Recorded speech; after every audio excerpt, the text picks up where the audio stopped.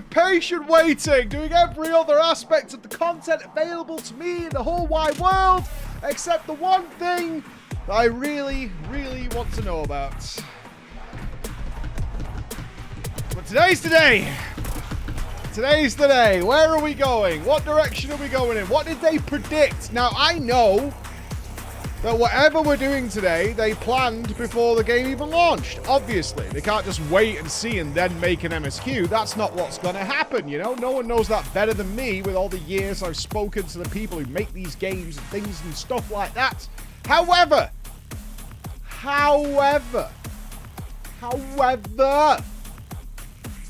it will be a sign of what they probably thought you were interested in. They had to roll them dice. Get those snake eyes or those double sixes. But did they crap out? Did they crap out? I've had a very suspicious, is what I would say, suspicious feedback of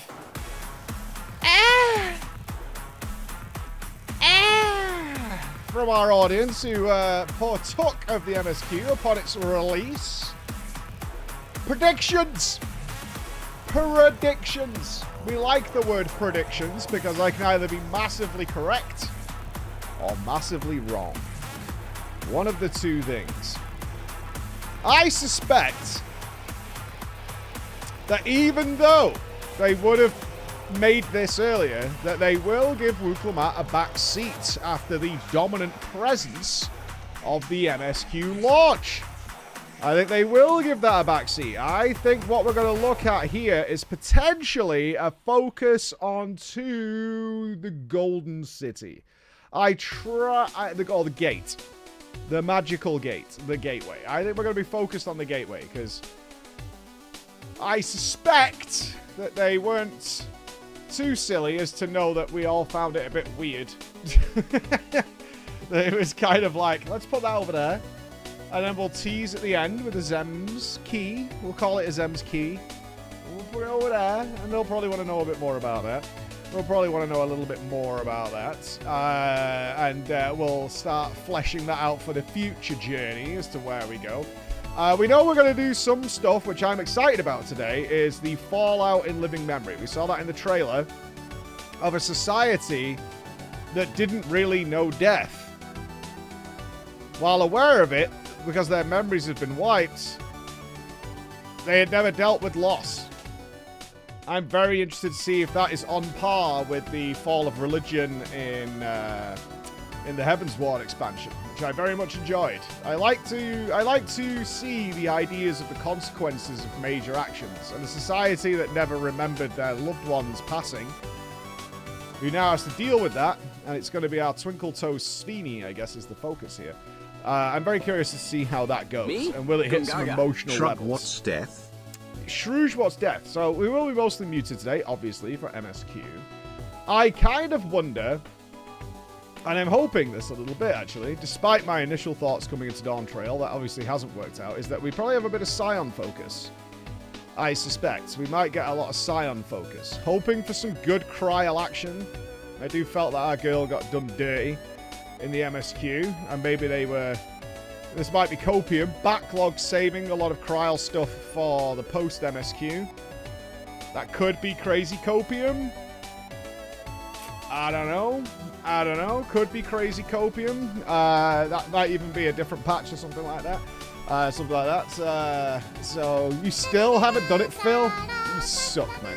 3 years, Pog. 3 years Had to today. catch up on streams wow. through VODs for quite a while now due to work. That's Glad awesome. I can be here for MSQ. I love you, Yona. Love you, Yona. 3 long years. Oh my god. 3 long years. Oh wow. Oh wow. 3 years. I can't remember what we were doing 3 years ago. It's pre-FF14. I think. MSQ? Was that MSQ start then? Yeah, MSQ start then.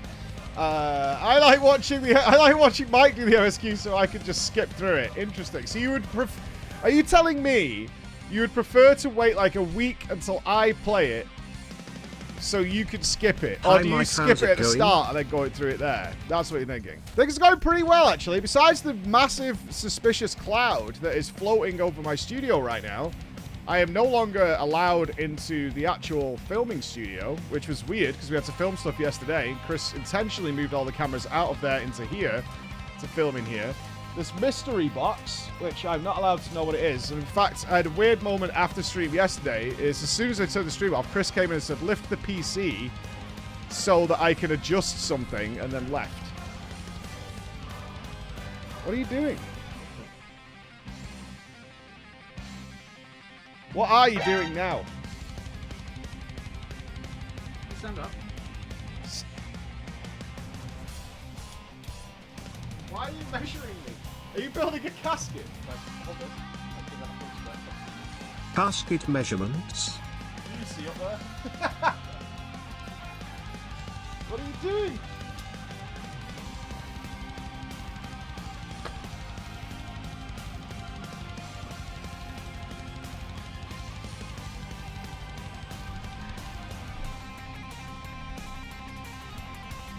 You guys get the idea, right?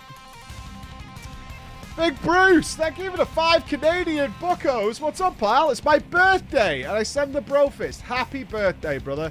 Even to this day, my many birthdays, I believe your birthday should be well enjoyed. Well enjoyed. I hope you have a great day. Many of us work and do things on our birthdays, but that's all right. We have a celebration. Don't listen to the Twitch chat who has misery birthday times. Don't do that. Don't do that. And Rachel, thank you for the £2. He's measuring your patience. It's not that much. Not that much at all. I am possibly the most impatient person I've ever met. I'm ridiculously impatient. Much to the annoyance of my team, honestly. But I am very impatient. When I have an idea or something, I want Hello, Preach. I want to get going. The Rat. Speaking of that, but only on 3 years, 78. Look at this. It goes 3 years, 45 months from Mr. French Fries to 78 months from our man Wonderboy. 78 months and another 3-year anniversary. What the hell? And still here. Good Wow. times watching A. Awesome, Brit. man. There is it's no so mean nice comment to see. here. It's so nice to Rat see. Jam. Along with fresh subs, it's these guys who've been here for all these years. Must have done something right at some point, right? Must have done something decent. Have I got anything to let you guys know about that's different? Nothing mega. Just a reminder. Obviously, we do have our New Year's FF14 roleplay evening. So it's like a New Year's Eve party with some roleplay stuff. Now, based on requests from some people who wanted to do elaborate sets and stuff, this is not our house. Where am I? Hold on, I'm at somebody else's house. Weird. What we've decided, or the Build-A-Bears and Bex have come up with, who construct the things in the house, is they're going to build a variety of sets for people. Oh, Presaya's here. The long legs of Presaya in the house. What up, Presaya? I don't know why I'm being nice to you, considering you've been mocking me in the Echo Discord, so fuck you. I don't think it's ready yet. The guys are rebuilding the house for New Year's. Would love to see you could be in multiple of them if you want to be. It's just for fun. But I think what they're going to do is, like, different areas that'll have different themes. So whether, I'm not sure what they're building, but like a Halloween one and something else and something else. So people, some people were requesting, like, can we have furniture dropped in and stuff? So no, but check Discord for details and all that. So they're gonna have multiple stages for people to mess around and do stuff on. We are also, of course, accepting your houses. If you have like a themed house or something like that you want to show off, we'll be doing all those things. But generally speaking, it's going to be a nice big New Year's fun time, all right? It's going to be good. Yona, thank you for the 5 gifted subs. Fuck you too, Preci One Love. Thank you so much. Fuck you too. I mean, you know what it is. The Presaya encouraging this is not helpful. Like, it's not helpful at all that you're, like, encouraging this. Yes, exactly. Speed! Alright, I am, alright, Presaya. Let me just do a quick saucer chat before we jump into things. Let's get going. We are on Blue Sky. Yes, all people requested. We have a Blue Sky account. We have got a Blue Sky account if you prefer that to what Twitter has become. Not that it was great to start with, but it's not got any better. Let's put it that way. It hasn't got any better, but that is, we have got a Blue Sky account. You can see it there. And we'll be cross-posting across there for the people who prefer it, right? We did actually Mono Sapiens. Yeah, I did see that. Yeah, I saw the updated dialogue. It's nice. It's better. Yeah, for sure. Got to refollow everyone. Yeah. Social media. Glory be. Glory be to social media. Got to get to your TikTok and your Instagram and your fucking whatever. It's one of the things that annoys a lot of my streamer friends is I don't really do any of that shit.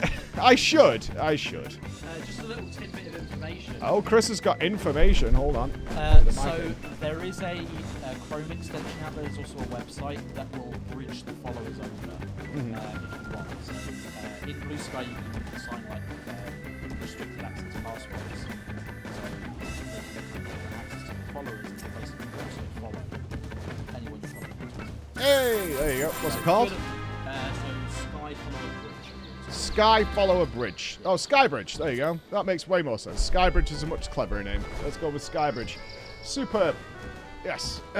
Follower Bridge. There you go. Barker, thank you for the 5 gifted subs. Thank you so, so much. Welcome, new subs. Again, there will Since be obviously a had to be type. put What off the hell's any going on? chance for FF Tactics. Oh, is that X sub goal towards still end on? of years Taiki, soon. thank you so much. Wow. Thanks, guys. Yes. If you are a non-sub, we will attempt to play our ads, which have to happen. Hold on. We have to play the ads. We will try and play them before important moments. We'll do our best to do that. We can't guarantee it all the time, but we do work our way. We can't turn ads off. That's not possible, but we will endeavor to make sure your experience is not ruined. They might be doubled up. We've been changing how it works in the background. We're all still twerking our little app. Edrum's been hard at work modifying and changing things and doing stuff and adding more things. Fuck you, game.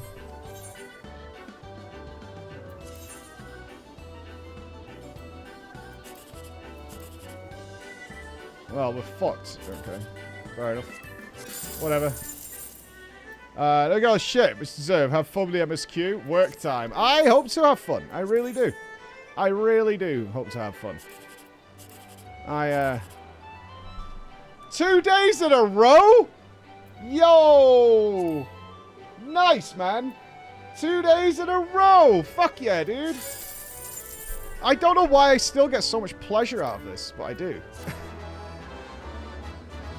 I get so much pleasure out of this. Yes, it is snowing here.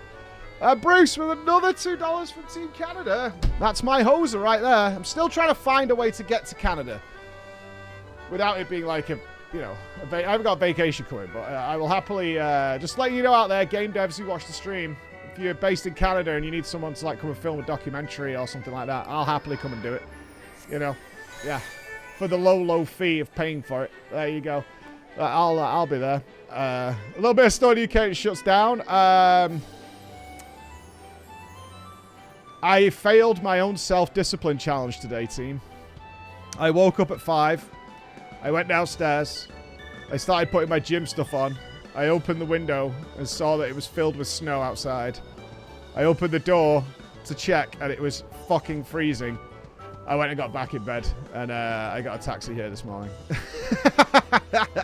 I'll go to the gym after work. I was like, fuck this, man.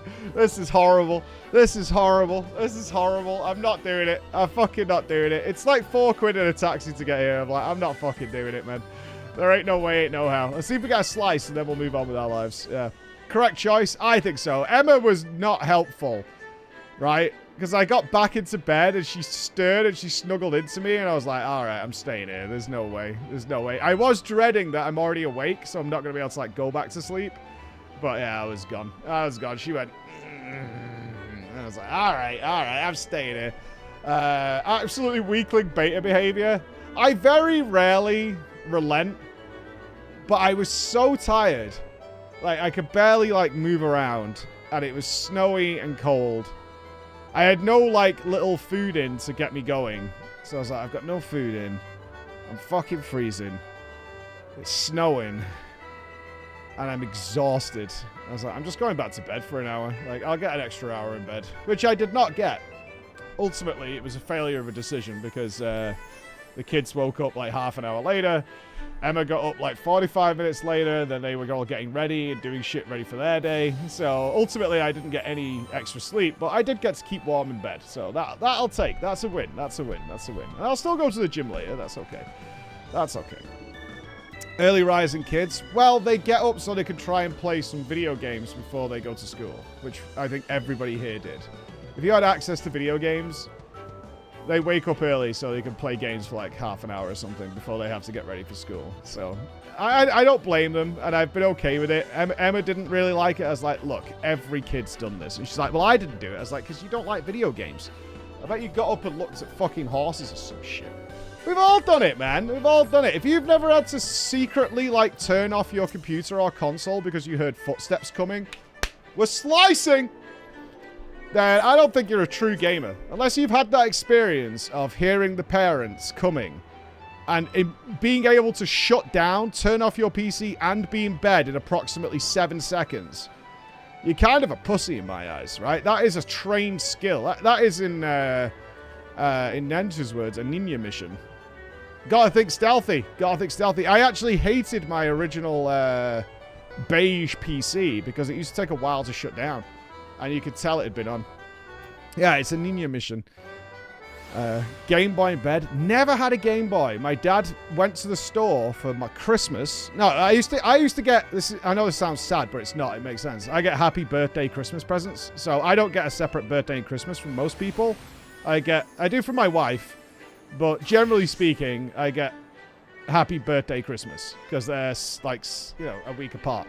So, yeah, it pissed me off a lot as a kid. I was like, wait, so everybody else gets a Christmas and a bunch of presents and a birthday as a bunch of presents. I just get a one banger, right? I get a fucking one banger. I just get one gift for both.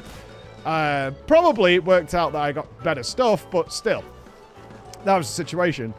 And I asked for a Game Boy because all my friends had Game Boys. I was like, please, can I have a Game Boy? I want a Game Boy. My dad went to get me a Game Boy. And before it was even my birthday, because he went like, I don't know, probably end of November or something. He came back and went, son, you're not getting a Game Boy. And I was devastated. I remember started crying. And I was like, why? Why? What have I done wrong? Blah, blah, blah. Why? What happened? And he went, I went to the store to get you a Game Boy, and I have no doubt it was some fucking nerd, right, rolling around on Heelys with a fucking fedora on and a neck beard that consists entirely of one extraneous hair that's been wrapped around his face, who said, well, actually, Game Boys aren't as reliable. Perhaps you should consider the Game Gear or something like that. We have had a few Game Boys be returned. And that was it, and I didn't get either. I got a calligraphy set, I think, to work on my calligraphy. Who the fuck is working on their calligraphy? Game Boy or calligraphy? Right? I remember I got the calligraphy with refill pads with multiple lines. They're like music sheets or something to work on my calligraphy and a variety of different fountain pens of different widths for my calligraphy. There was a year. Do you know the worst birthday Christmas I ever had? I remember this distinctly. This sounds really bad, but I'm kind of laughing about it now because it totally makes sense. We had a spare bedroom because my mum and dad used to be landlords, right? Which means you used to run pubs in the UK, and you would have like you would live above the pub, which meant you had one floor, but it was wide as fuck, right? So there was a spare bedroom, and it's where like my sister and shit used to come and sleep, and my brother and blah blah blah. I used to, when nobody was staying in that bedroom, because the house, like the top half of the building was very long, I would run through the building as a kid and like dive on that bed at the end, do a giant running leap. So we're talking probably like, I don't know, 5 or 6 years old. I still remember doing this.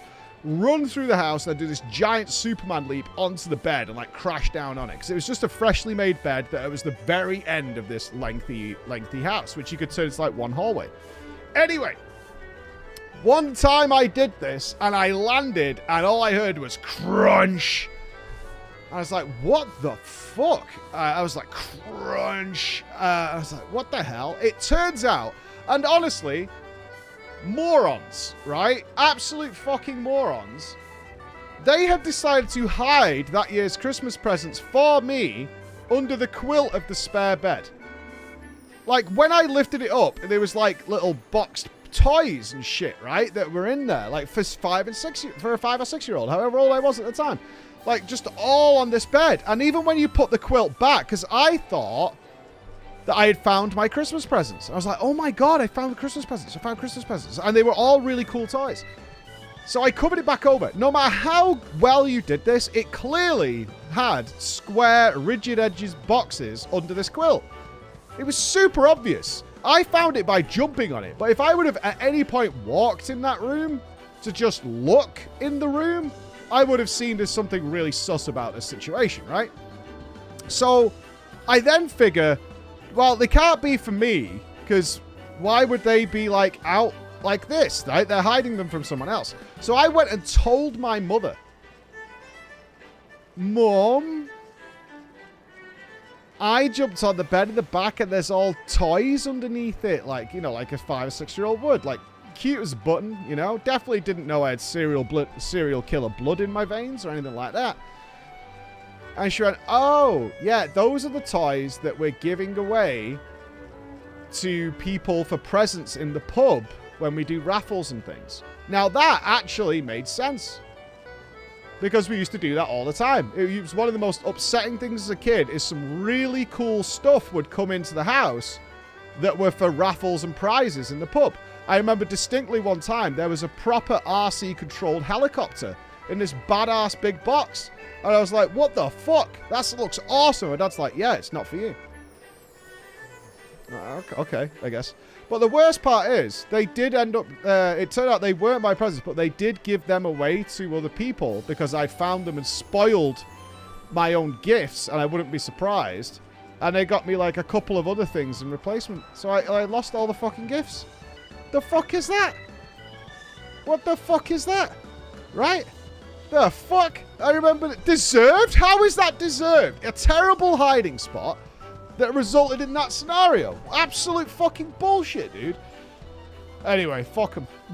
Fuck them, I'll get my own. What, Knuckles? Yeah, clearly that didn't help at all. We also tried to write a 9 on a board. No way. That's consequences. That's why you shouldn't jump on beds, you little shit. Fucking clown show, man. Absolute clown show. I hate it. I get angry at your parents just hearing that. They did replace them with other things, but I know there wasn't near as many. And some of them weren't as good. I can't remember exactly what I ended up getting at that year, because who the fuck can remember what they got when they were 6? But still, I remember distinctly not getting those gifts and then finding out that they were my gifts. But because I had ruined it, then I wasn't getting them. And that's it. Shit on me, I suppose. You got your Game Boy? I didn't get a Game Boy. I got mostly what I wanted, though, for Christmas. Usually I got what I wanted. I got a Master System. I definitely cheated on that, because I saw the box under the tree. It looked Master System shaped. I tried to play the angle of, do we get one present on Christmas Eve?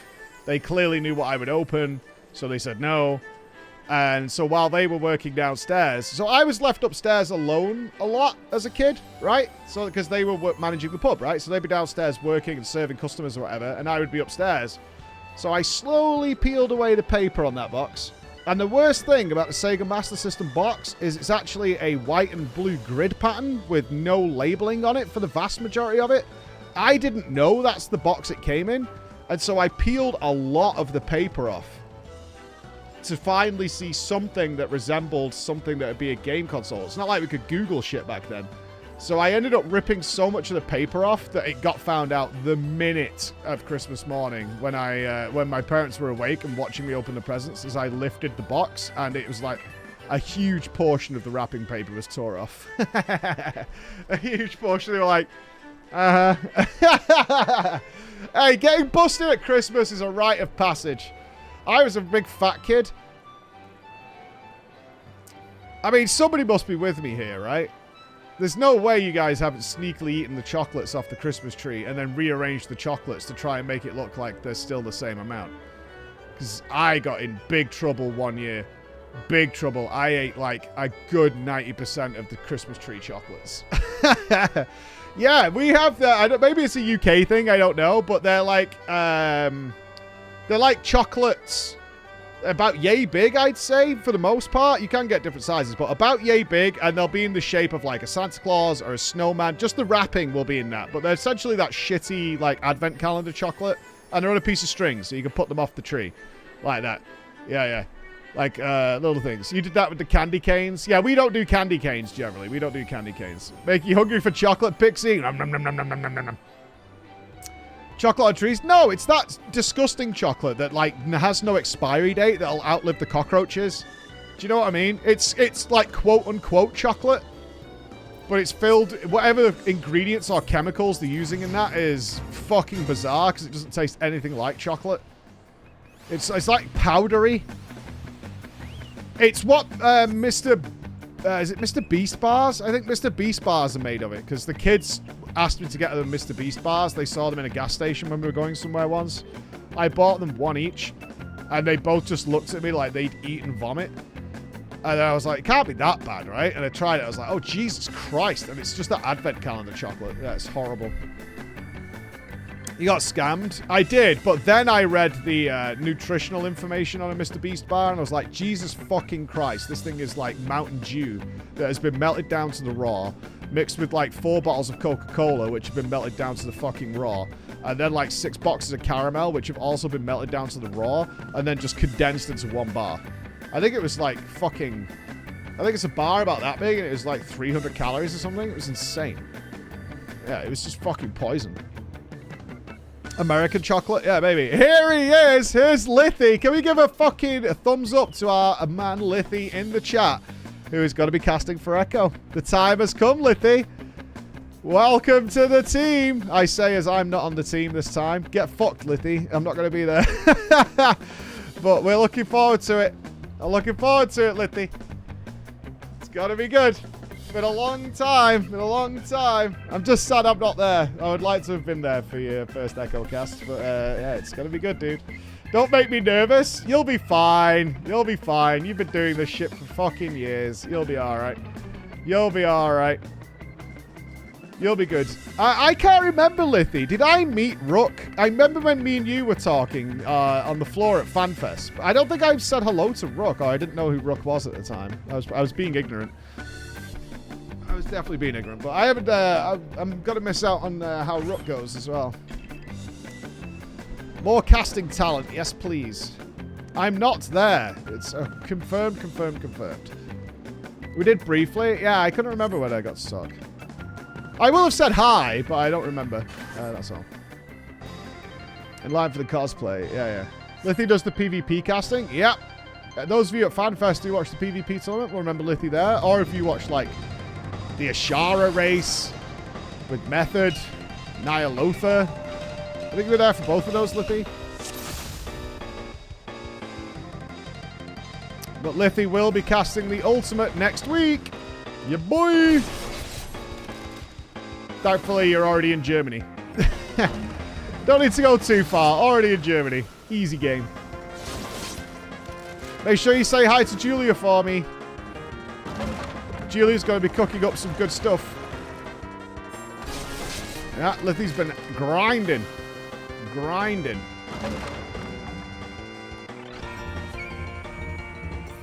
Is that what you said about the Savage race? Tell me before you revealed you were actually there. No, people keep saying that. That's not true. I don't say whether I'm there or not until the team makes the announcement. It's not my announcement to make. The announcement has been made for Ultimate. It's done. The announcement is made. I'm not on the list. I'm not there. I can't go, unfortunately. I cannot be there. Hey, Silena, thank you for the 34 months. Almost the big 3 years. Almost there. Hammerjazz showing off. Jerk.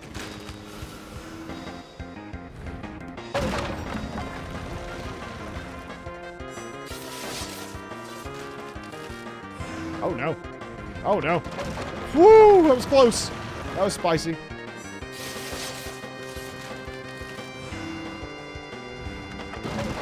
Extra spicy. All right, hold on. I need to focus a little bit here. I need to, like, really try hard before I eventually just get kicked out in a third. Oh! Okay, now we can get kicked out. Easy. Got a hit squad ready to abduct him. Not this time. There'll be no Yoshida abduction going on this time. Please tell me you're not missing the race due to a sponsored WoW stream? No. We're actually doing a lot of stuff here for an event. I will be away for doing something for one day during the Ultimate Race. As we did talk about whether or not I could like go, fly back, do stuff here, fly back again that night, and so on and so forth. There was all kinds of like, can we do this, this, and this? But it was way too much. I have done that in the past. I did it for PreachCon, if you remember. I left one of the Race to World first, came back to the UK, did PreachCon, and then flew back to the Race to World first the day after PreachCon. I don't fancy doing that again, though. That was pretty horrible. It's all fun and games until you have to physically do it.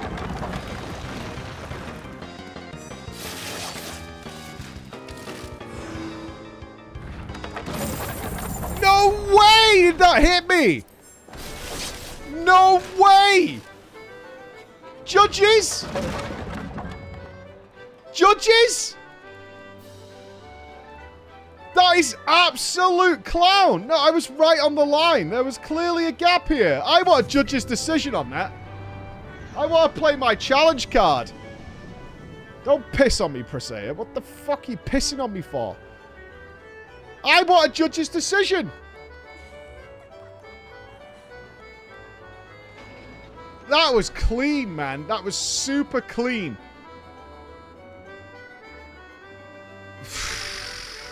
The opposite one was an AoE, I'm sure. Was it not? Was the opposite one not an AoE? If not, if that's the one that hit me, I thought that was an AoE. There was AoE here, and a straight line here, meaning this should have been fine. It was a line. All right, I'll accept it then. I will hold my hands up and accept the decision of the judges. If judges are saying guilty, I will accept the guilty verdict. There you go. This is why you don't get a Game Boy. Yeah. Yesterday, really, didn't get knocked off, so justice. I've dodged. You're muted? I know. I know you're muted. I was talking. You're allowed to be muted because we're going to the MSQ. Muters, right? Muters for the MSQ.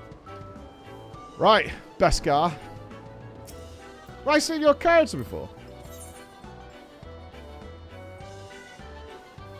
Semi-retired. Ah. You want to eat loads of junk food because winter is coming? Are you going into full hibernation? Stay strong. Stay strong. All right. A royal summons. I need to change my pants.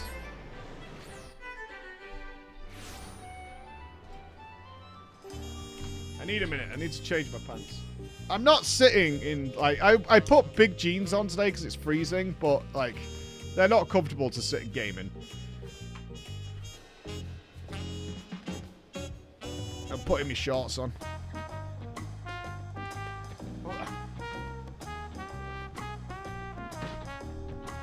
I'm getting comfy. We're going to strap in for the MSQ. Yeah, it's time for shorts. I'm not sitting in, like, full jeans all day. Right? Let's not do that. All right. Give me a sec. I'm not getting cancelled on Twitch either. I'll do this privately.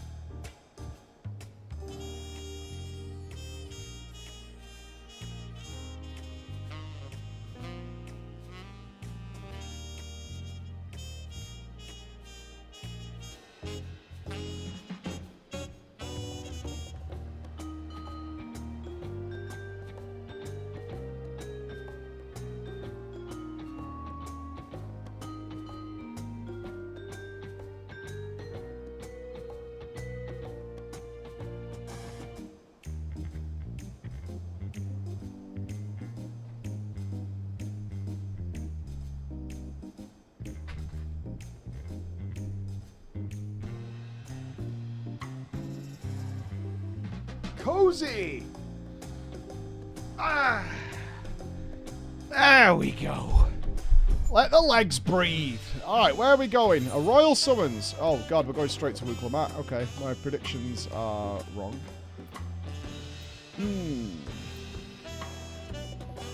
Uncouth customers. What's that?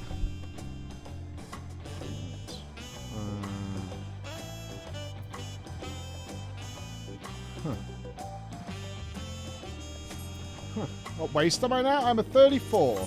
I can get it a 32, but it's not comfy for a longer period of time.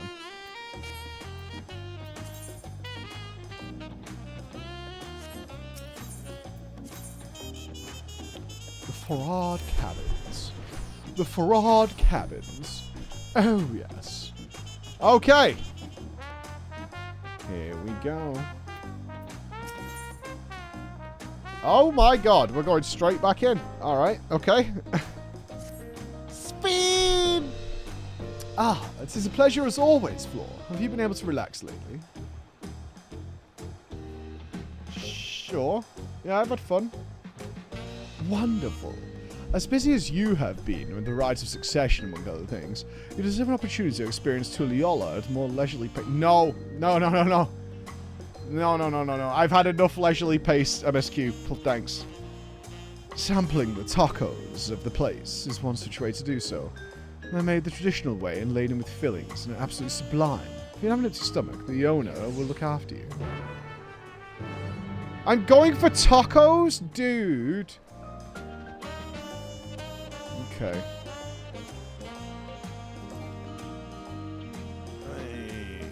We had tacos. We had tacos the other day with the people. With big mitten hands. And the guy.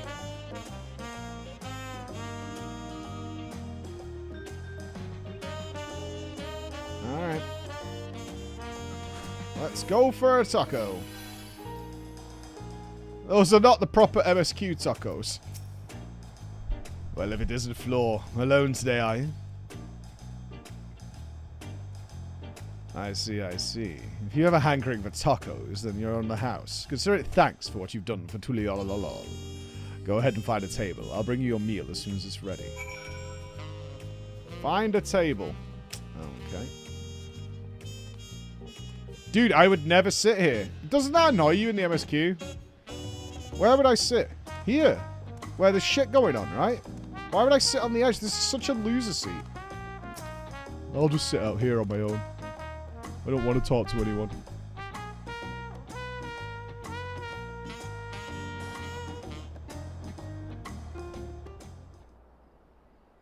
You still love tacos, I hope. You ate so many when you turned 5, you could barely move afterwards. Remember that?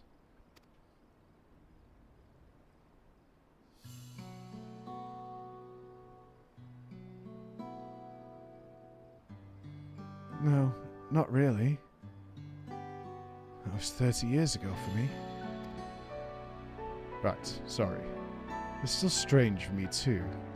Just the other day you were a little boy, clinging to your mother's skirt as you set off for Usulani.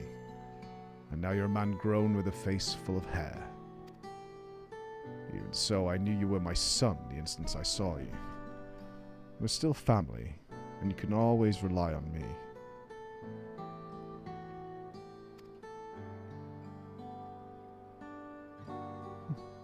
Relying. It feels like the only thing I'm doing right now. And you and everyone else. I can't even start a fire without assistance at my new job. Back in Alexandria, we had Electrope. If I needed fire, all I had to do was press a button. Everything was at our fingertips.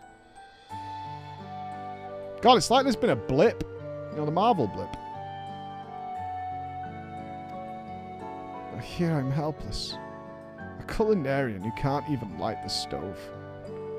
The way the others in the kitchen stared at me, guts. I never felt so embarrassed. I'm sorry to hear that.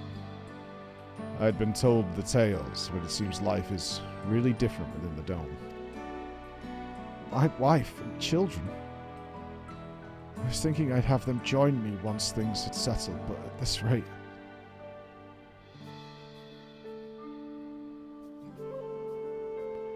I say you send for them. If they're your fam... Oh, I see what we're doing here. So they're like a... Oh, this is like an immigrant thing. Interesting. I wonder how people responded to this storyline. Huh. Kinda dig it. Kinda dig it. If they're your family, then they're mine too. I'll do whatever's necessary to make it work. What a good dad. High fives. Ah! I didn't mean to overhear, but it seems you're having trouble readjusting to life in Tuliolol. Wow. Clement. To aid folk like yourself, we've established a support group at the Wing of Reflection. There, you can learn the skills you need to live outside the dome, like tying your shoelaces and wiping your own ass. It isn't easy being back, I know, but I'm hopeful that they can make things easier. That's exactly what I need. I will definitely seek this group out, and I'll bring my family with me. Thank you.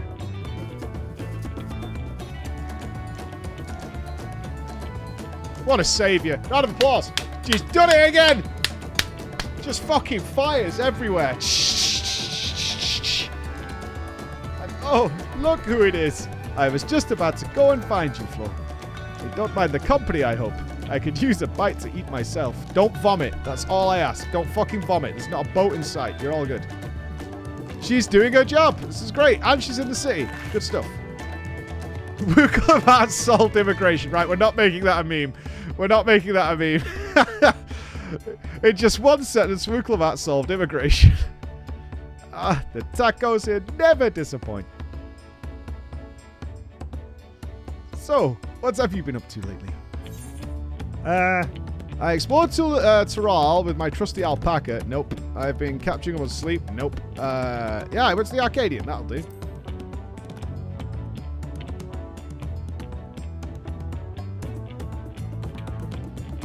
You're fighting in the arena in Alexandria by facing off against tough opponents.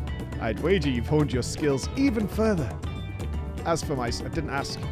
I've been kept busy with duties at the palace, but whenever I find a moment, I like to walk the streets and talk to the people. Good on you! That way, I can better understand the problems they have and share them with Kona to figure out solutions. I was on such a walk just now, and as I mentioned, I was hoping to find you. Why? Kona and I have something we want to discuss with you. As Dawn servants, do you have time to come to the palace? Sure! Great! I'll go on ahead. Please, come and join us once you're finished here.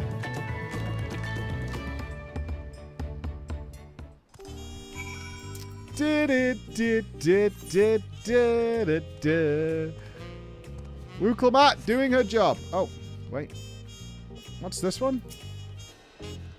Oh, that's the role quest. Alright, same dude. Gotcha.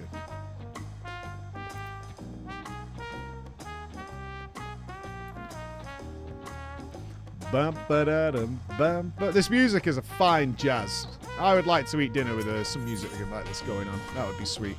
Why can't I see the palace? So, isn't it up above at the back? There it is. No? Help? Over there. Oh yeah, she's full of piss and vinegar, that girl. She knows what she's doing.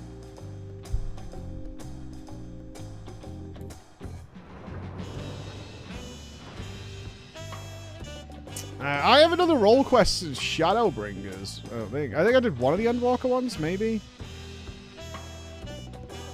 I've not had good feedback from people of like, you must do that, right? Yeah, keep it clean, Presea. Keep it clean. Working hard.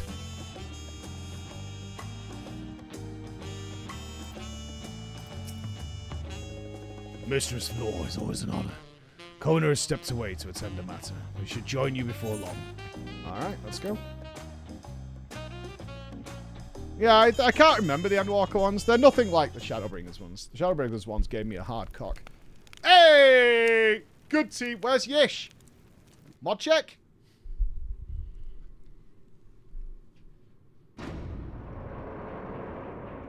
We need to get a smaller door, man. Shit is ridiculous.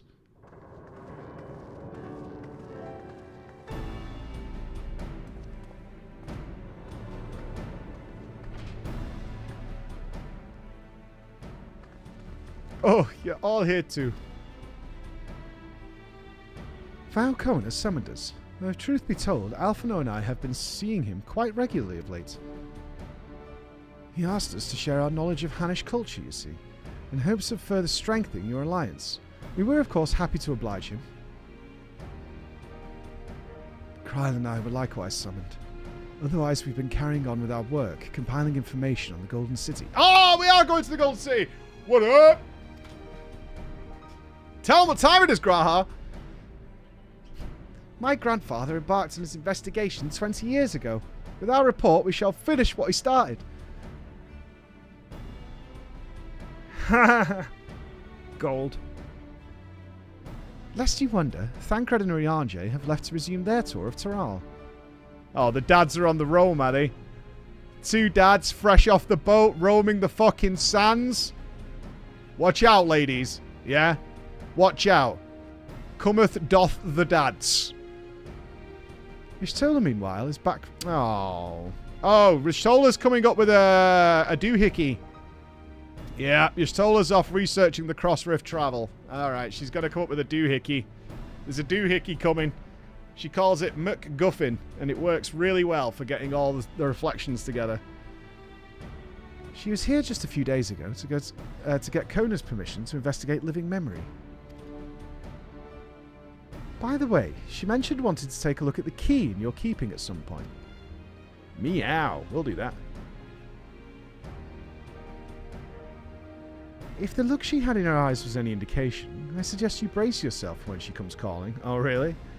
You're like to be stuck with her for a while. Fuck off, game. That's fucking... You lying sack of shit. You absolute lying sack of shit. What a load of shit. This is bollocks, right? This is absolute bollocks. She's going to rock up for about 5 seconds and then fucking disappear again. This is absolute clown shoes. There's no way.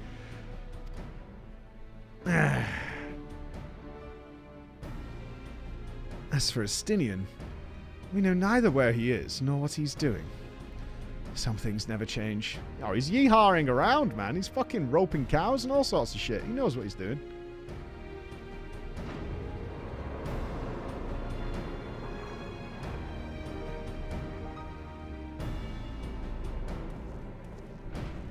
Oh, the Kona's here. I can't remember Kona's voice. It's like a Spanish type thing. I'll probably wait till we hear his voice again. My apologies for the delay.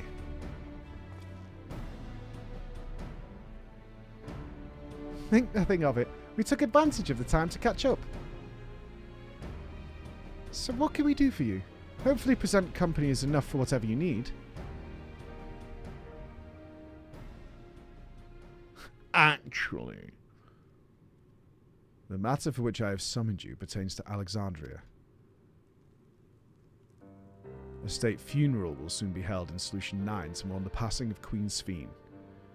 King Galuljar and his administration have invited us to attend. Ooh, okay. Is it wrong that I'm way more excited for a funeral than the crowning of the Dawn Servant? I am giddy for a funeral.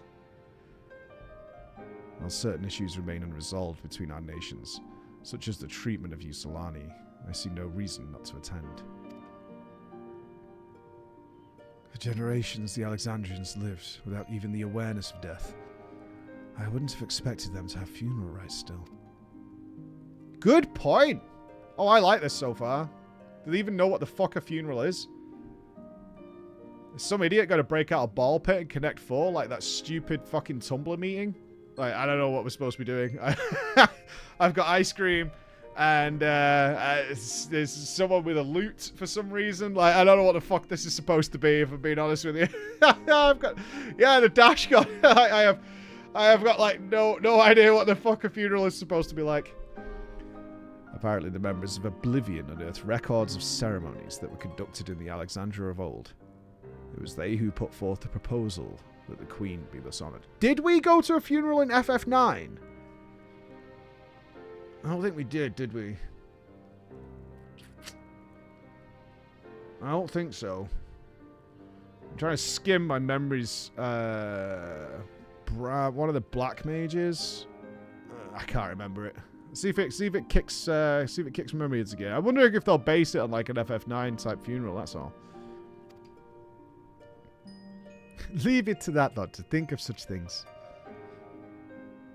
The people of Alexandria no longer forget the departed. They're being confronted with the idea of death for the first time. I suspect our friends wanted to do something for them. Though Ffxiv was but a simulacrum, she was nonetheless a pillar for her people. The pain of her passing was run deep. I could never have as much empathy as Kryl has. I'm too dark-souled. I'm pretty sure my heart runs and pumps crude oil. Indeed. A funeral will give Alexandrians the chance to come together to express their grief, that they might overcome it. I wasn't sure at first, but I have decided to insert myself into this, not only to be there for Gulujar, but to be his chapter behind us.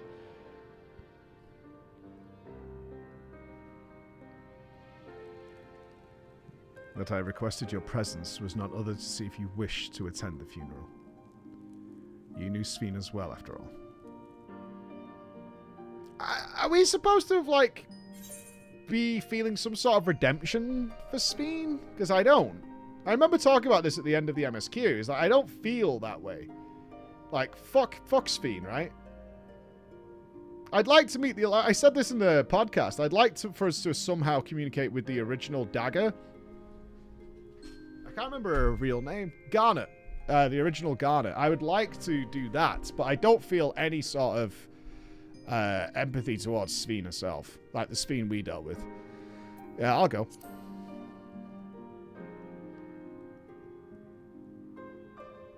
She had nice armpits. You know, that comment era was so bad that Twitch actually prevented it from being put into my chat.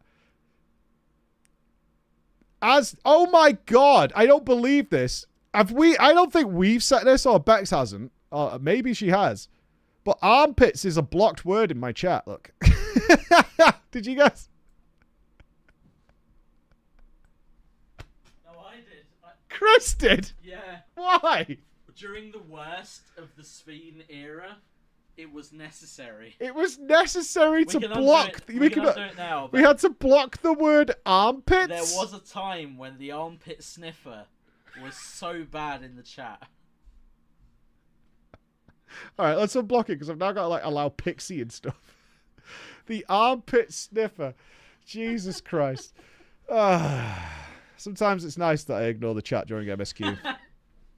Oh, Chow Yang, thank you for the 5 gifted subs. Welcome, new subs. You will not get blocked by adverts during the MSQ.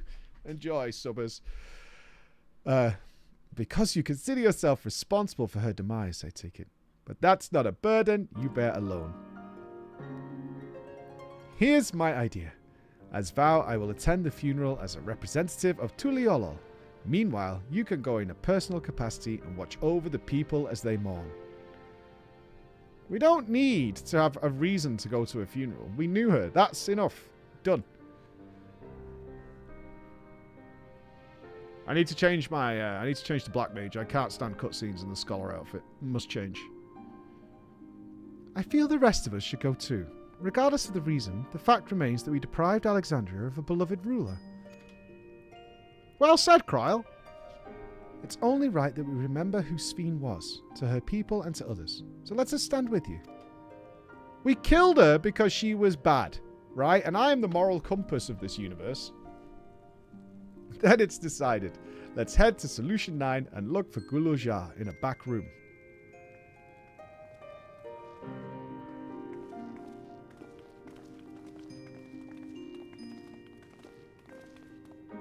We have to change Alizé and Kryl's outfit, man. This squeakiness as they walk is infuriating. Oh, hold. Oh.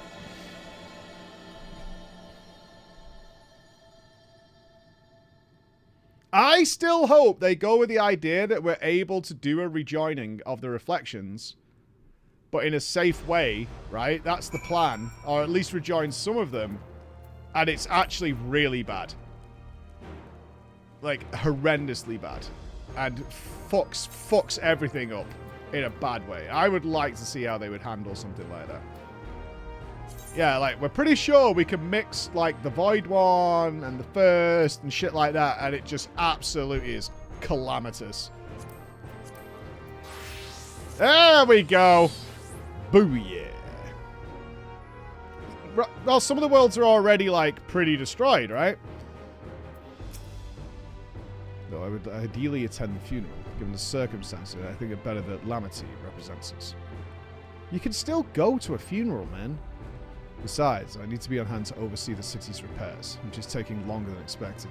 Contractors. When the work is complete, we will finally look into installing new thrones. Okay. But to have Father's throne here still, it makes me feel he is close by. I'm quite happy for it to remain. You don't need new thrones. It's fine. It's unnecessary. You could put 2 thrones to the side if you really want some. It's all good.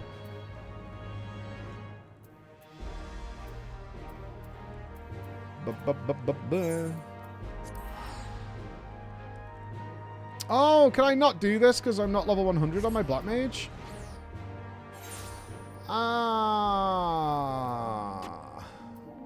Man.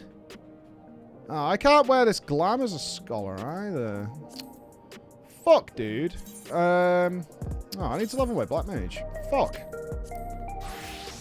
Yeah. Alright, we'll go Picto, I guess. Sure.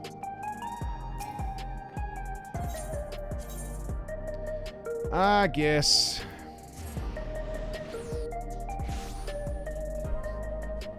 Yeah, I was, oh, I didn't want to. I think these cities need more people in them. Like NPC peeps doing shit. There's not enough life in these cities.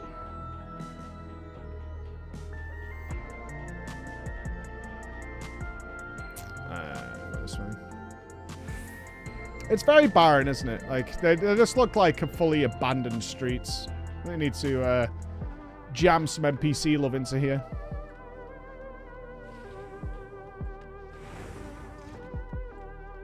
How many different glams do you have, Presea? I don't understand how it's even possible. I can't save enough glams just for my characters. You've got them for every form of RP. And it's a back row boss. Is it a third party thing? I'm not saying Presea's doing that, but is there a third party that adds more glam plates? Not sort of. You can like save them through a separate interface. Yeah. But also, you know, certain people not naming any names. Like what you're seeing is actually is other things. Oh. I guess it's not. I'm very curious. Remind me to ask you about that later. Oh, Saber, thank you for the gifted sub to Armpits. Appreciate you, brother. Now, Armpits will not suffer the horror of advertisements. Congratulations.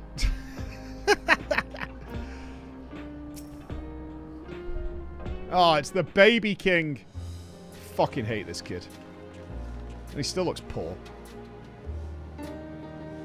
Ah, you've come for funeral. Of course, I am the only one who'll officially take part, though. The others will watch over the proceedings. So how have you been? It has been a while since my last visit. I'm alright. Shale's always teaching me new things.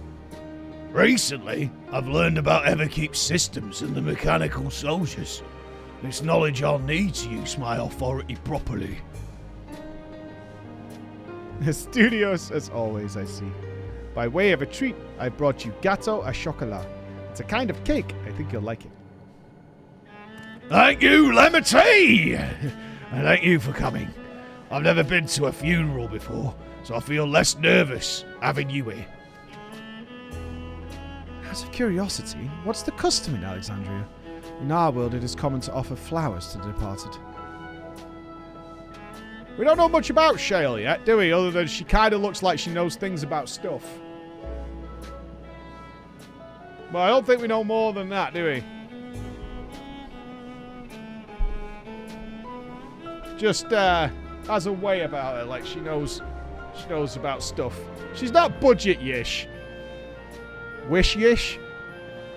It's much the same here, according to the records. Flowers will be distributed to all attendees. Considering that all the worlds used to be one, the practice of offering flowers may well share some ancient origin. Fascinating, wouldn't you say?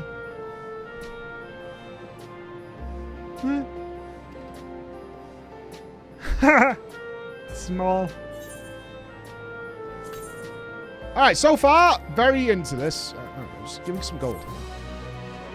I like where we're going. I like it a lot. I want full despair in a second. What's the word?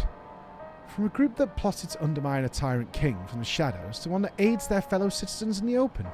Oblivion has come a long way. Although I've been in the back room before, there was no time to see the sights. I should like to take a closer look at that equipment. Fucking nerd. For the people to take it on themselves to organise and hold the funeral. It speaks to their enduring love for Ffxiv. While we proposed the funeral, the royal administration took on the brunt of the planning. I hope this... It'd actually be really funny to me if this funeral is a fucking clown show. Like, they've got it totally wrong, and it's like a circus, and then Santa Claus comes down. All sorts of shit. One of their number can better explain what the ceremony will entail.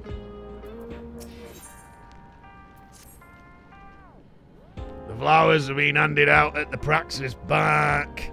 I'm thinking of heading over there now. We'll join you. There is a man I would like to speak with, Gossen. He is apparently Ffxiv's aide and the one who sent us the invitation. Come, let's go. Yeah, there's confetti. I mean, I don't know. I've only ever had to organise one funeral. It was my dad's, and I made it into kind of a party. It was good.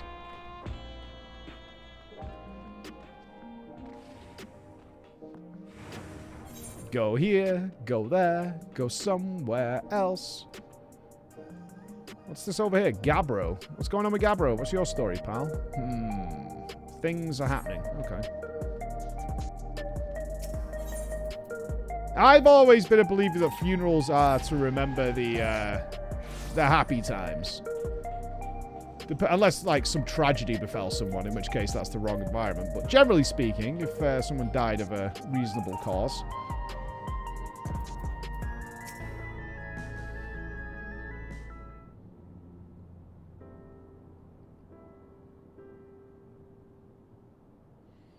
Why-oh? I am Val Wuklamat of Tuliolol.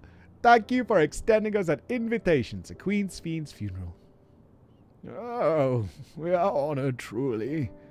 I had seen you before from a distance, but never had the pleasure.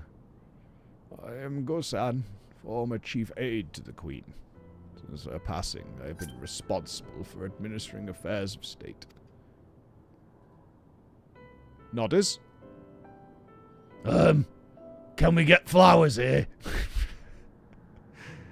Yes, your majesty. The flowers are being handed out at the counter yonder, alongside the regulators. What? We need to wear regulators for the funeral? Ah, rest assured they are not a requirement. We're aware your people do not use them. You see, the people in Alexandria of old were tokens of mourning upon their persons when attending funerals. As such tokens were black, it was suggested we might wear regulators, painted the same color. Jesus Christ. We've yet to produce enough for everyone, but we're distributing them as we are able. I see. Yet, regulator or no, the important thing is that we remember Queen Ffxiv. Remember her and her kindness as you make an offering of your flower. I will. The proceedings will soon begin in this plaza. Please, take your place once you have your flower.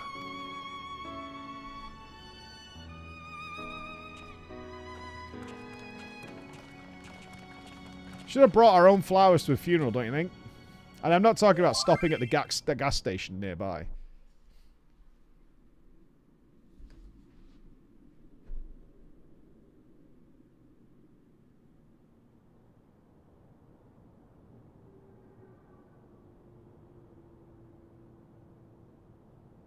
Dude, they...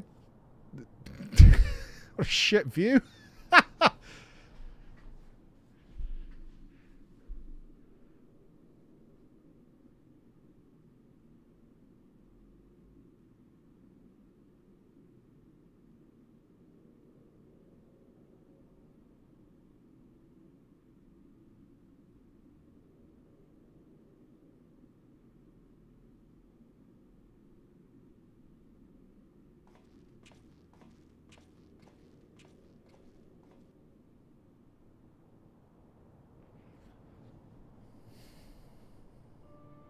Although we are gathered here for the same reason, we hail from different lands.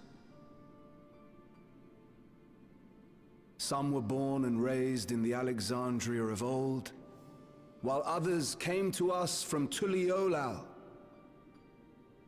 It was from this union of diverse peoples that a new Alexandria was born.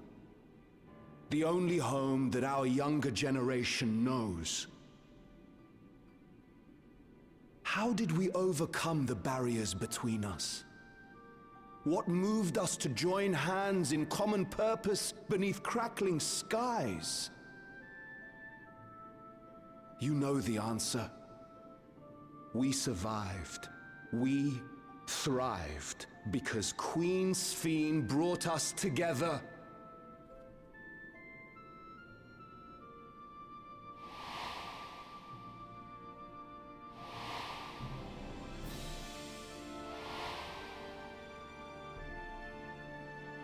Inspired and encouraged by her boundless kindness, we strove to be better, for ourselves as well as those around us.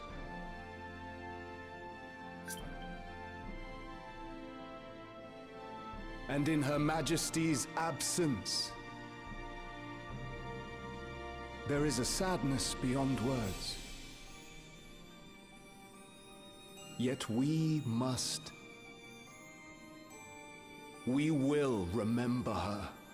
Remember all the good that she has done for us. So let us pray, as the people of the Old Kingdom once did, for the peaceful repose of the departed. And let us keep our beloved Queen forever in our hearts, that her memory might guide us unto the morrow.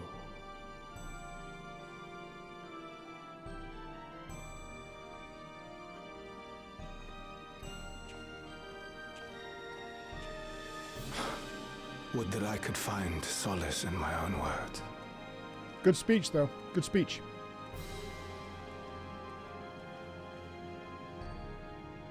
Did what you needed to, buddy.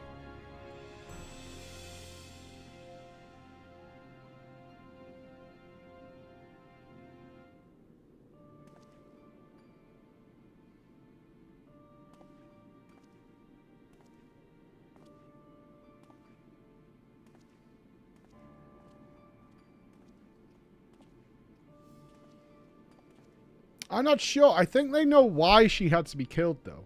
We'll find out, I suppose.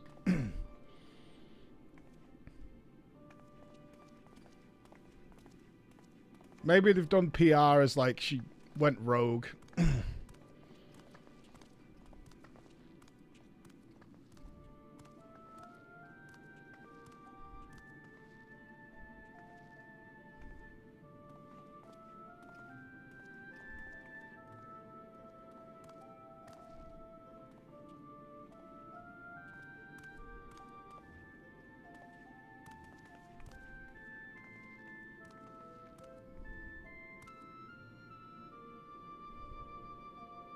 You'd think the new king would go first with the flowers. Not sure why that guy just fucking rocked up.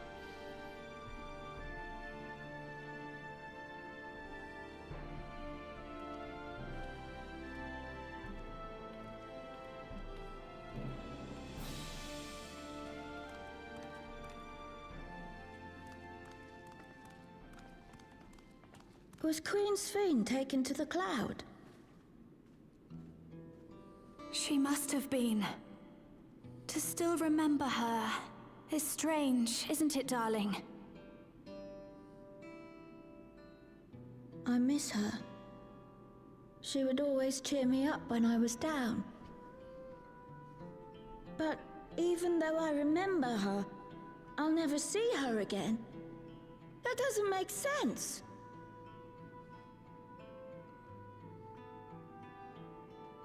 It seems that's what it means to die, I'm afraid. But what will happen to us? Are we just going to be sad forever? She doesn't know. It's good to have it from a What kid's will happen POV. indeed. Yeah, because the adults don't know. Everything that we have, we owe to Queen Ffxiv. How are we to go on without her? I still remember Her Majesty so clearly. If only I didn't, I might feel better about the future of our realm. Almost like a drug withdrawal. Just one more hit of Perhaps forgetfulness. We should also consider moving to Tuliolo. The journey won't be easy, but it'd be better than staying here in uncertainty.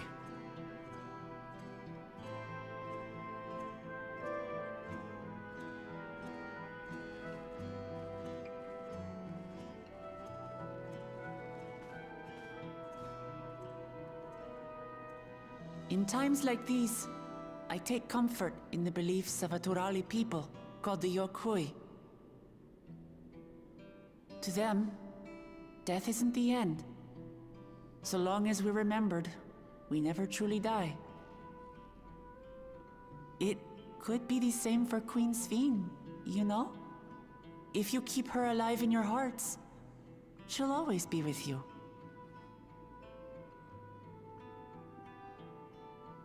But we still won't be able to see her, right? I don't want to think about that.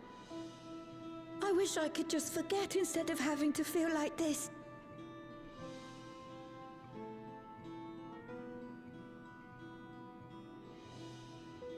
I'm sorry. I didn't mean to impose.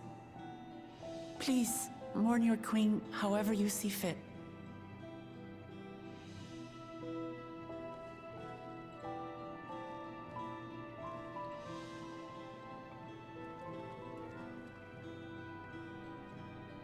As expected, they struggle to come to terms with their loss.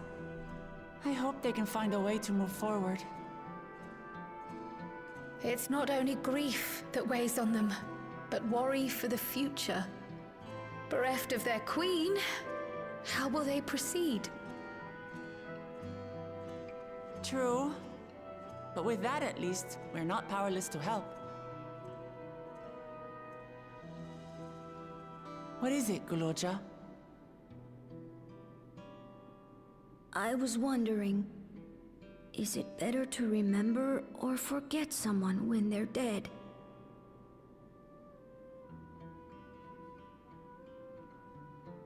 I remember my father, and every time I think of him, it hurts.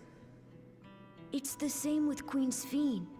Knowing that she's gone makes me feel sad. But it's different with my mother. I never knew her, so I don't feel as bad.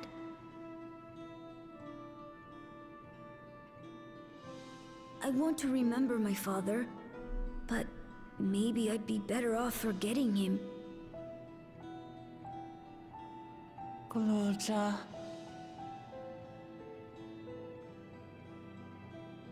Why don't we continue this somewhere else? We could probably do with some support therapists or something from Taral. Some support groups or something like that for people to talk about it, with people who've had experience of loss to come in and try and help them understand, maybe, or at least talk about it. That's what I am. Oh, shit.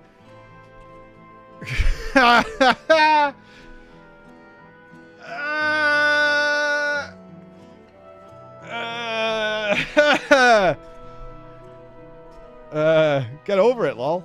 Ah, people die every day. I've killed millions.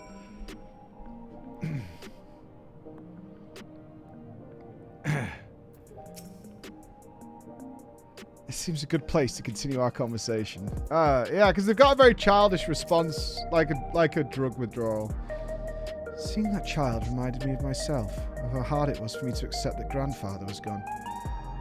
That sadness is what gave me the strength to come this far, and I would never choose to forget it. Never. True. Big true. Oh, I've already clicked the button. We got a few seconds. Gluja, do you really know nothing at all about your mother?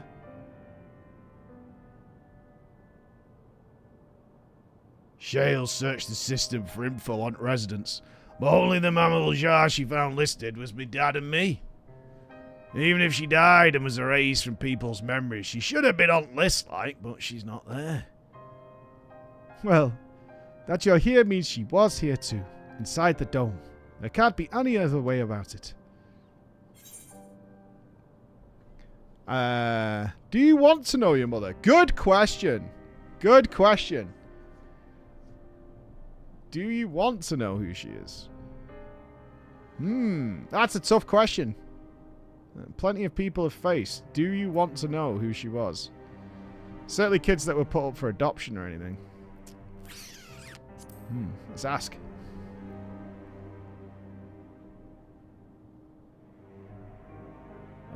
I think so. Even if it makes me feel sad, I want to know her. So I want to try looking again. If I don't find anything this time, I'll just give up like. I see. Well, if that is what you want.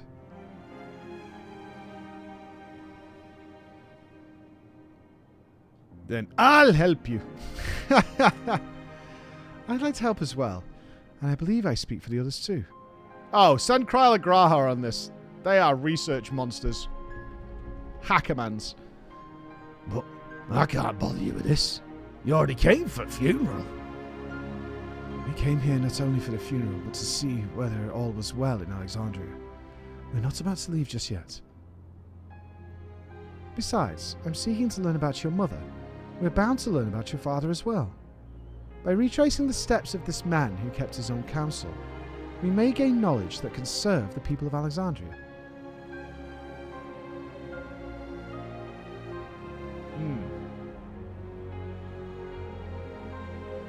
All right, thanks.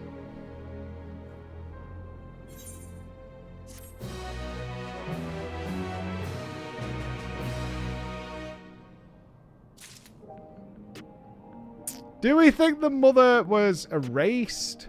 Or what do we think?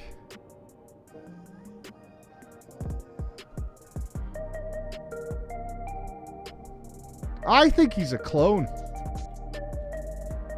No, because they're saying they've checked on the actual, like, database. So even if you get erased from people's memories, you still exist on the database. They've still got your national insurance and your fucking funeral certificate or whatever. I think he might be test tubes. I think... What if they still had some of Garnet's eggs and Ja Rule shot his Boddingtons into the pint glass? And then he was cooked up in a fucking tube, right?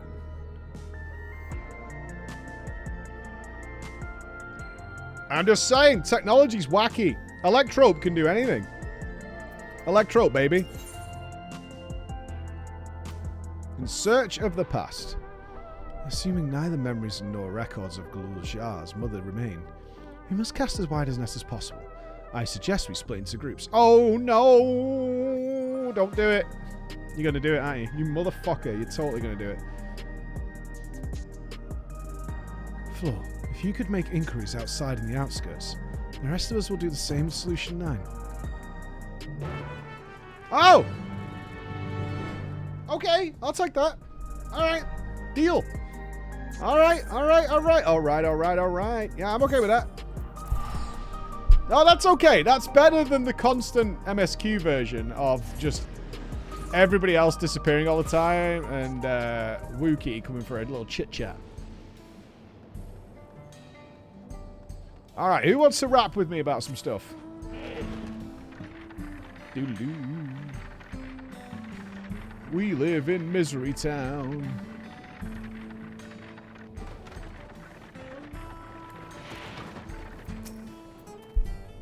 Alright, love. Sorry, I never heard of a Mama Ool Jar woman living in these parts, much less one connected to Zol Jar.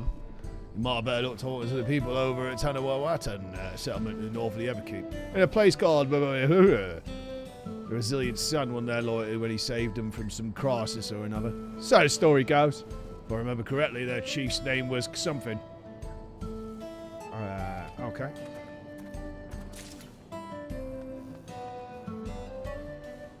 I'm not reading these fucking names, dude. I refuse. Like, when you watch the live letter, and not even they can pronounce the fucking names, I do not need to be a part of this process. Oh, a chatty one. Hello, a mammal jar woman. Their people have never been a common sight around here. What, the last time I saw one would have been before the dome came down over our heads. You remember that?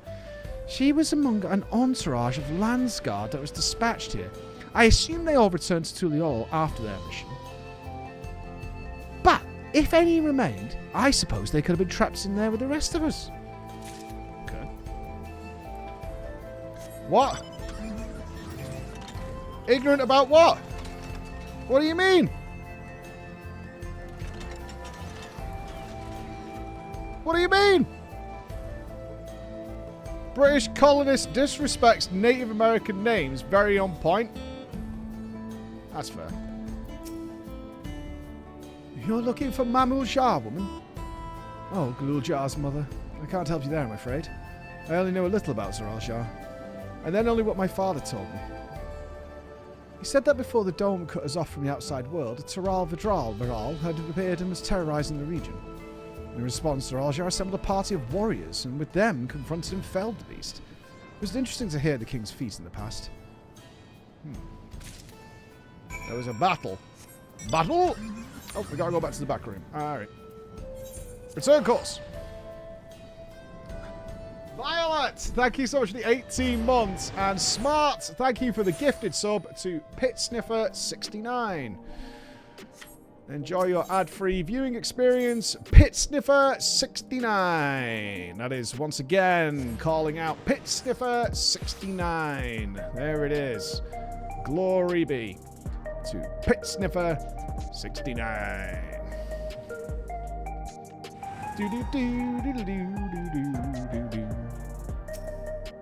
And into back room again.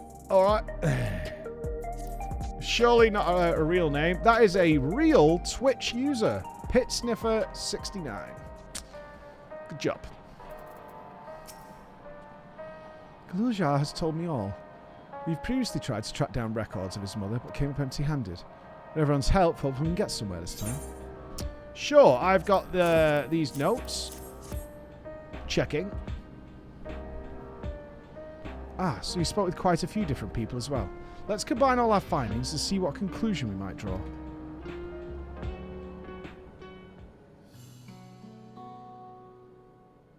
So Zaral Jar brought a retinue of Landsguard to Usulani, among whom was a female Mamul Jar. His mission was to rid the region of Taral Vidral, and I believe it's safe to say that that was the crisis. The Uewata... Alright, fine. Uewata, he resolved. Uewata. I will Uewata all over your face, Uewata all over your back, and Uewata on the chin. There we go.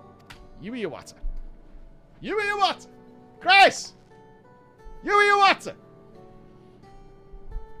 If some of his troops stuck around for a time, perhaps to assist the villagers with recovery efforts, then they could have indeed gotten trapped in the dome. We also heard stories about the settlement in Uewata. People lived there until a decade ago, and Zaral Jar made regular visits. If he required secrecy, a location home as his most loyal followers would be ideal. And if this Mamul Jar woman had remained there, they would have had occasion to come in contact.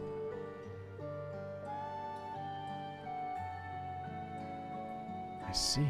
But what could Zeraljar have been doing in that village? Yui Iwata, baby.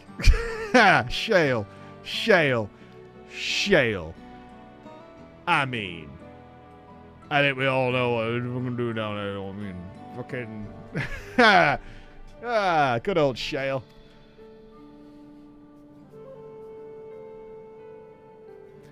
I think we can answer that question. Kryl. In order to retrace Zeraljar's steps, Raha and I spoke with a researcher who worked at Origenics. He said that approximately 20 years ago, a number of his colleagues were transferred to a research facility outside Everkeep, per the King's direct order. This is the first I've heard of such a facility. Only Vanguard was believed to have been under the King's jurisdiction. It was apparently being used to develop a new kind of weapon, and I'm afraid that is all we could learn. There's plenty to go on. Even if the work there was classified, any materials and equipment needed would have been manufactured within Everkeep. So if we look into transportation records...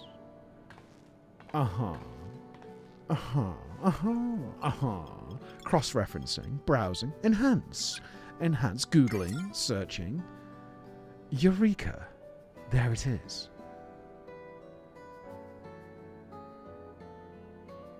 The routes are full of detours and attempts of obfuscation. Large deliveries were made to Yui Iwata, far too large for a mere village. There hasn't been any activity for years, though. It's likely the facility has been decommissioned. Do you think that's where me mum is? We can't say for certain just yet, but I reckon there's a good chance. Amazing. Even though no one remembers her, you managed to figure it all out. Each piece of the puzzle may reveal little on its own, but when we put several together, a bigger picture tends to form. And even should memories fade, footprints remain to mark the path of those who walked before. A lesson I learned in another life. Oh, you... 100-year-old fresh-faced cat boy. You know what I mean? Oldest man here. What up? So, we'll be investigating the secret facility in Yui Iwata then.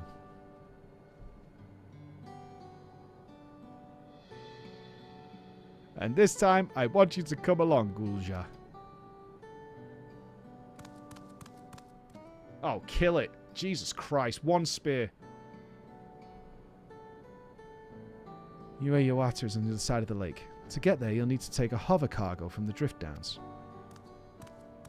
How the fuck any of you call that thing cute is just beyond me. It looks like a rubbery, spiky nightmare. Awful. Alright. Cheers, Shale. How dare you? Oh. He is so cute. What, in a potato sack? I mean, he should get some new clothes now. He's king. He looks like a deflated beach ball. He is so adorable. A little babby. Otis wouldn't be happy with you.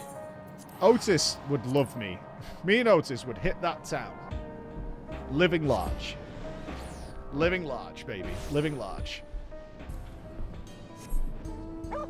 As soon as Otis met me, he would ditch this fucking rubbery filth. Straight away. A scrotum with a shark fin. I'll go with that. In a potato sack. You look like an inflated beach ball. Fight, fight, fight, fight. Oh, I'm taking it all serious. What up, players? We're going for a ride?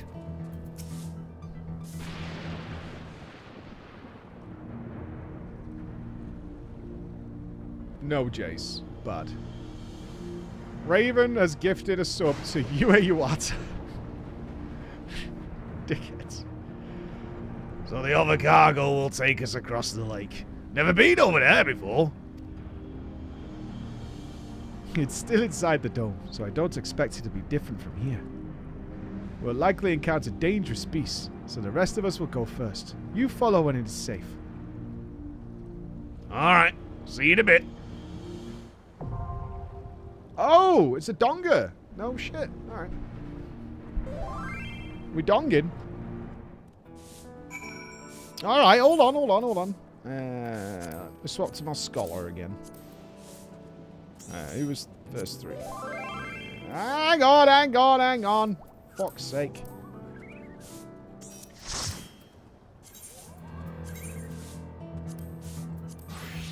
All right, new donger time.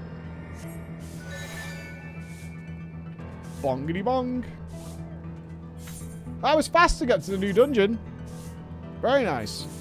That is called Yuiwata. Alright. Ding ding. There's some really good field notes to check. Awesome. I like it when we get some extra little bits of info in here.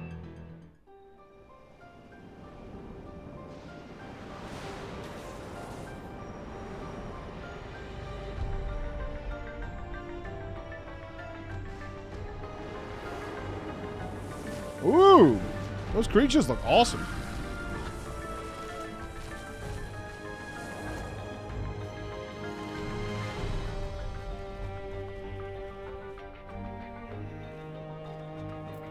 It has got like a Resident Evil vibe to it, for sure.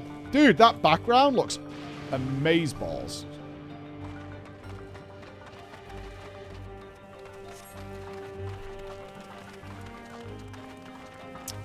Their dungeons are always top-notch. Always. Beasts here too. Fucking beasts, man.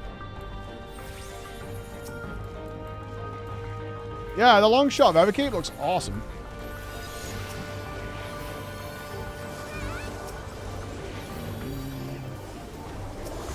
Numlock's a good spell. It allows you to use your mouse. AoE!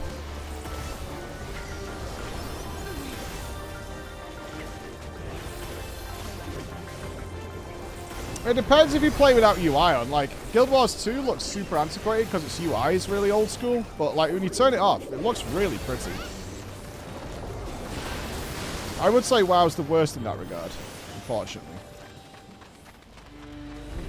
Like, this house just has a lot of attention to detail and stuff that just adds a lot of atmosphere. Like, just the, like, the ambient electricity in the, well, the electrope, I guess, in the air, the lightning. Shooting across the sky. It just gives a really nice vibe, especially with the fog and the mist. It's good.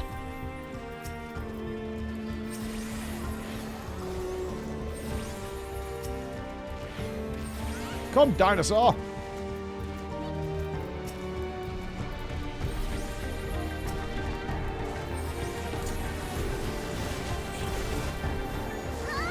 Yeah.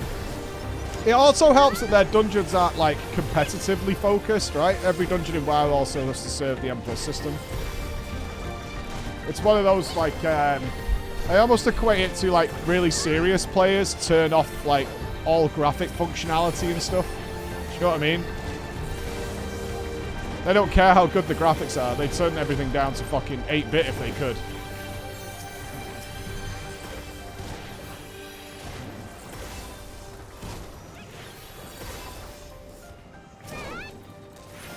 Any sort of, in WoW, any sort of remote hindrance of scenery and stuff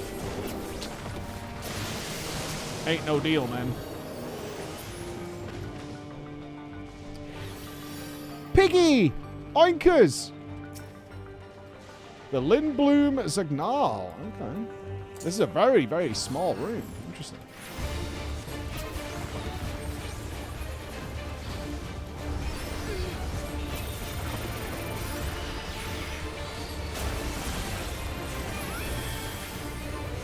Started with AoE damage. I am shocked. Okay, we got a charge. This is AoE. The Caber Toss. Diagonal, maybe? Okay.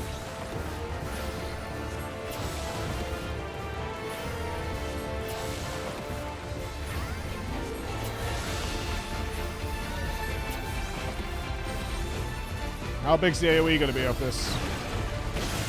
Girthy.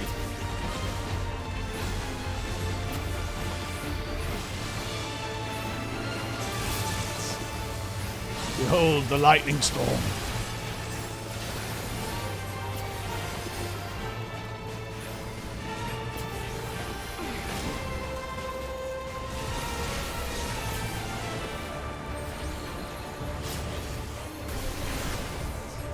Ooh. Kill the things.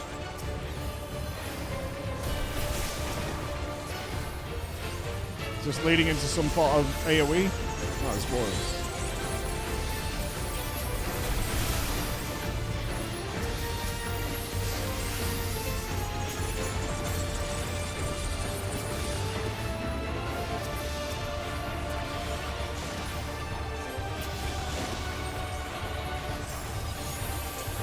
I feel like we're going to get some mega AoE on us. Expedient! Hold! Okay.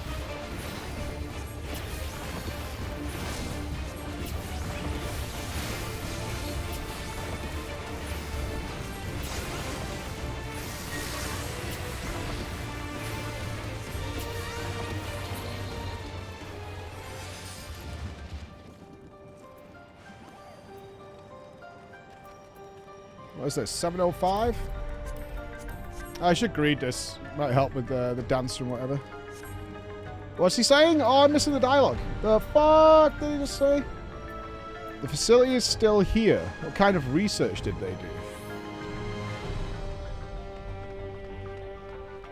Yeah, they built all this without you knowing, eh? It's like the US government. Is this where they like $50,000 for a hammer? $60,000 for a toilet seat? That kind of angle?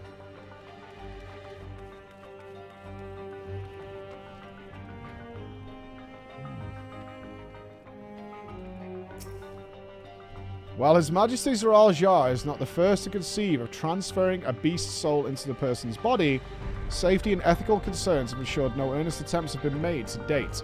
Yet our king believes that there is no greater evil than to hinder the potential of man, and so he had orders us to make this conception a reality. We would bolster our military might and break through into the outside world. If our research will further this ambition, then perhaps it is worth pursuing. Okay. A man chooses, a slave obeys.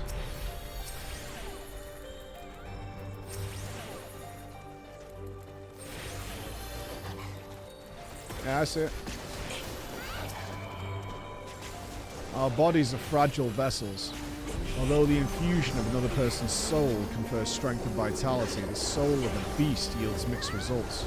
Even when stripped of memories, a feral soul can induce psychological instability in the subject. I suspect this is because primal instincts remain.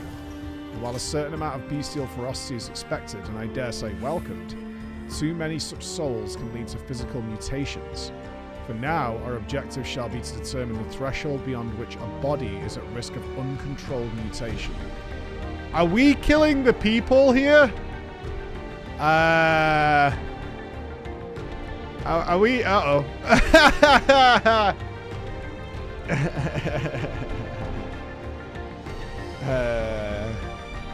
I mean, I'm okay with it. They've obviously gone bad, so to speak. But hello. You all right?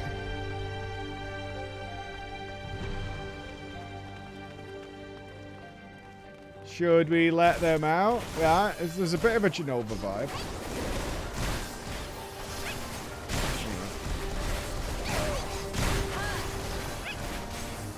Yeah. Hard to tell, hard to tell.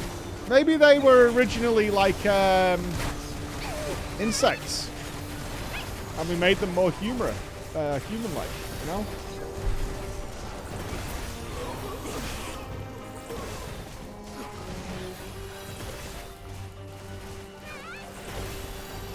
I think they're probably happier dead, though.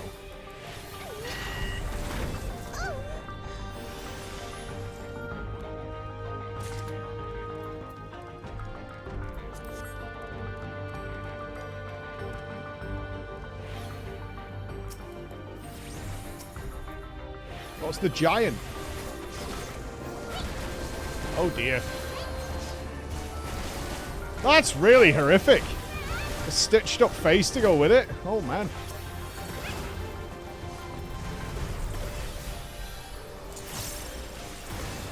Yeah, nice little horror vibe. It's more of a horror vibe here than it was in Dead Baby Dungeon. Look, in order for us to progress as a species, some sacrifices have to be made.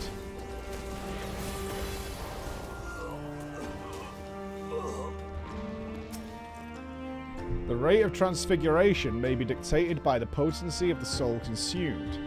We've experimented with fiends of great power, but mutations were observed after the infusion of merely a single soul. No better was this phenomenon illustrated than with poor Atticus. His body was altered irreparably. He lost all capacity for rational thought. While the primary objective of this research was to utilize the soul of a Taral Vidral, I struggle to see a path forward. An alternative approach must be considered. Atticus Finch.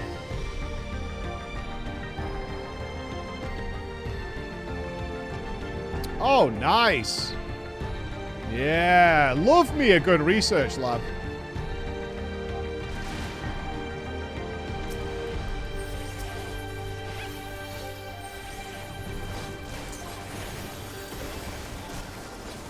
Always good.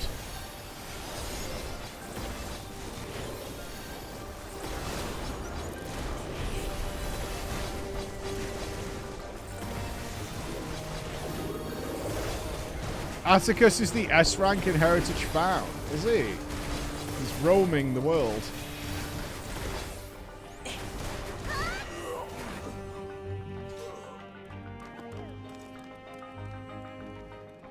What was Father doing here? The only problem I have with this, I imagine hospitals that do these experimentations don't put fucking red ominous lights in these chairs, right? I get the purpose of the room is evil, but I don't think you decorate it evil as well. I don't think that would be the case. If the source of our failures thus far has been the inability of our bodies to contain feral souls, what if we were to reverse the process by purging a beast of its memories and infusing it with a man's soul?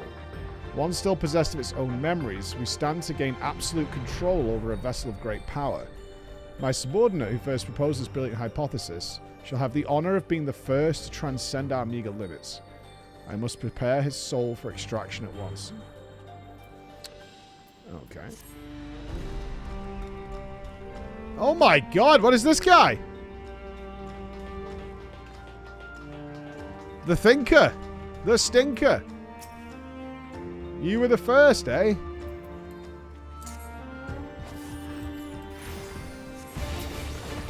Oh, it's Khadgar! Oh, I didn't put two and two together.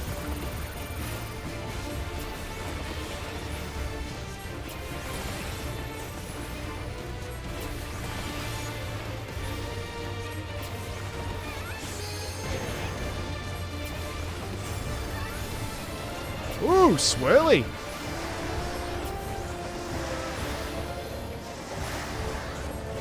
Very swirly. Kind of like that effect.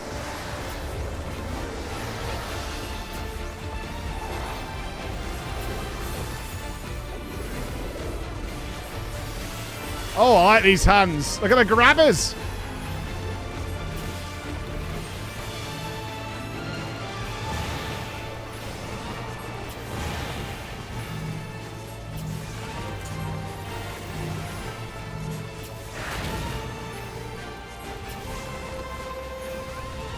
I wouldn't say only fan enjoyers, but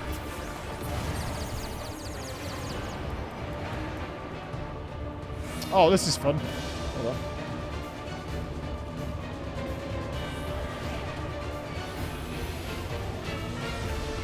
I like this. This is great. That is super fun, actually. That is super fun.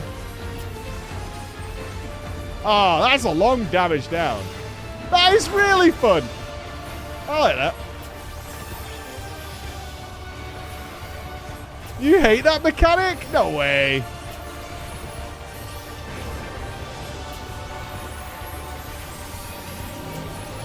I think this one goes on a little too long. Ah!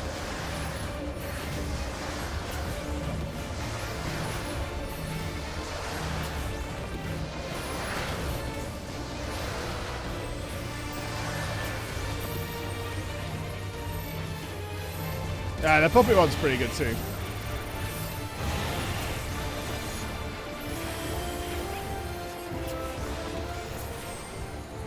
I like that boss. I think the swirly shit looks good, takes a bit long, but other than that, I like the little maneuvering thing.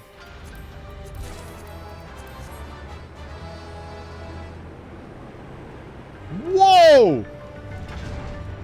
What?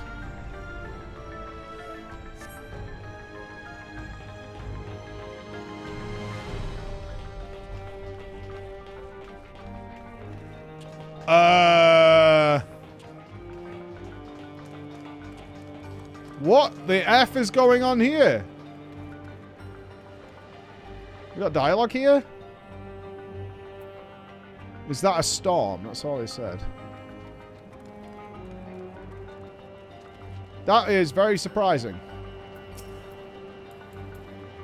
And now we're killing moles and stones. Sure.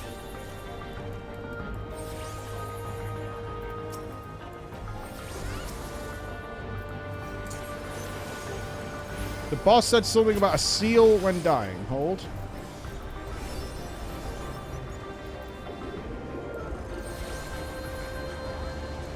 Would that we could tame the beast, but the seal is already ... So this is some sort of major soul or something? Like some sort of uncontrolled animal soul? Like they tried to control something that was way beyond, like, the, you know, way beyond reason.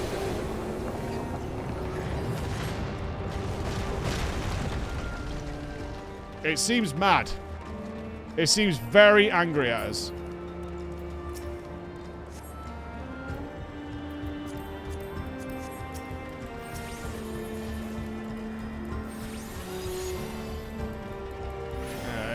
It seems pissed.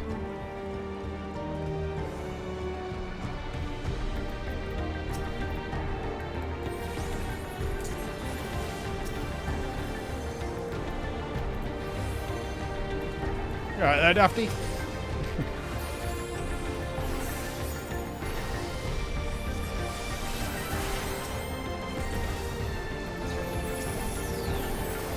Man, these things kind of hurt, eh?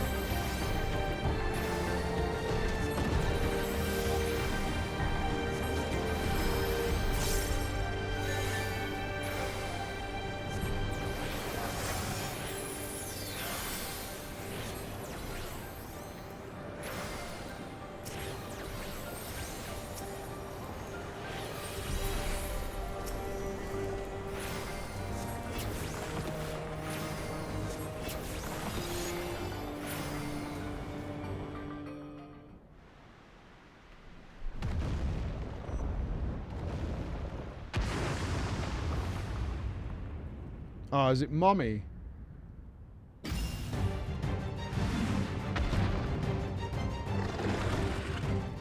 Okay, it's a rabbit.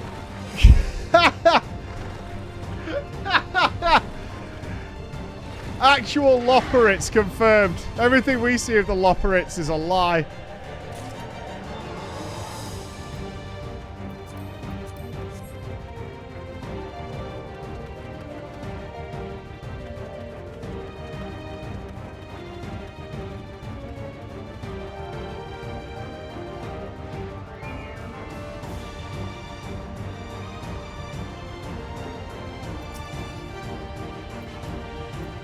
Yeah, it does have that Monty Python vibe, doesn't it? Some call him Tim.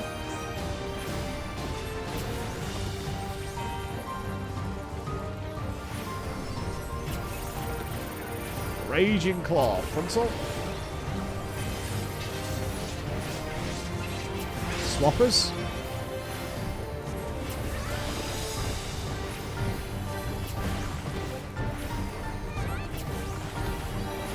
Leporine Loaf. He's got a shit on you. He's dropping a loaf on you, man. shit on all of us. Rude.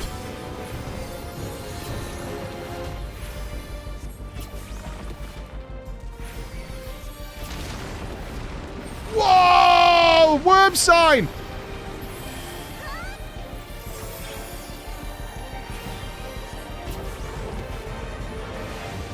Ah, it's cool.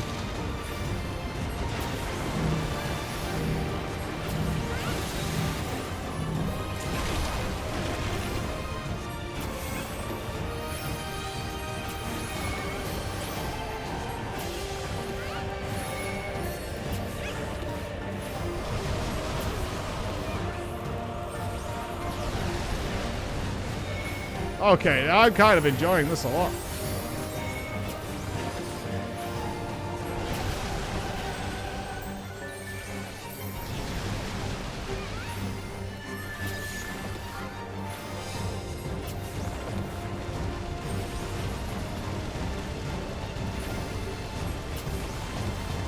Worms, maybe. Ooh, it's cracking the floor.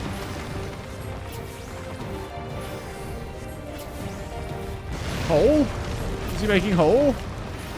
Whoa! Ah, I thought we were going to jump down there. F, dude. I thought we'd have to follow him like FF16.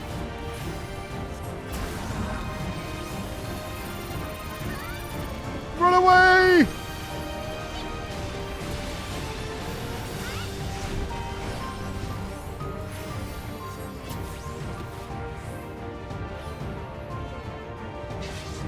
Bruh. That was a long old way for Daddy to run there. Got these old ass legs.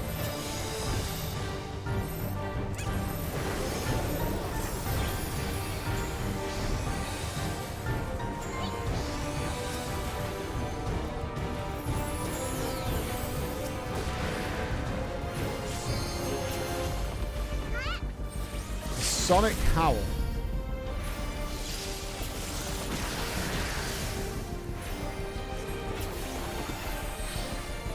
Slabber.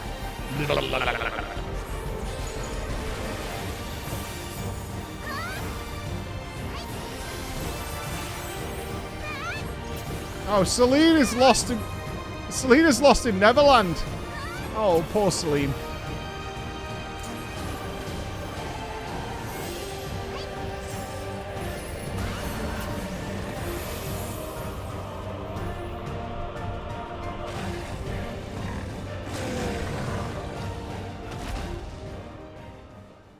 I liked Bunny Rabbit fight. I kind of wish we jumped into the hole to follow it, though. That would have been fucking cool. You're not getting away from me, Bunny, like it's trying to escape from us or something. It's a rat, not a bunny. I mean... Boris! Boris, why? Check the fur of the boss. That is furry talking. I could just see the striations. Look at the muscularity on this bad boy. Yeah, definition. I mean, maybe the light's catching it right, but still. Needs to work on his buys, yeah? Got to work on the buys. The tries are dominant. Of course it's still breathing. We don't kill animals around here, my friends.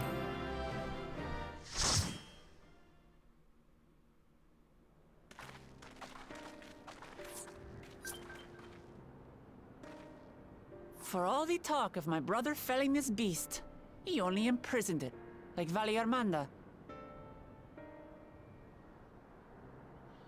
From what I could tell, they sought to transfer people's souls and memories into bestial vessels at that facility.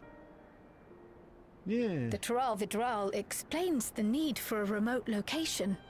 It was doubtless their prime subject.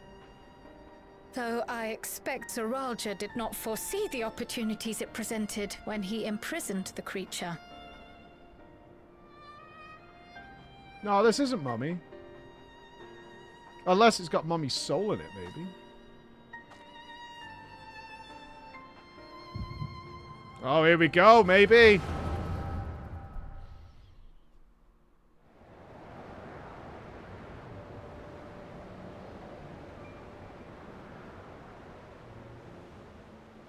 And so, in order to prevent the breakdown of the individual, I instead seek to transfer their soul into the body of the beast. This would allow one to wield the power of a Turol Vidrol. In theory, our initial experiments will involve lesser creatures. But in time, I am confident we will be able to bring even the mightiest under our control. And what becomes of those who offer their souls? As they won't be able to return to their original forms, we must consider them lost. But the sacrifice will be worthwhile, for the army you stand to gain will far surpass any composed of mechanical soldiers. I mean, if you don't get a behemoth, why are you even signing up? Very well. Recruit volunteers and begin at once. Thank you, Your Majesty. I shall return to the observatory and see to the necessary preparations. I'm going to need that on email.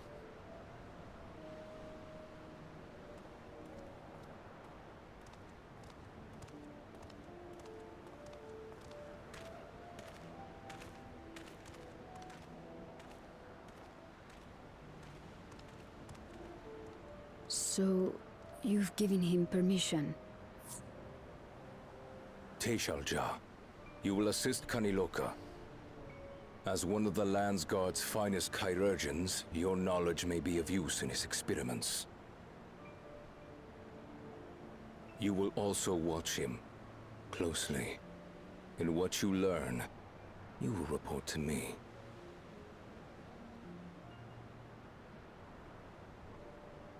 You object to his project?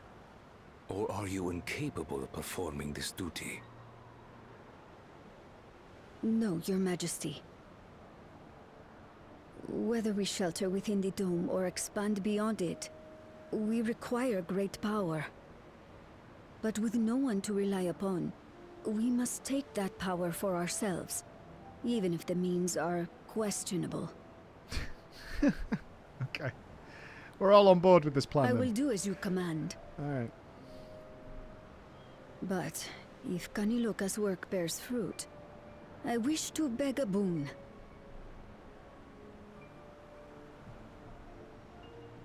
What do you desire?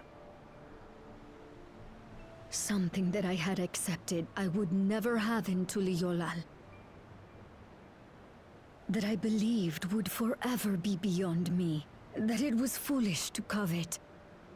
But here and now, it is close. What, a child? So very, very close. Oh, big fat D. One and the same.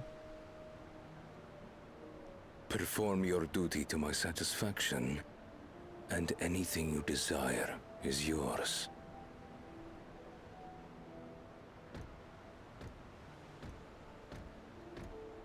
That which I seek does not lie within this dome. Here, I cannot prove the miracle.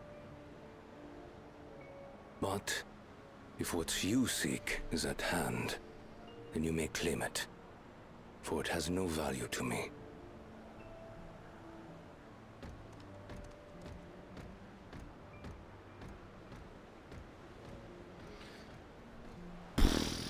That is possibly the most miserable fucking...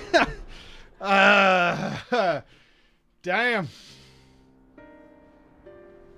That is, maybe don't tell him about the relationship between, Mummy and Daddy.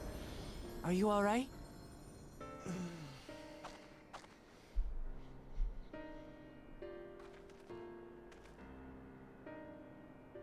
Just tell him you knew his Mummy's name. And she worked here. Oh, told him the truth. Teshalja. Could she be my mother? Yeah. Like the people in the outskirts said, few Mamulja lived in the Yasulani. I can't imagine many other Ubigo women were trapped in the dome. That being the case, she could well be the one. This observatory Kanaloka returned to, could it not be part of the research facility? We might learn something about Teishaljar there. There is a positive end to this, that she really That's loved where the we're little going next, beast. then. Daddy's a jerk, but he gave her the D. That's what she wanted.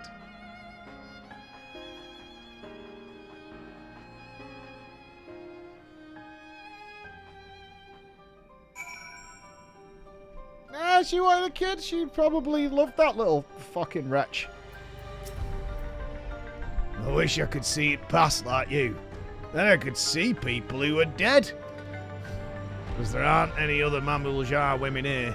For a long time, I couldn't even imagine what my mum looked like. But when I visited Tiliol, that's awesome. I was finally able to picture her in my mind. And one day, I hope I can see what she actually looked like as well. Yeah. Yeah.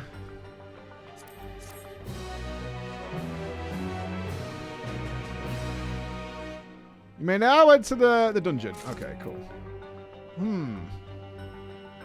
I mean, I assume that's where we're going with this. Otherwise, this kid is just real down bad, right? Seems like Kanaloka was in charge here. In her recounting, he was quite dedicated to Sriracha. Yeah, I think this Kanakote guy is going to turn out to be a turbo douche. Villagers are most likely monitoring the imprisoned Taral Vidral at Sriracha's behest, and at some point they became involved in the research of souls. The kid's about to find out his dad never wanted him before they even tried to have a kid, and openly was like, I don't give a fuck whatsoever, do what you want. And his mum obviously is dead? Maybe? Or she's a pod person? Could be. Alright, let me have a piss. She could be a pod person, I don't know.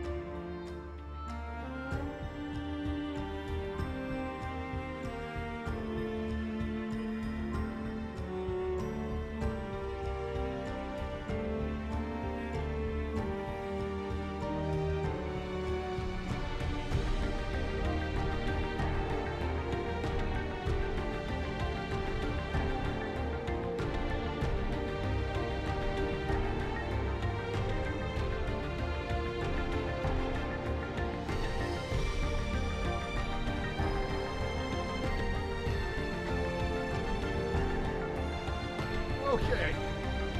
With the darkness, this is the morbidity I was looking for, man. Hit me up, Kryl. Where are we going? Oh, let's wait for our ads to be over. 29 seconds. Wait for the ads. I got it. I already said it. Look at this guy. This is my first day. Don't talk to me. You measured me up this morning. I'm really freaked the fuck out, Chris. What? You've added something else. Do not open until... Oh, it's something Warhammer. Do not open until summer. Okay. So if I boot up Bolt Gun now... in the middle of the MSQ... It's something Warhammer. Have you decided on a recipe for awful cooking? I've only been sent one. I don't think people are too into the cooking, so... Yeah, I've only been sent the one. Well, how we've discerned the purpose of the research conducted here. The traces of it remain might afford us greater insight into what came of it. Let us take a look around for information as well as a way to the upper level. Thank you, Dungeoneers, by the way.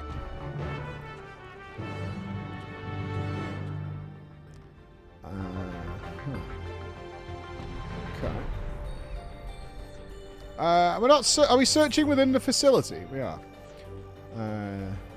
If you have recipes that you want to do the cooking, just Discord me. Or send them to Beck, something like that. She'll get them to me.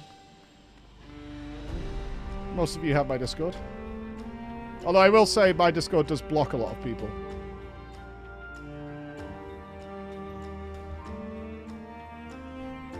Yeah, I do take it as like if no one really sends a recipe. I had one, then no one really gave a shit. You know, that was my impression.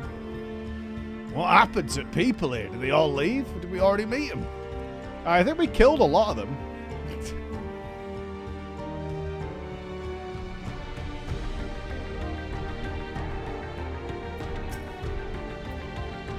I think the people actually volunteered their souls for this experiment. Yeah, why would you... How devoted are you to have your soul permanently transferred into some sort of beast? Do you know what I mean? Fairies don't want to be a beast, from what I understand. They like performing as a beast.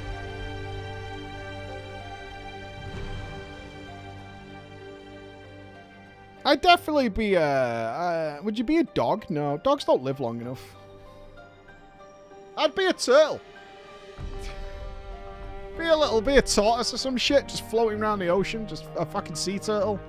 Just chilling out, just rolling deep, you know what I mean? That would be, that'd be okay, I suppose. Yeah, a little happy turtle. I'd be a little happy turtle, that'd be alright. Success was far from guaranteed. And even in the best case, they would cease to be men. Was their devotion to Raljar so absolute?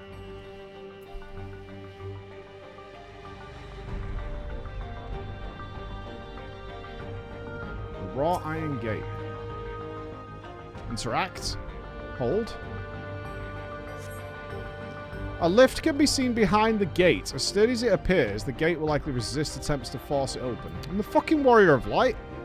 A security panel is nearby. Perhaps a verification key will open the way. It won't open. I don't think it'll yield our shoulders either. We'll have to do the old-fashioned way and find a key. I get my big picto hammer out. If I whip out my picto hammer...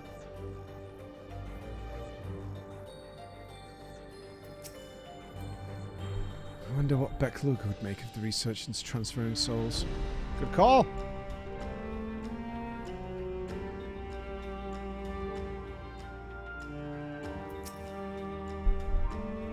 We could send a Lala through the bars. Surely we could squeeze a Lala through. The researchers likely moved between the upper and lower levels. Perhaps we can find a key amongst their belongings.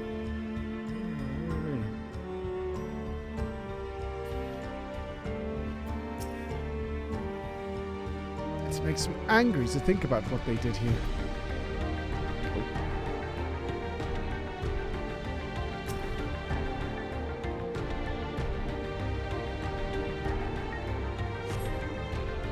They're recruiting volunteers for a new experiment.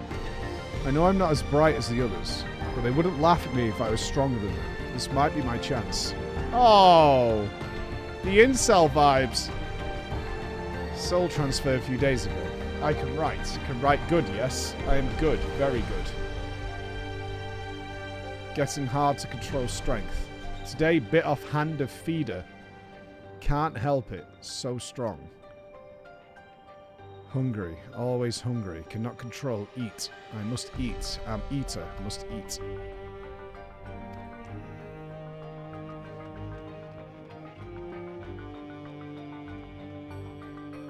I could make you a quality sandwich.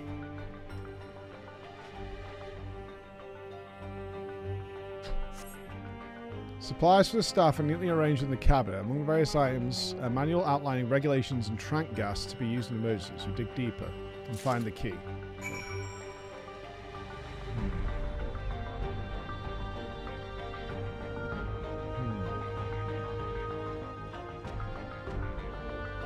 I don't want to eat people's hands. That sounds bad. Go check the north? Sure. Did I miss something? We played WoW yesterday. We did BRD Heroic. Literally yesterday, my brother.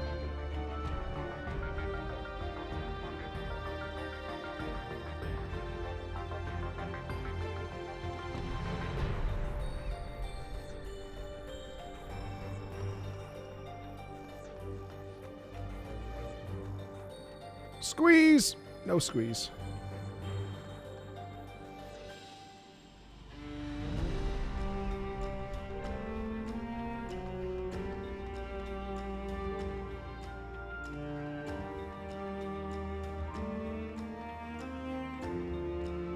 The corpse had something?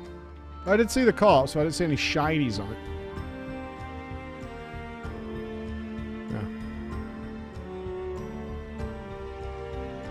Corpse in the other room with shinies. Sparklies?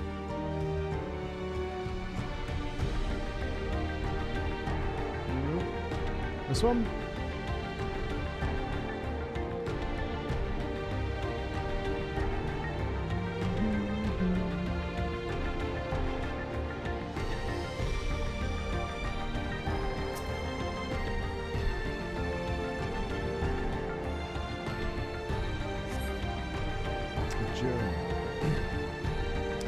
I was transferred to Yuyawata Station in order to train the villagers in the use of electrope.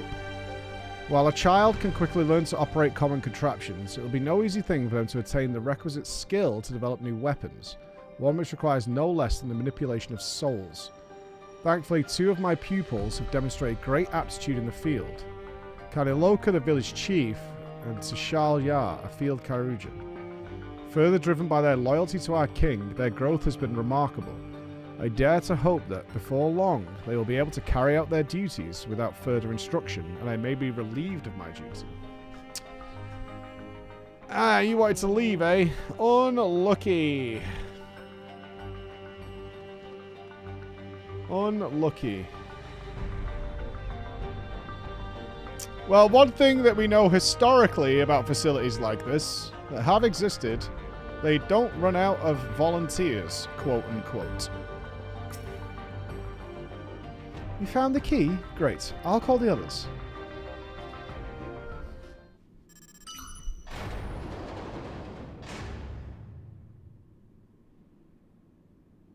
Yeah, they really love letting you quit. Yeah.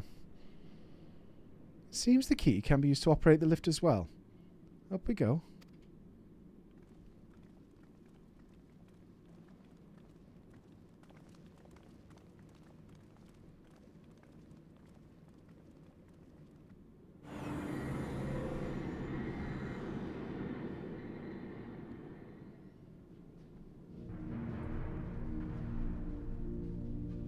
What facilities like this? I mean, the Nazis and the Japanese did some pretty horrendous shit to people, man.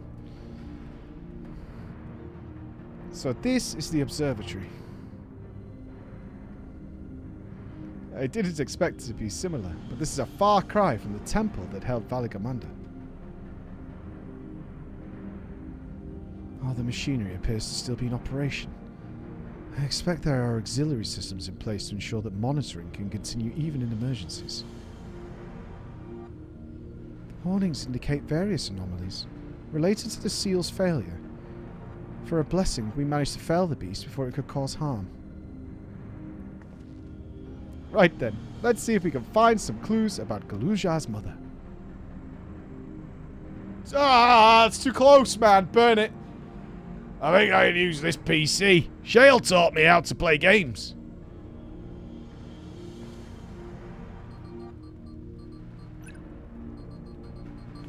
Hacking, hacking, hacking.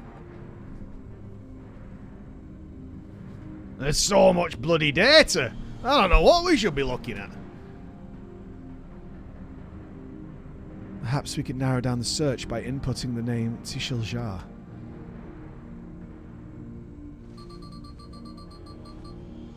Oh my god, Ojimaru with a Jurassic Park reference.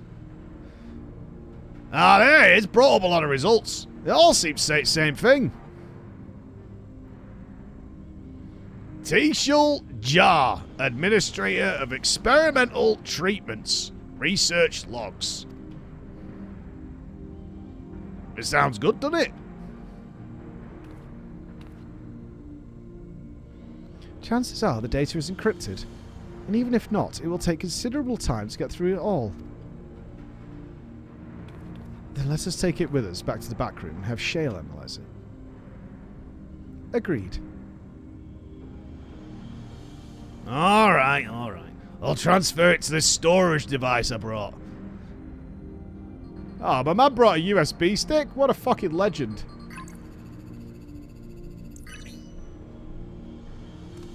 Nightmare. USB 2.0. It's going to take an hour to upload. There you go. Hold on. Thanks, guys. If you're happy, then so am I.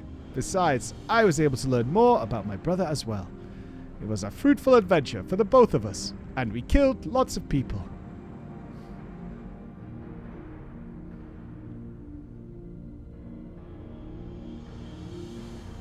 Excellent. High fives all around, everybody. And here we are. The authorities will doubtless wish to be informed about the facility and its contents. But first things first, let us deliver the data to Shale.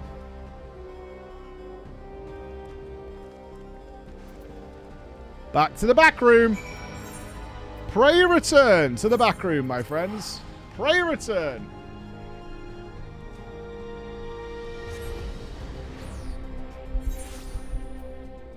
We haven't been dealing with the people, which is something I was hoping we would do. And their dealings with death, but all in good time. All in good time.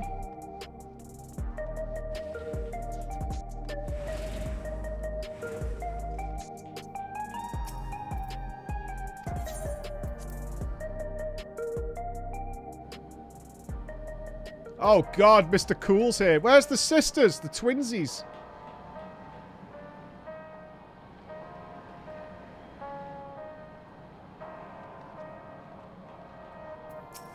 He's so cool. Welcome back. Galuja has already given me the storage device.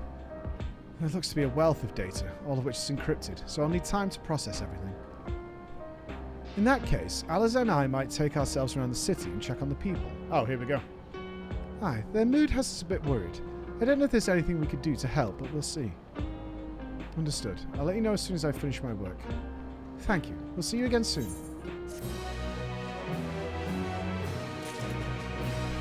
Oh shit, here he is! Get ready. Alizé isn't wrong. The mood out there is still grim. Some of the Terali remember a time before they were dependent on the soul system. But even they're unsettled and wondering aloud if they have the chance to reunite with old friends and family before they pass on. With good reason too.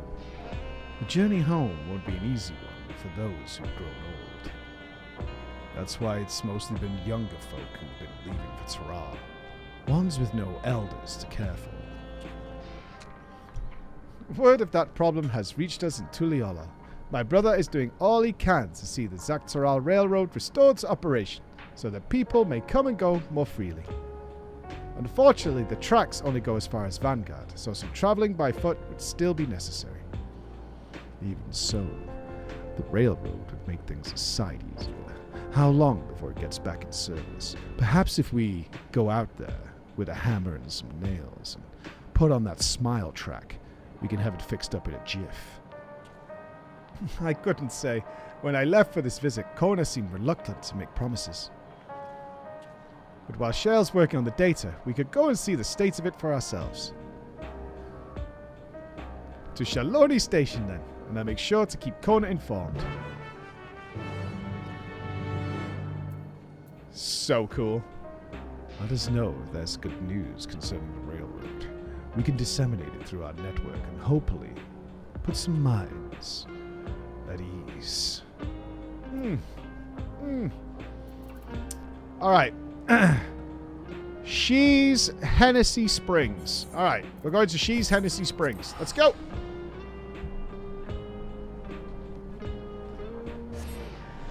Easy for us.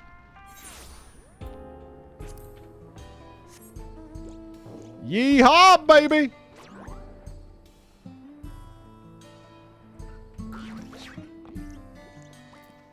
Oh, here they are. It's the trolley crew, again. I'm not sure how I feel about this bunch. Vow of resolve and floor inspector to boot. What can I do you for? We're hoping for some good news about the railroad. There is an increasing number of people looking to return to Toral that can't make the journey on foot. I see, I see. As it happens, the Vow of Reason is also on his way here to take stock of the situation. Oh, scratch the on his way bit. Oh! Hot damn. Looking good. Kind of. He looks a bit like a rug. As the guildship has officially approved my transition from gleaner to independent contractor, I was in need of a more befitting attire. You hear about the railroad too. It was in part for my sake that the original Dawnblazer was sacrificed, so I felt it only right that I assist with its replacement. Speaking of which, I assume Lamity has explained the growing urgency of the need. What have you to report? Well, the new locomotive was on track for completion, but we're having difficulty pulling her into the station, in a manner of speaking. You see, this is how it goes, alright? When we used the Dawnblazer to get into the dome, urgency outweighed all of the considerations, didn't it? But now we're back to our original problem. How the fuck do we run the railroad without upsetting the locals of Mary Watson? That is the Ronique. Though the Hetsaro that follow them are none too pleased about the Hetso being spooked by the noise of the locomotive either. The solution I've devised is quieting the railroad should address the complaint. Oh, we're going to put silencers on it. Sick. I like it. Frictionless rail is what we're going for. But a silent train presents a different danger. The Ronique will need to be deterred from wandering across the tracks. I suppose we can't just blow the whistle at them, or they'll panic and be put off their grazing again. Weren't the railroads plotted to avoid the Roniques preferring graze areas? It's odd that they're getting so close in the first place. The Ronique grazing patterns have shifted since the tracks were laid. I am not certain why, but I intend to ask the people of Mehi Watson for their insight.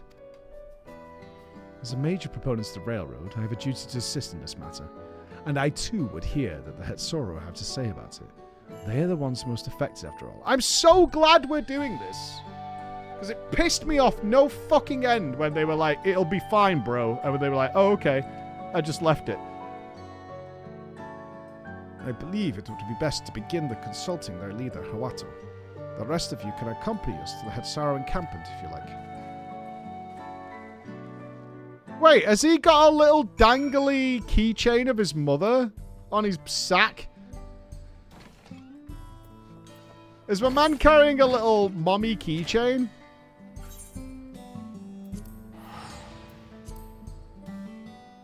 I think he's got a sack chain.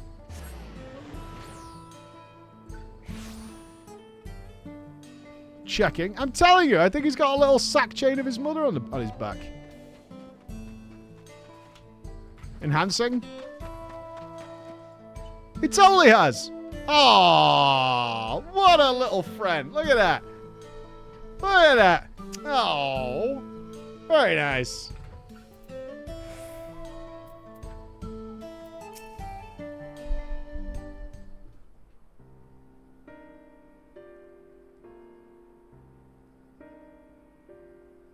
Vow of resolve, vow of reason. I bid you welcome to our camp, but what brings you all the way to Mehwed'Swan? Thank you for seeing us. Our visit concerns the matter of the Dawntrail Railroad. He's got... Yeah, it's a rucksack. You guys not have the phrase rucksack where you come from? You too have noted the Ronique's unexpected change in behavior then. My son, Shepetto, has been looking into this matter. Shepetto? Normally, we'd expect the Ronique to keep up their favoured grounds nearby for a while yet, and despite a thorough search, we haven't found anything wrong with the quantity or quality of the grazing in those places. Yet they refuse to keep to where they usually would, instead pushing westward towards your railroad. Have we considered a fence? Just saying, we could build a fence. That's all. I certainly see no cause for this unseasonal migration. Nevertheless, should they continue to move west, we will follow. As any true Hetsero would, I suppose. As you may have surmised, I am of Hetsero descent. My parents travelled with the Ronique as well, though I myself have no memory of the experience. I was left behind as a babe. You see, during such a migration... I don't know. I don't know. Just the way he casually put it, he got left behind, like he was like an old potato or something, just made me laugh. Like, he was like, "Where's the baby?" Like they home alone the fuck out of him. Like I don't know. One of many sacrifices necessitated by a nomadic lifestyle, I were forced to assume.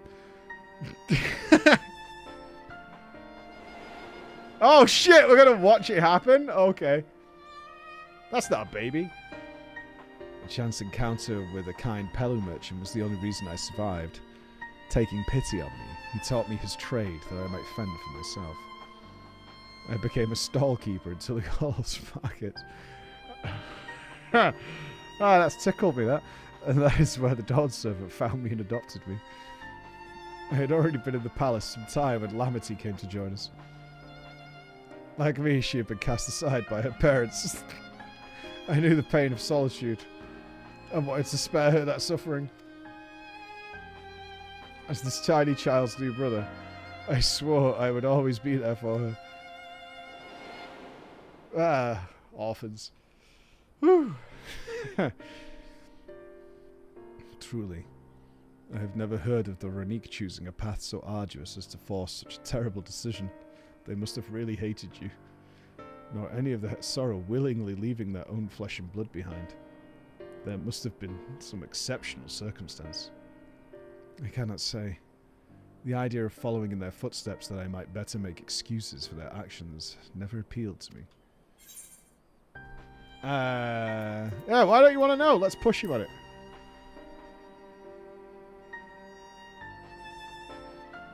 There was no way they had time in the MSQ to add in a full Kona backstory as well.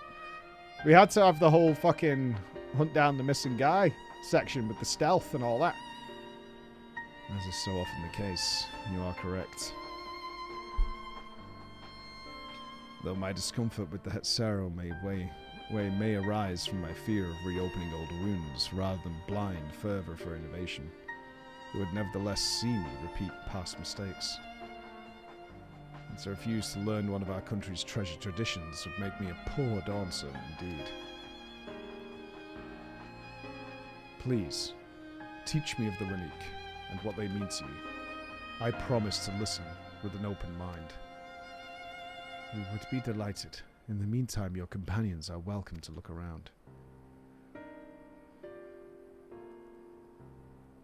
Will you learn of Hetsero culture with me? Oh, I mean, bro.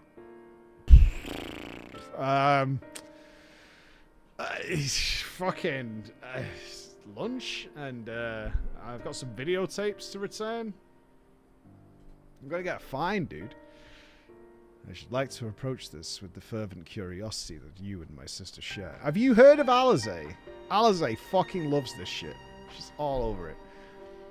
But it would be useful to know whether I am doing it correctly.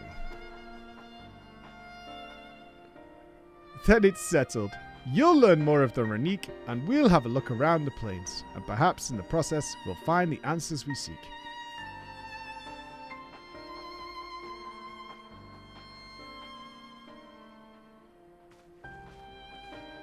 Alright. Let's go to school, everybody. Notepads out. Pen and pencil at the ready. Here we go.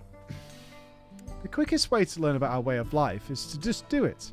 I hope you're not above manual labor. Oh my fucking... I'm the warrior of light. Jesus Christ. I am not the most experienced, I'm ashamed to admit, but I shall put forth every effort. That's all we ask. Take these tools.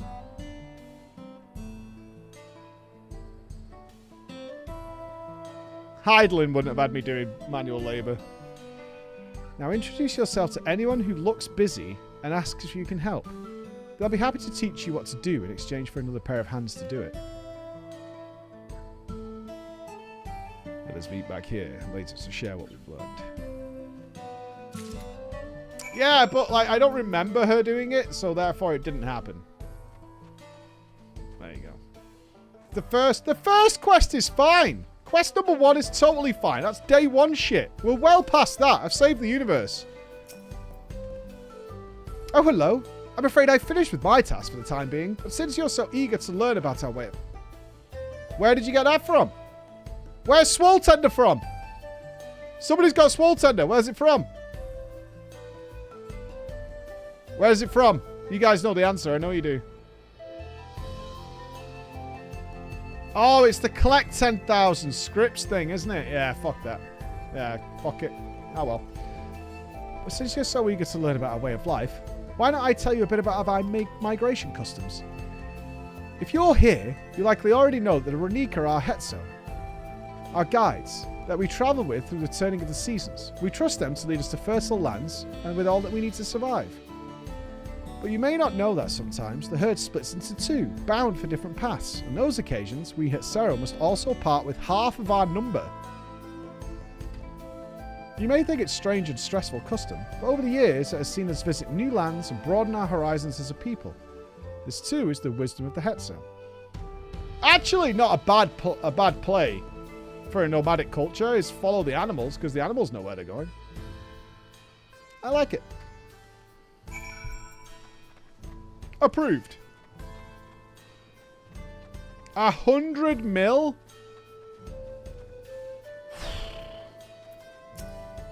Oh, this won't do. The wind will go right fucking through it without my needle and sinew.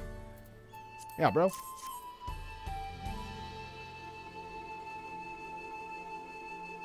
Oh, these are precisely what I needed. I should be able to patch up the covering now. Given how often we pack up and reassemble our tents, they're bound to get the occasional tear. Fortunately, the Ranique hide they're made of is durable enough that we generally needn't worry. Now, are you going to show me how to sew or what? I assume the price will come down over time. And I'll be able to pick it up on the cheap. That's my plan anyway. You're learning about the Hetsero way of life, are you? I may have a thing or two to share, but rather than take hawking your ear off, let me test your prowess of deduction. I found answers much easier to recall later if I arrived at them myself. Our Hetso provide us with something that we use in medicines, poultices, and soap to drive away pests and to sustain our fires. What is it?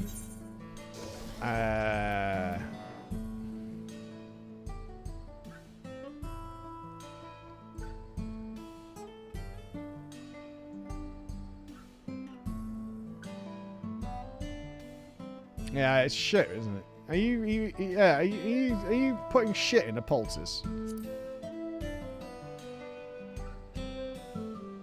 Sounds like there's a story there, but that is the correct answer. Shit medicine. Is it like a placebo thing? Like if you eat the shit, you feel so much worse, it distracts you from the original pain? We've discovered myriad uses for unique chips over time, each a boon to our way of life. Where there is a need, our Hetso always provide. Alright. Hey, Coda! Coda! These guys are wiping shit all over themselves, man. Coda! They're burning all the shit. Alright. Shit soap. They're using shit soap.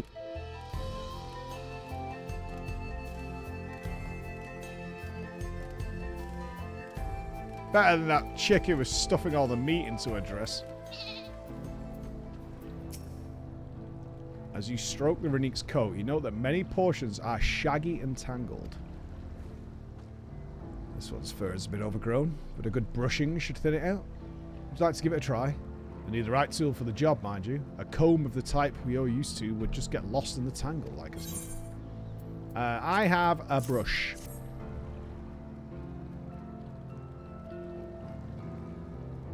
Geppetto sent a Renique brush when you did you? I like him. Now just run it through one little patch at a time. Gently. Steady. Steady. Steady. Hold. That would take ages to brush. I've had to brush a horse, and it takes fucking forever. That is going to take all day. You dutifully brush the Renique until your arms grow weary from the prolonged battle with its coat. It appears much tidier now. But the same cannot be said for your clothes, which are now covered in crap. Excellent. Well done. With less excess fur, our friend here will be more comfortable in the afternoon heat, and less susceptible to illness. A combed coat also makes it easier for us to identify injuries, should the need arise. Sick. What did Kona do? Fucking nothing, I bet. I bet Kona went and cooked lunch and ate the lunch. It's like, oh, I've learned how we eat Renique. It tastes like steak. It's awesome.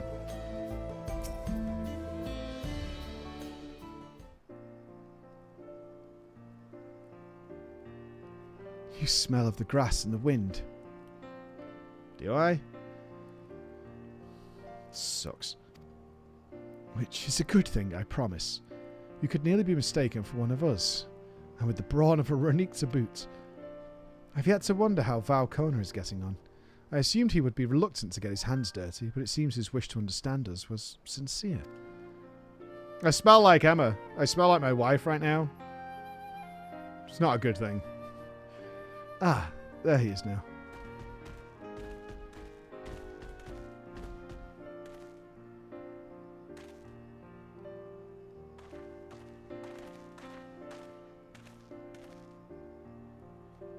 Apologies for my tardiness. I was tasked with grazing the Renique and ended up rather far afield. I found myself wandering hither and thither at my companion's inclination. To force us back to the trail seemed inappropriate. But how was your own work? Have you anything to share? Yeah! They're making soap out of shit, Kona! Shit! They're washing in shit!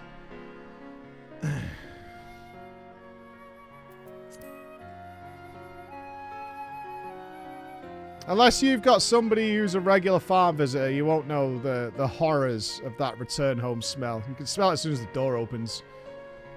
There's a reason. There's a two-step process to my wife when she gets home. Hello, kiss, bath, immediately. There's like zero pause. Regularly, I just have the bath waiting for her when she gets in. Indeed. The Renique provide the Hetsero, and in turn the Hetsero are good to the Renique, just as family should be.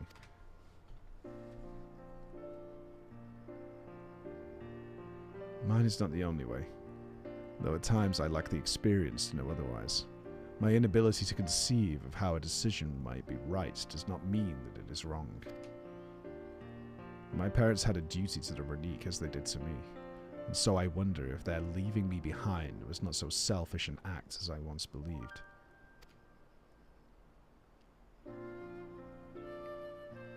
We have no way to know, of course, and regardless, this has no bearing on our present concerns. We are here to service the people of Toral, after all. Nevertheless, I thank you for helping me find deeper meaning in what we've done today. Why would they have left the baby behind? They did say that the, like, tribe splits if the Renique split, but you can't imagine that means leaving a baby behind.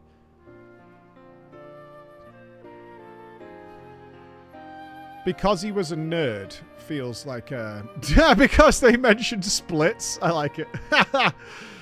To spare the shit. So they had the choice. Shit or Coda, they chose the shit. He was smart? I don't know. I can't imagine many reasons to leave your baby behind.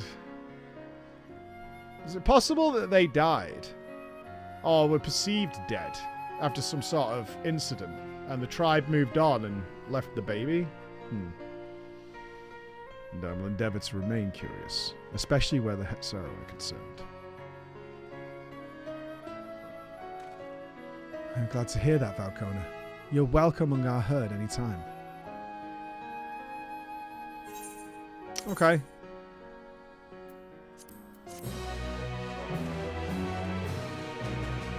At least we readdressed this area a little bit. I don't feel completely satisfied, but I am glad we came and dealt with this little area, because it was very half-arsed in the MSQ.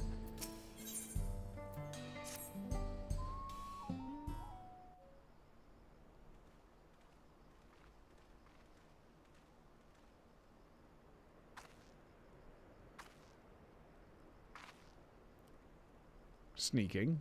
Creeping. Gunnar, how did it go?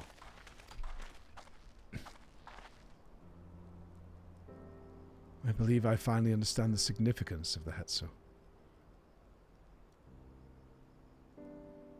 They nourish the Hetzaro as they grow and provide warmth and companionship in harsh and unpredictable world. They are the equal of any man, not beasts to be tamed.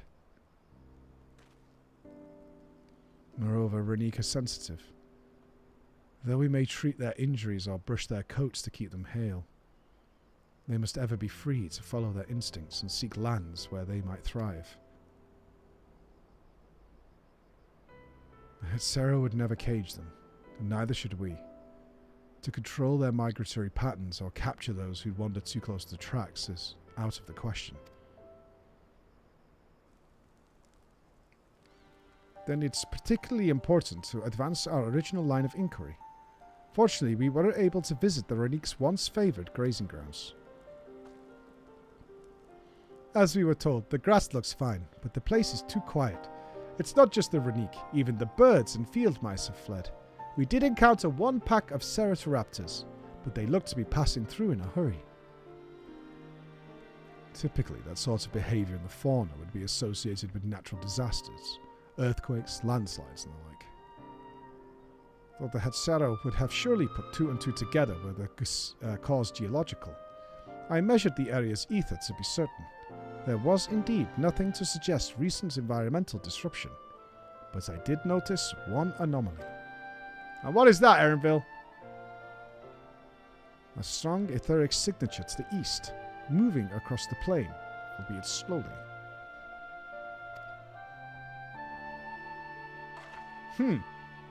Mummy?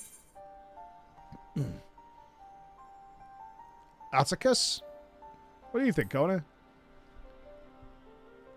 You think Midgard Soma's out there? Oh, the original, not the FF14 one.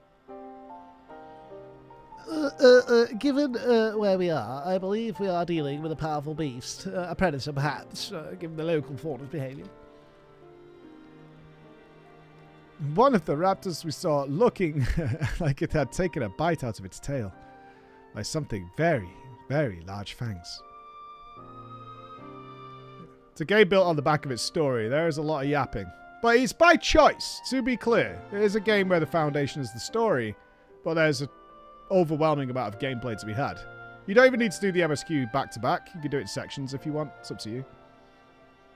It couldn't be a Terra Hetzo. Terra Hetzo. Terra Hetzo? Renique Riva in the common tongue. Our people have several names for such creatures. Fangs that steal Hetso in the night. It's another evocative one. Renique can fend off many predators with their horns, but not the Toretso. Their scales are tough as adamant, and their neither horn nor arrow can pierce them. Shrews. A well-toothed carnivore with an unusually tough hide. I cannot recall any such fauna in this region. They usually roam the wilds in the northeast, and most herds keep well clear of them. I can't tell you why this one is so far from home, and its pack both. In any case, I believe the source of the Renique's consternation is clear, as is our next move. We must drive this reaver away, and that they might return to their grazing lands in peace. Yeah! Okay, we kill.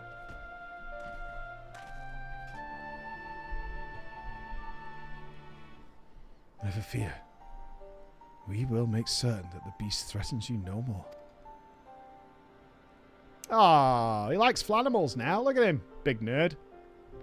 You see, if he had parents, they probably would have got him a puppy as a kid. But here we are. We should probably be picked up for this. Class change.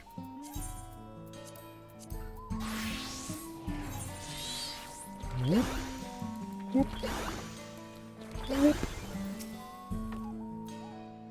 The Renique Reaver is a clear threat to our local population. We cannot allow it to roam unchecked, as it won't do for us to go running off in search of it without having made proper preparations. And if others returning from across the plain have spotted it, they may be able to inform us of its recent behaviour and where it might be found. Alright, we're going to do some battles. Battle!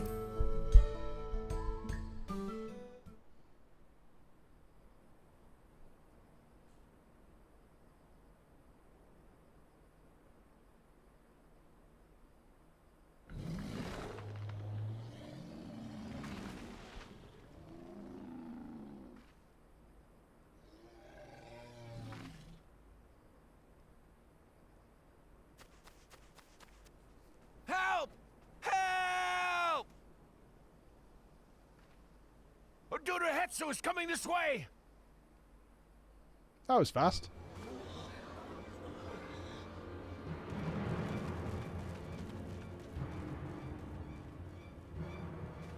It has beasts across the plains in a panic, and our Ronek are practically paralyzed with fear. We must get them to safety. We can assist by helping to calm the creatures. Once they're less agitated, it should be possible to hurt them. And after they're out of harm's way, we'll deal with the Ronek Reaver. I suggest you remain here to attend to the Ronek when they arrive. They'll be safe with me. Please, be careful out there.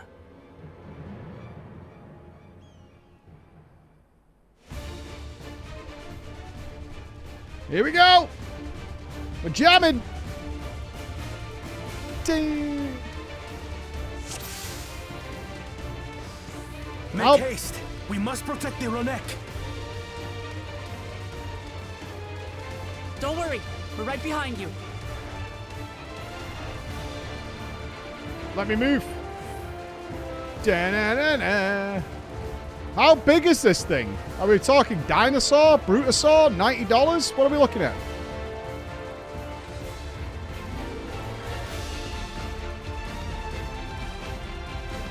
Vast? Yeah. Do I remotely remember how to picto? Kind of, a little bit, but not accurate. There they are!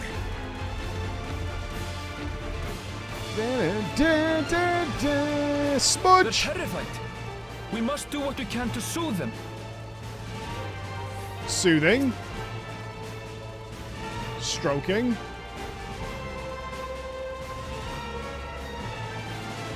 Oh, I must stroke this one, not that one. That's a shit one. That one could deal with its own problems.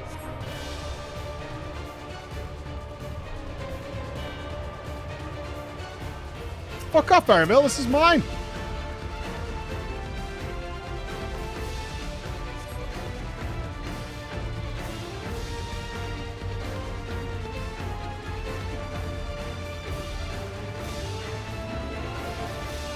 That herd should be all right. Let's look for stragglers. This is very epic music for what we're doing. The Ronek are to rally too. None shall be left behind. Hey, all the guys going out to the field having a stroke. All good. There must be something up ahead. Come. We've all done it in the past. Wait, they're burbs? No, these are... These are no match for the likes of us. Fuck out.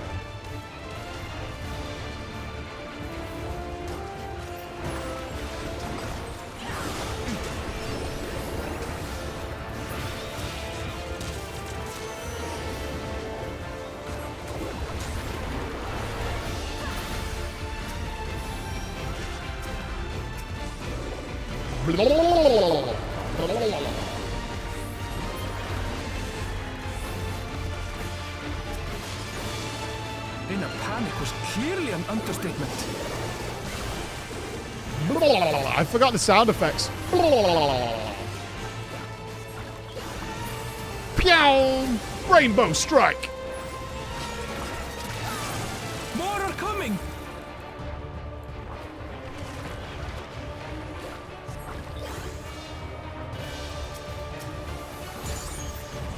Oh, I know what to do there because I have done my starter thing.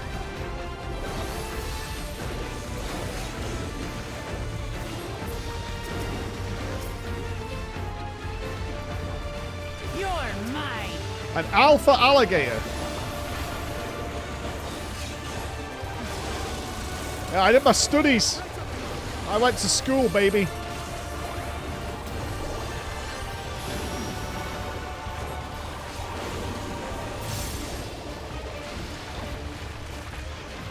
God, it's so well animated.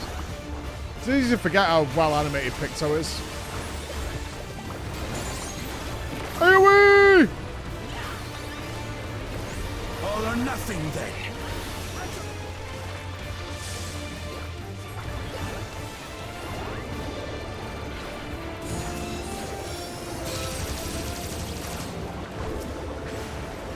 Okay, fancy pants.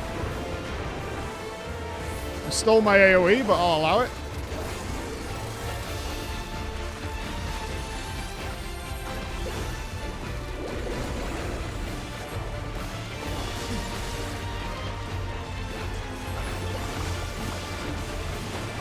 Bonk, bonk.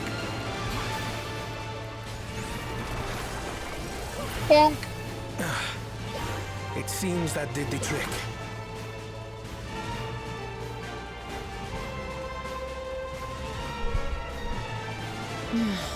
For the fodder, at least. Yeah, where'd the beast? Alright, this better be a big, badass son of a gun.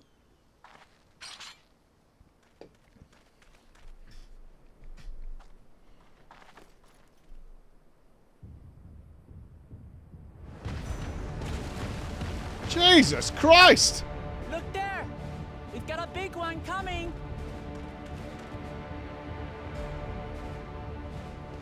Impenetrable scales and wicked fangs. That's a Ronak Reaver, and no mistake. Mm-hmm.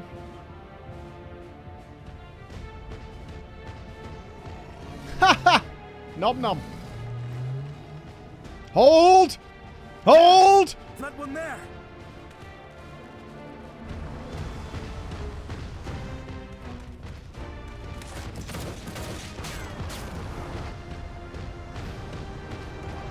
Justinian? Not so fast.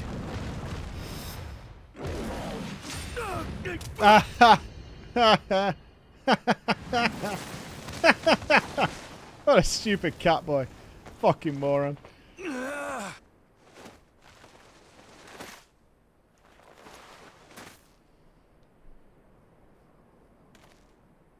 Even should it cost me my life.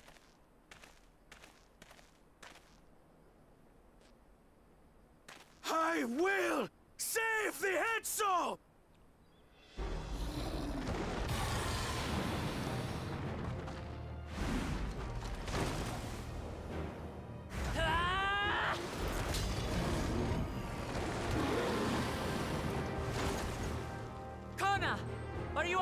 That was a bit dramatic. This dude's got to fuck Do a not cow. concern yourself with me. Get the Ronek to safety. There. You've nothing to fear.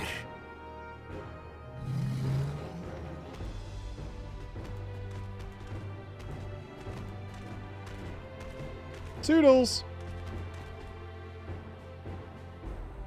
Right. Let's finish the job.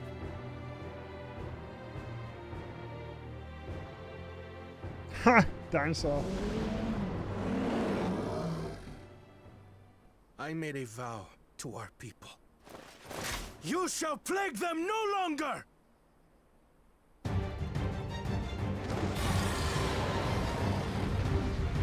Kona fucking loves cows. Don't have a steak there, Kona. He'll fucking do you. He'll do you rotten. We'll never hear the end of it.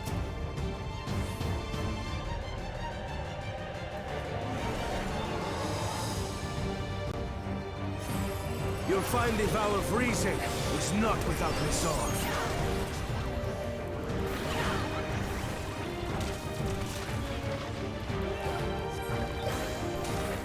Damn it! Not even a scratch! Buy me some time to think, will you?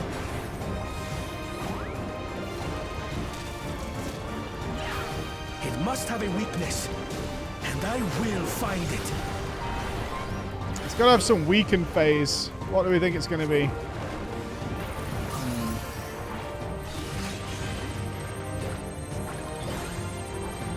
We got to wait for Kona to do his analytics. Keep it busy. I need time. Oh yeah, we're doing it. We're doing it.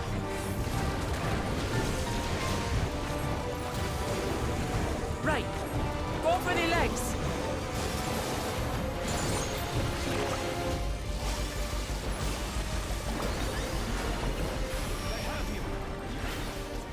Kill the legs!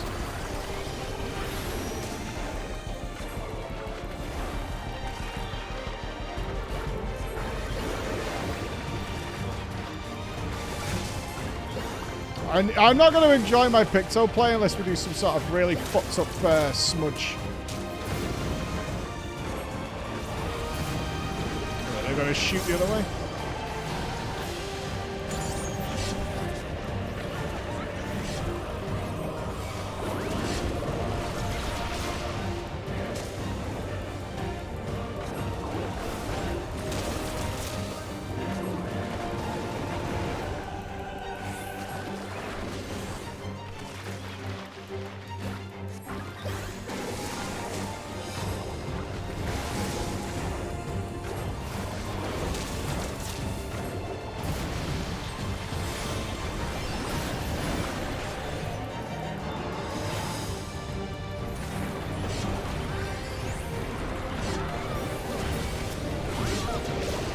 Now we just have to keep it pinned.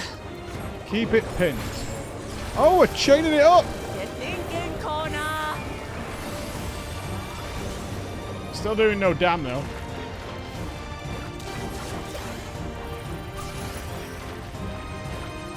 Science, science. Nerding. Whence does it flow? Nerding. Enhance.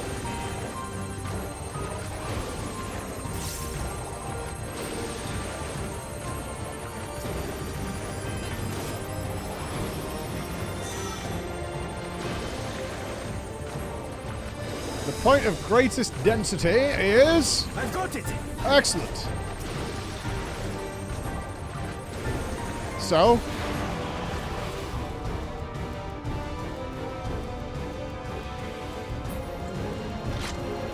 One well-placed piercing round to the chest and... Jesus Christ, Kona! You're done for!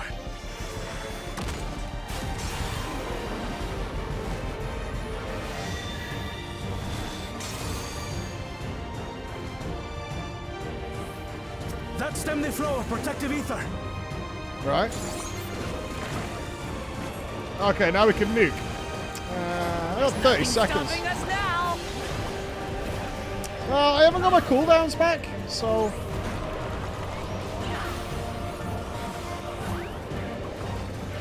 we can hold for like a few more seconds. Still not backing down, huh? Fine with me. Here we go.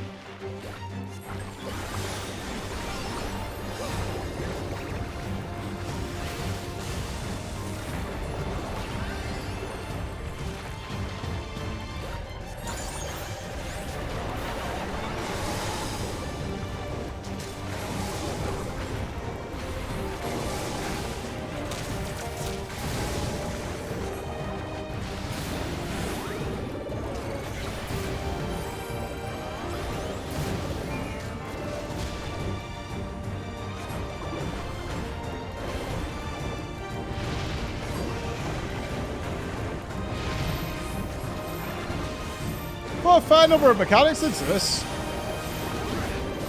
Kind of dig on it. Not bad.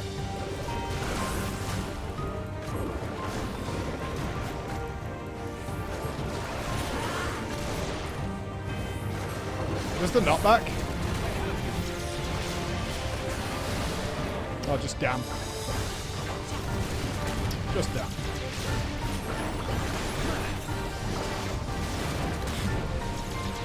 Yeah, their solo fights have been one of the strongest points of the whole MSQ, I think. Ooh. We must disperse that ether ere the river recovers it. Touching it. This is going to hurt.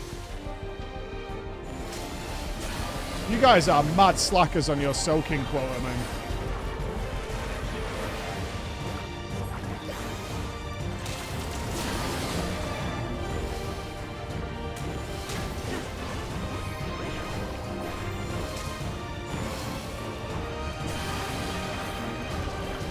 "12 seconds. Oh, we're not going to make it till big coolies. I'm going to wait. I'm going to AFK. Don't you guys kill it, fuckers. Boo! Boo and a hiss. Imagine not fucking... if you're coming up to your lineup of your minutes, you hold DPS to get the better log, man. We did it. Yeah, Guy, you've got to chill on these cows, right? So, are they? Like, you murdered the fuck out of that mega dinosaur to save a tiny cow. Like, did that dinosaur have no rights either? Hunters are scouring the area for any remaining threats, but the local fauna appear to have calmed down.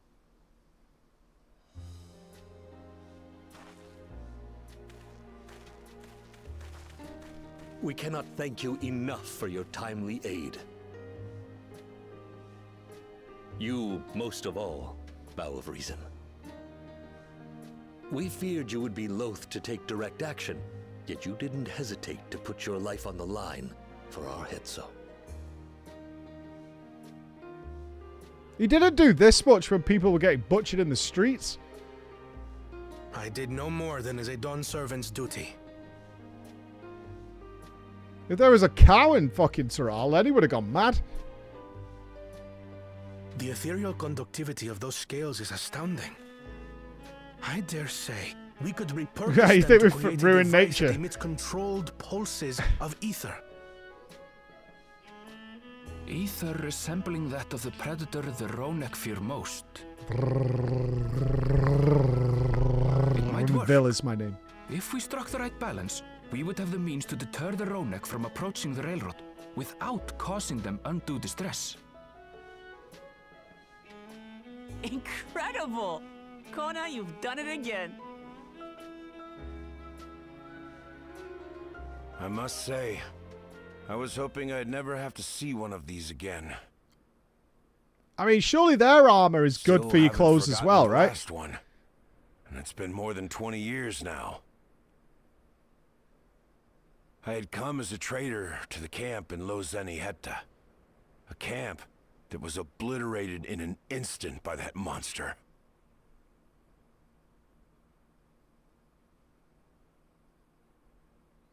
Lozeni Hetta. That's where the Pelu Pelu trader found me as a babe. Please, Can you tell me what you saw?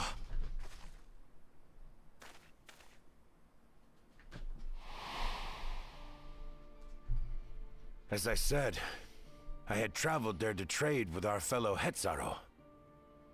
Like us, they followed the Ronak. And like us, they were visited by a reaver. The fiend struck like a whirlwind in the night. It was chaos.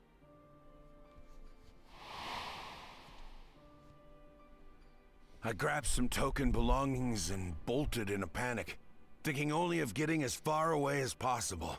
But even in my panicked state, I could not help but notice the young couple racing the other way, toward the fell creature. "We're distracted," I heard one cry. "Save our son! Save the Hetzo!" After that, nothing but the pounding of my heart. This just took a fucking nosedive off a cliff. I ran and ran. As the sun broke the horizon, I found myself separated from both man and beast.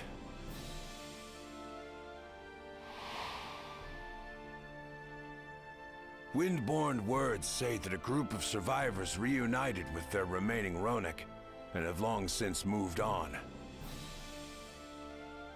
You'll often find parents of newborns charging into flames. Couple. Or so the story goes. It's a very natural instinct, actually. And especially both of them together. Child? I'm afraid I don't know. But if he wasn't with the survivors, even if he Wait. lived through that night, the wilderness wouldn't have been Are we kind still to not a putting little it one together who was here? lonesome. Are you fucking kidding me?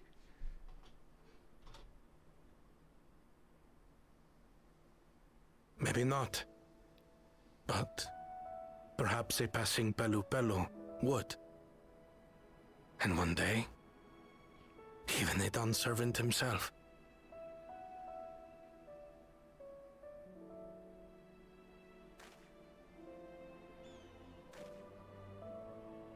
All these years, I was convinced that my parents had left me behind to follow after the Ronek. But now I see they didn't abandon me. They were trying to keep me safe.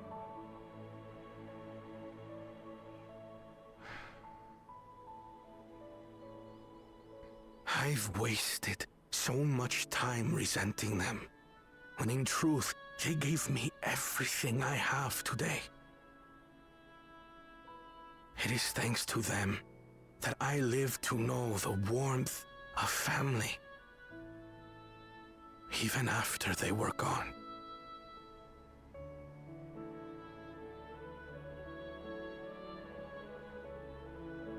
And now that I am Dawn's servant, all of Tuliyola is my family. A family I will always protect, as my parents protected me.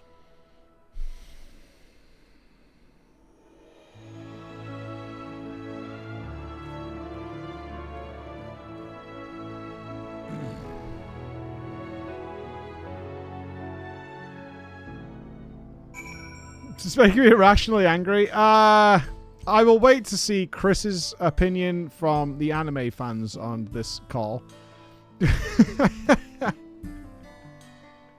I'm waiting for it. Chris just goes, I like this. I thought it was alright.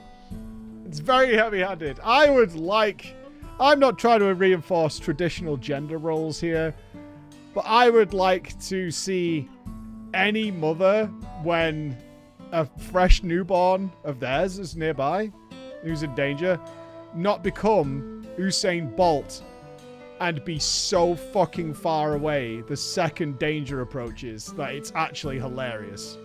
Like, so far gone. I could see the dad just tried to distract it or something. I could see that. I could buy that into that more than this. But Emma tried to protect our newborn from sunlight. I had to argue with her in a car park because she refused to go into the baby shop with Max because she was under the impression he would explode or something if exposed to sunlight. And I was like, what are you talking about? And she's like, I'm sure it's too hot. He's going to burn to a crisp. I was like, we're walking from the car to the shop, Em.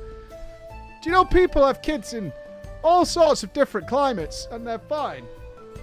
It's Emma. I mean, it's every mum I know. And I know a lot of mums at this point because of social circles, to be clear. Needless to say, the coinkadink of them not... Whatever. Not a fan of the ending there. Oh, not a fan. Not a fan. No, I don't mean it like that. My wife was so overprotective of our daughter at first. No way she would run at the danger of leaving my daughter. No! Ain't no way. Ain't no way. Fucking gone with that baby in hand. Like, I can't even see Emma run holding a phone, but she could fucking do 800 miles an hour with a baby in hand if she had to. She'd be gone. Fucking well gone. And she'd leave me. I no doubts whatsoever she would leave me like a fucking brisket boiling away in the oven. She would leave me long behind. That's your job, motherfucker. You were born with a cock and balls. You deal with that. I'm dealing with this, and I'm out of here. Fucking well gone.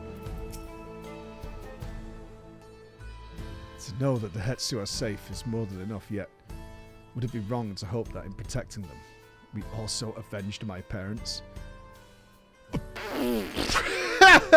If you want. Sure.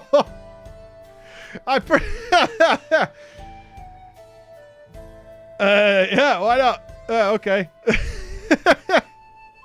I'm pretty sure I saw your mum's necklace around the tooth of that Toretto that we just killed. Yeah, for sure. It's the least I owe them. You give yourself a lot of pats on the backs here, Kona. Just saying, man. After all this time. I'm not skipping because I can't have an opinion on it. This is why I didn't finish Lightfall in Destiny 2, right? In my opinion, I can't have an opinion on it if you skip it. Do you know what I mean? So I want to see it, and I want to experience it. It doesn't mean I'm going to enjoy it. I enjoyed everything up to that last part. I really enjoyed this whole thing. I thought this was a really underutilized part of the MSQ originally. It's in my video. I hated that they just ignored this. I enjoyed everything up until that utterly pointless revelation. So it was so unnecessary.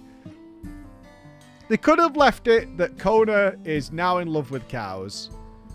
Alright. Connection to his people. Protective. The rest of it, I think, is totally unnecessary. Would it have been a problem if he just didn't know what happened to Kona's parents? Because it happened 20 years ago. And it's not as if these guys keep records. Was it necessary at all to have any of that? I don't think so. I think it would have been fine. I thank you for standing by me as Dawn's servant, as the oft imperfect men beneath that mantle. Is there a problem with knowing what happened? Yeah. It was just ridiculously coincidental. Completely over-the-top revelation. The fact that this guy walks up like, oh, you were lost 20 years ago? From which camp were you lost? That would be a standard question. You were abandoned? They even said it must have been under exceptional circumstances. That easily and should have been a question, which is like, where did this happen? Like, it's not normal for the tribe to leave a baby behind. Oh, it was like Loretto or whatever the fuck it was called. 20 years ago? Dude, that was when it was attacked by this giant fucking dinosaur thing. That's exactly what would have happened. Everywhere, globally, that's what would have happened. Instead of this, and I'm still not putting it together. Right? And let us return our attentions to the matter we came here to address. Sure. We've removed the root cause of the Renique straying from their favoured grazing and obtained the tools to devise an additional precautionary measure. A silent whistle, as it were. This whistle must be capable of emitting pulses of ether strong enough that they will shy away from the tracks of instinct, but not so strong as to drive them into a panic. If we can achieve this, it will be a far sight better than a traditional whistle, more effective and less stressful for the creatures themselves.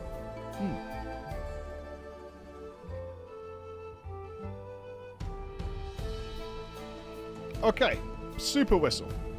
Let us return to Shaloni Station and begin work on it. Wadika and his crew will doubtless be relieved to finally have a solution. Here. Bonk! Alright, off we go. Yeah, ultimate conclusion there. Just unnecessary. I think that's kind of it. It was just unnecessary.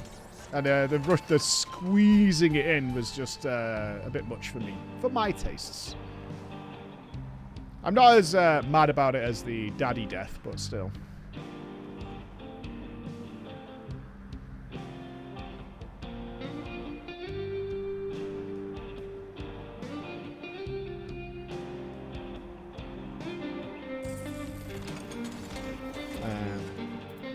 Yeah, I like this zone. This is still my favorite zone. I get why a lot of people didn't like it. I was surprised. I was initially surprised as to how many people really didn't enjoy this zone. But obviously, I really like it.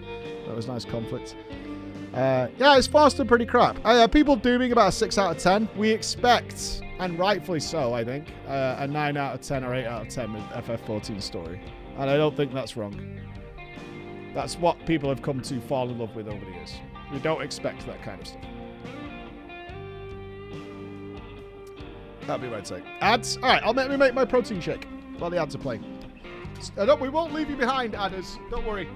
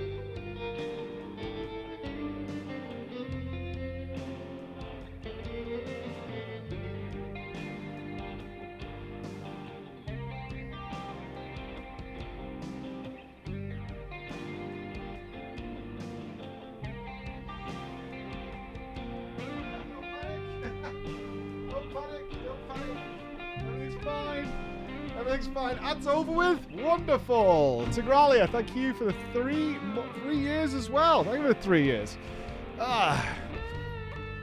Ooh. Everything's fine. Chris is just like was waiting for that bit, you know.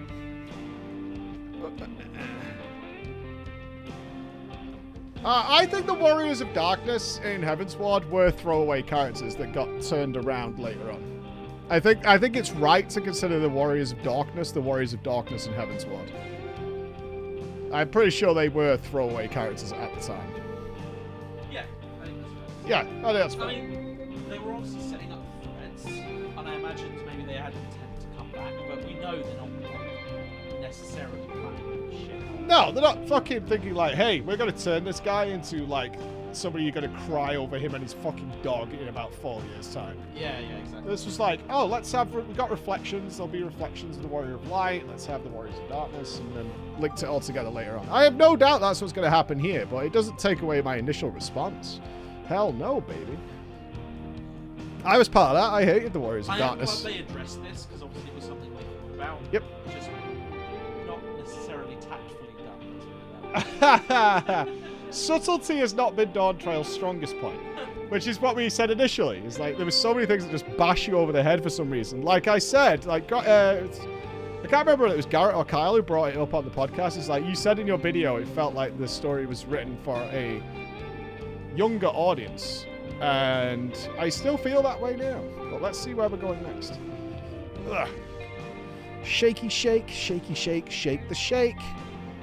Vanilla protein goodness. Yeah, I agree, Gonzo, actually. But I think the actual quality of the setup could be better. So far. Yes, it could be setting up things in the future, but I do think the quality of the setup should be superior, as it's been superior in the past.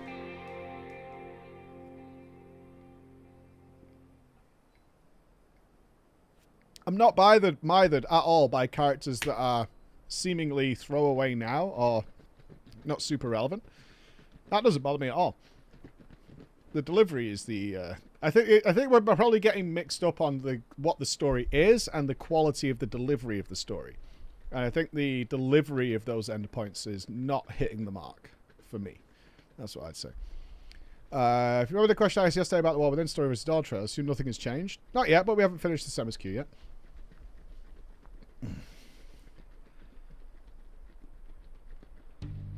Execution is everything. 100%. Yeah, execution is everything. What's actually happening, and, like, I don't mind. Let's put it this way, right? I don't mind a story that Kona's village was ransacked by a rampaging dinosaur 20 years ago that caused his family to be killed, despite both of them running at the dinosaur, which I'm not exactly into at all. I just don't think it was executed in a way that made it like a touching or interesting moment for me. It actually made it quite laughable. Alright, train gang, what are we doing? You look pleased about something. Good news for the railroad, I take it. So the Renika are avoiding a predator. Smart ones they are. And Avow Kona is not too bad himself, is what is Whistle's idea. Sit tight, we'll have the train on the tracks before you know it. Okay, that's it. Oh, we're just sitting tight. They're just fixing it. Fair enough.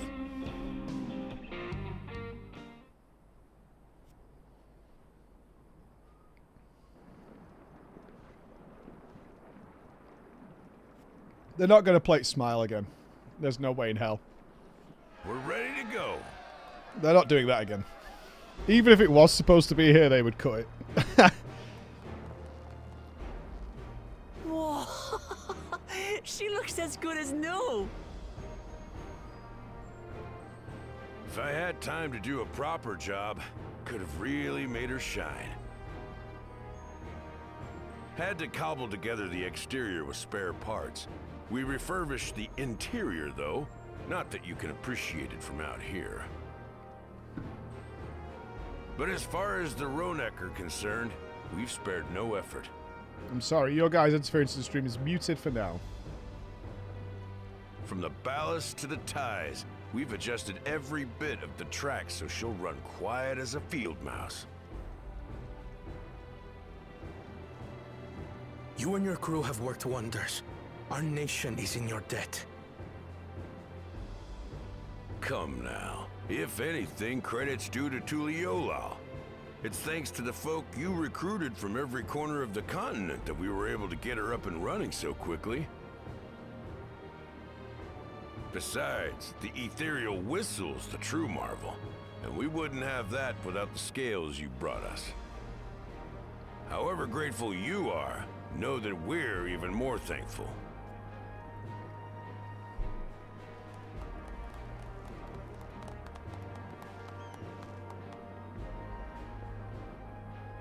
Right. If we're done talking, let's put this train through our paces.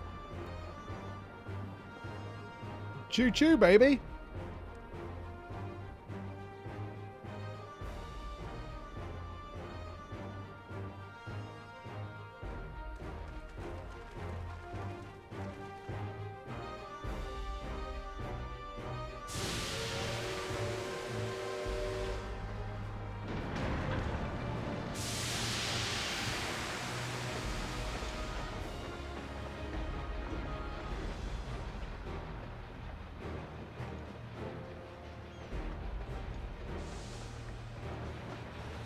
Doesn't come across as silent.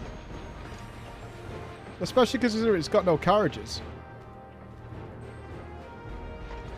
There's a Ronek up ahead.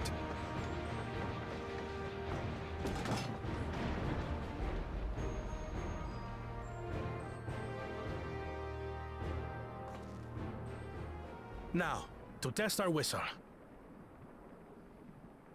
On it. Just point it in the general direction and...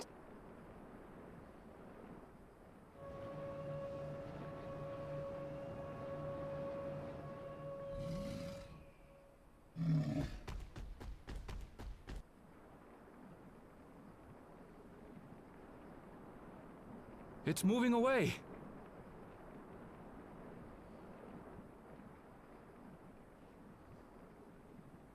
Meanwhile, our friends over there appear wholly unperturbed. Behold the whistle. It's my wife.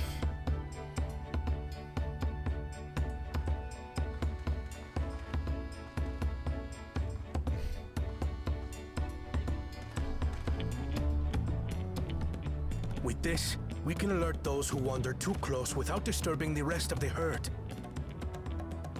A roaring success! In a quiet way, like. Still think we should have built a fence. In case the whistle breaks.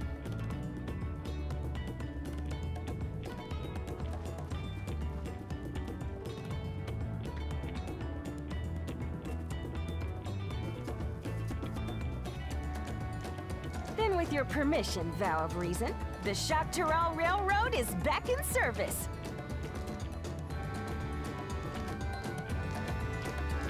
An electric fence with lethal amounts of current. A murder fence.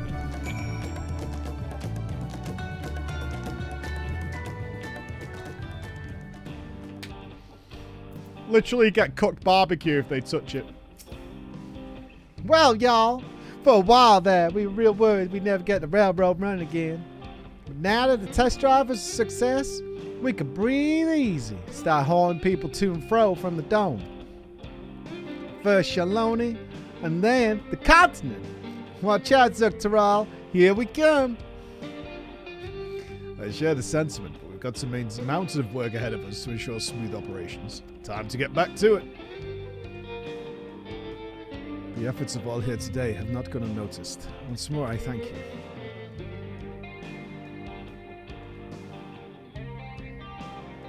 As for our own work, I trust you can handle matters in Alexandria, Lenity.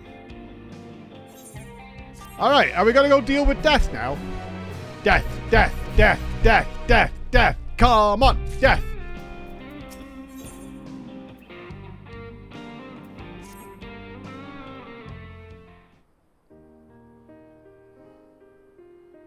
Well, it's possible that Shale's made some headway by now. And regardless, we should spread word that the railroad has been restored to service. Shale, what do you have her working on?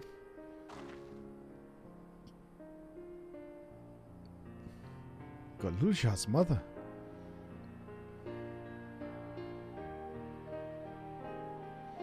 I'd feel the same in his shoes. Have felt the same. Some questions are painful to leave unanswered. There's no cause to look at me like that. The Kakua we met may have only been a simulacrum, but her memory was real. I needn't search for what she left behind, because she left it with me, and I will carry it, always. Your back must be ruined, man. Ruined. And speaking of things you're carrying, is that a teeny tiny Kakua? What? No. It is merely a token from Alexandria. Our friends in Oblivion would not take no for an answer, and I thought it was a good souvenir as any. Whatever you say. For what it is worth, I think it is a nice way to bring her with you on your travels. Don't talk trains with the Americans. They don't understand trains. You know what's better than a train? A 10-lane highway. A 12-lane highway. A 20-lane highway. Way better than a train. USA! USA! USA! Fucking ridiculous. It's the most noticeable thing when any European or even any fucking Asians go over to America. You're like, where are the trains?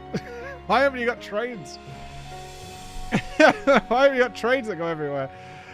USA! USA! Driving my car. Yes, well, you're off to the dome now, aren't you? I thought I might join you for a time. See if there's aught I can do for the people there. Much changed though it is, I still consider it my home. Of course, we can give you the full story on the way. If we just add 2 more lanes, all traffic will be gone. Trust, dude. Trust. I've got this all sewn up. I like them 84 exit fucking junctions they have in the US. That's so stupid. What the fuck is going on here? It only goes 4 ways. How has this happened? How did you make this happen? Glory be. Glory be.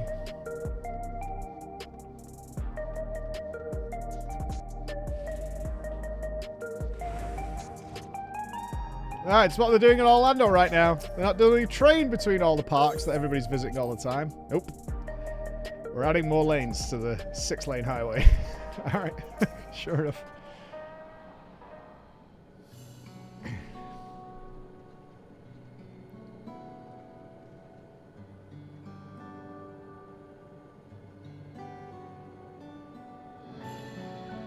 A simple yet elegant solution. And thus is the railroad back in operation. Meanwhile, Cheryl has nearly finished processing the data.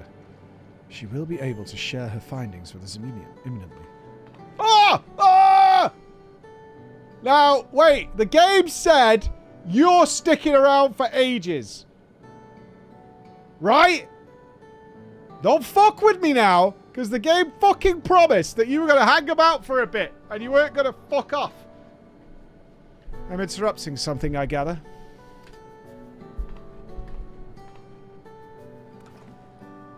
Why, Y'shtola, what brings you here? I've seen enough of the gates in the Sky Deep Cenote for now, so I'm shifting my investigation to living memory. I thought you were already there, wasn't that what they were saying earlier? Well, there I thought I would do well to have the company of an expert on electrope. I'd like to take a close look at the place myself. I could join you once we've finished here. Ah! Ah! Unless you fear I've forgotten. Once I've made headway with living memory. Ah! Fuck you, man. It's gonna be 7.2, isn't it? 7.2's poster is just gonna be a big Y'shtola poster, like, hey!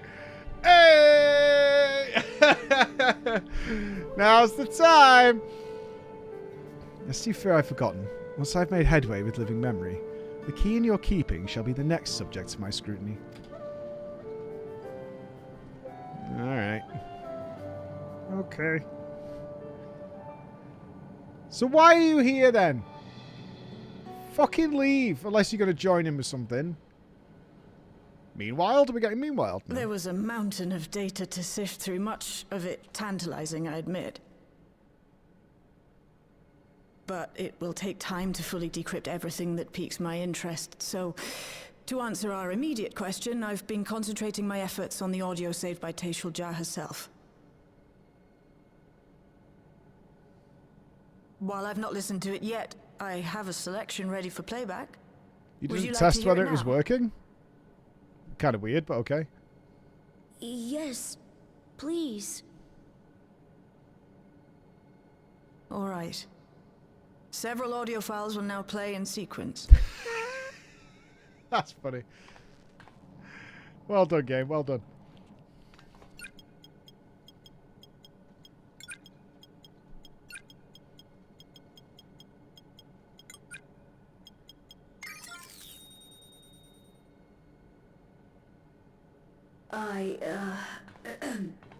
My name is Taishul Jah, and I decided to record this to help me put my thoughts in order, I suppose.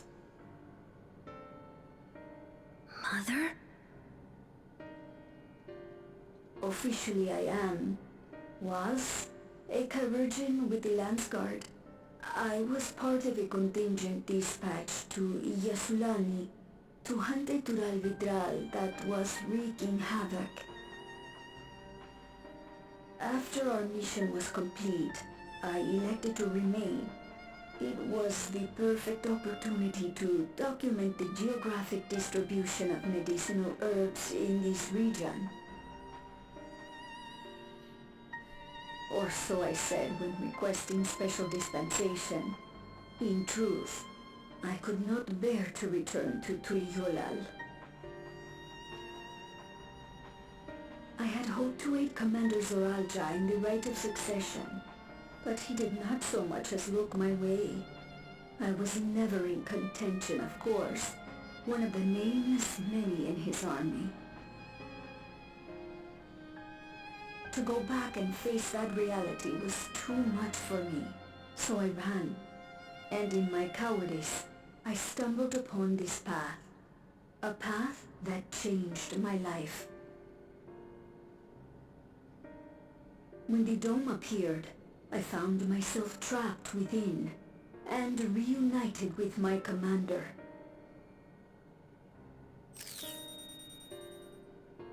How am I to speak of Commander Zoralja?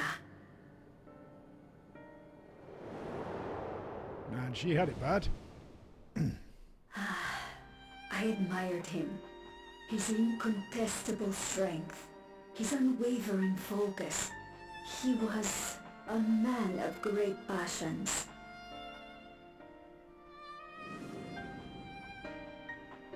I watched him, captivated by his intensity. From afar, I would not dare approach. And in watching, I came to know him. This kind of girl send you 30 text messages if you don't reply in 5 seconds. His eyes too sought the distance, but not as mine did. He yearned not for another, but something else, beyond the horizon. That gaze would never fall upon me. I knew.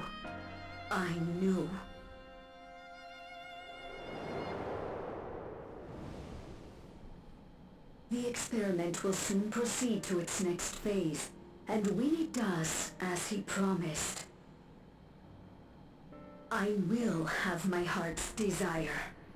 Oh, Jesus Christ. You know, all the guys are starting to sweat. We've all dealt with a girl like this before. Today, oh, shit. Today. It should have been today. A new beginning.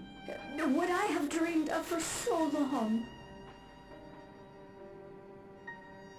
I hold a future in my arms. If he could see him, embrace him, Surely that would be enough. So full of hope I was. A foolish hope.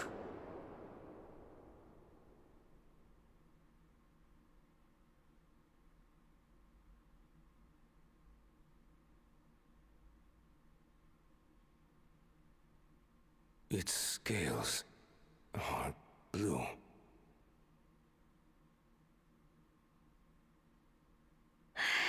He's your son. My...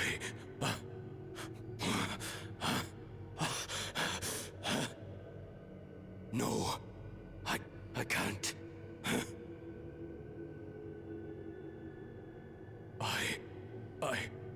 I don't know how. How could I? How?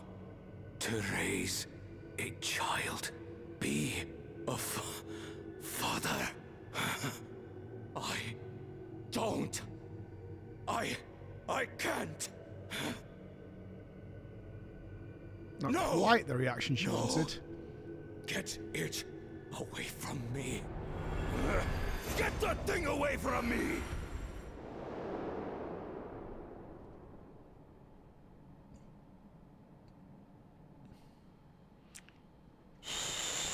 It's all right, little one.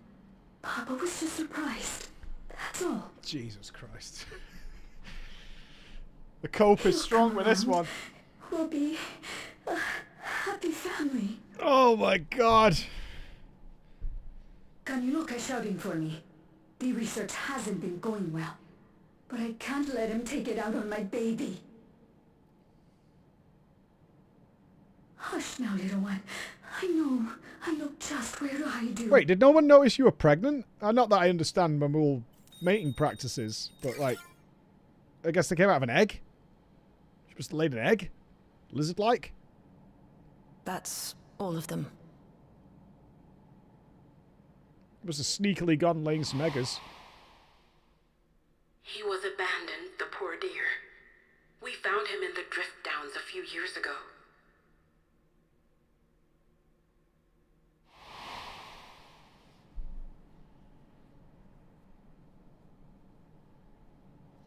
Well, this is awkward. We know some manner of accident happened at the facility after this was recorded. Perhaps your mother couldn't come back for you.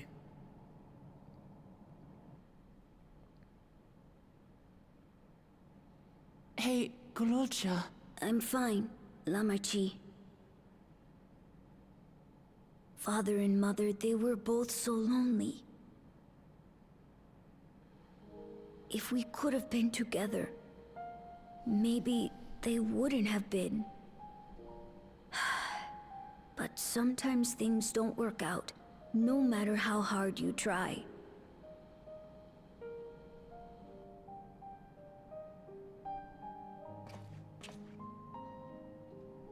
I can't tell if I'm happier now. But it's better to know, I think. Thank you, everyone. Very mature approach, little one. Gonna go cry in a corner. Don't blame me, though. You're gonna have a little cry.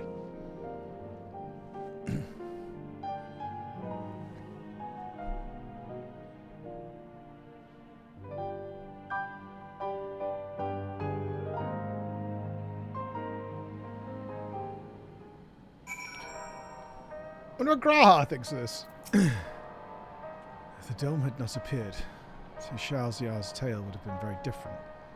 Whether or not she would have been happier, I cannot say. I don't think Taishel Jar came off particularly well here. Right?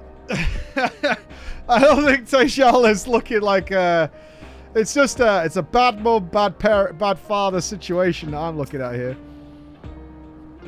You may find it hard to believe, but until the rites of succession, Sir Jar was a good brother to me, always. And I thought that Papa was the best father anyone could ask for. I don't want to think the time we spent together as a family was a lie. But by the same token, the bitterness my brother harbored was all too real. How do you feel, kid? It's okay. I did say I wanted to know more about my parents, and now I do. The just turns out they were both from Liverpool. And now I have to deal with it. I have Lamity and Kona and you. I'm not lonely now. Hey, sometimes you get born with good quality Manchester parents. Sometimes you get some Liverpudlian parents. That's the way the dice roll, you know? That's the way the dice roll. Taishil Jar left written records as well. I'll compile them for Galulja. Perhaps something of them will be of comfort. I don't think so. I don't think so.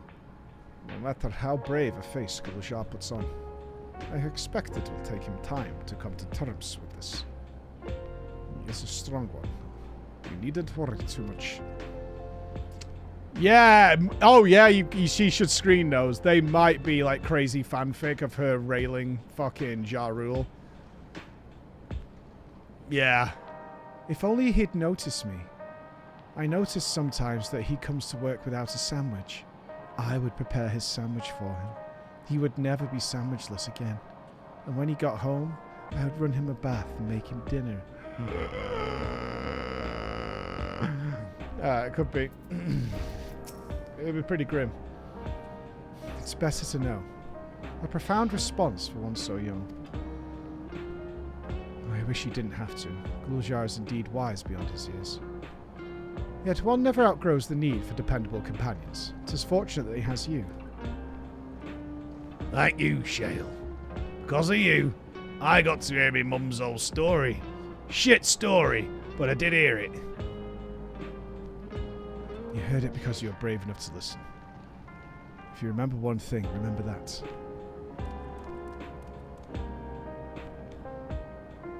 Now then, having shared what I can at present, I am ready to head to living memory when you are. I am planning to be thorough, so you'll need to stop for supplies on the way. That said, Fuck off!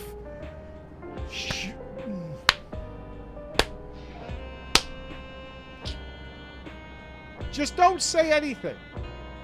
Just don't say anything. Why do you need to keep saying it? Why just don't say anything? Like, who is this for? Is it supposed to be funny? Is it like a joke? I promise we won't be very long. I know we'll have much and more to attend to. But for now, farewell. Thanks for joining this one scene, Y'shtola. It was vital importance that you were included in this. Oh, hang on, it's Mr. Cool. Word before you leave. Our network's already spreading word at the railroad. We expect people would be clamoring to get on the first train back. Yet the reaction has been the polar opposite. Scant few seem inclined to depart Alexandria anytime soon. What? And when we spoke before, you said many from Tuliolol were eager to reunite with their friends and family. Maybe they're concerned about getting through the vanguard. If so, we could take turns accompanying them. In any case, we need to speak with the people ourselves. Let's start at Lane 9. Alright, here we go. We're getting into the death stuff. Fuck yeah, dude. It's what I was promised in the trailer, Yoshi P. Let's do it. Let the misery commence. Oh, I want some fucking nightmare fuel, baby. What a reason not to sleep. I want to be lay there thinking about it, mulling it over. What happening?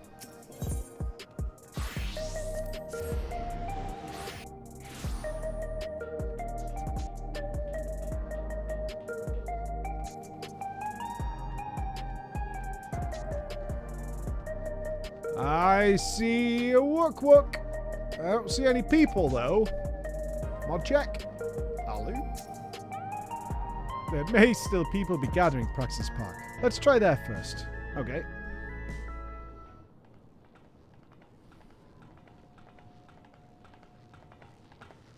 Oh, something's gonna happen. Oh no, here we go, here we go, here we go, here we go, here we go. Clanky clank, clank clank clank. Clank clank clank. The people look uneasy. Did something happen?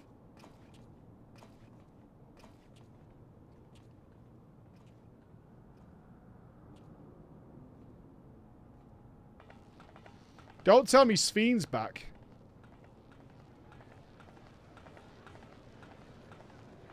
Have you heard?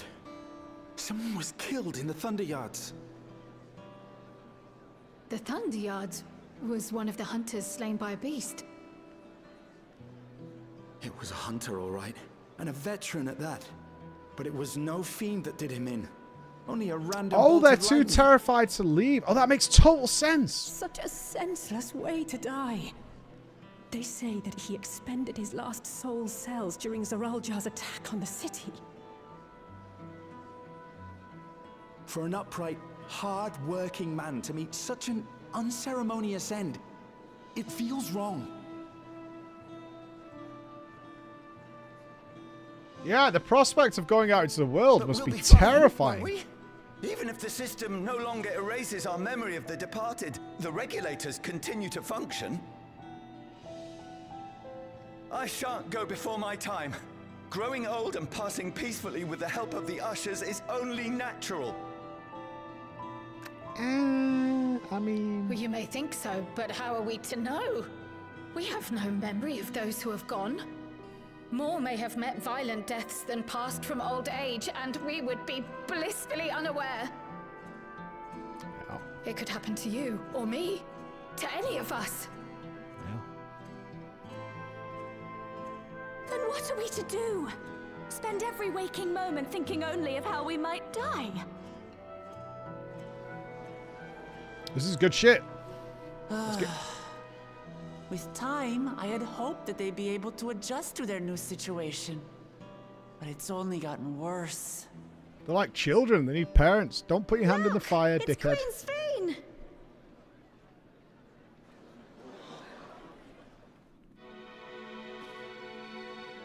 I was actually wondering if this would happen. Does the system make an alternative? Because surely a robot would die or something like that if it gets crushed or damaged. Is that what's happening? It just prints another one? What?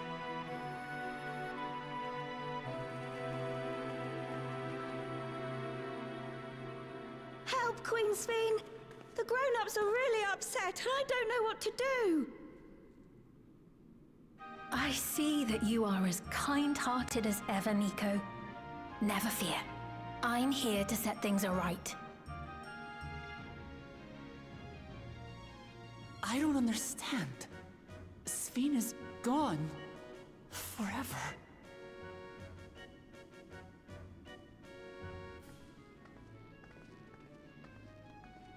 You there, Gussin. You were the Queen's aide, weren't you? What's the meaning of this? Begging your pardon, Vow of Resolve. But Her Majesty Queen Ffxiv is paying visit to her people, as is her wont. What are you talking about?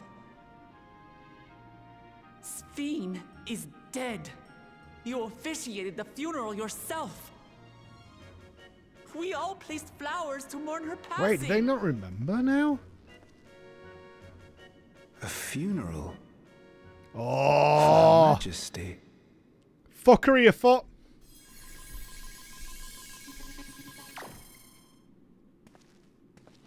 What a curious jest. You know full well that ceremony was to commemorate those lives lost during the attack of Alexandria. I like this. Her Majesty walks among her people that she might support them in this most trying of times. Surely that is not cause for consternation. What is her current purpose? State your mission protocol, Ffxiv. I need to know her primary objectives. Your Ask her. Majesty, won't you free us from these terrible memories of the departed? This is no way to live. Not for us, nor our children.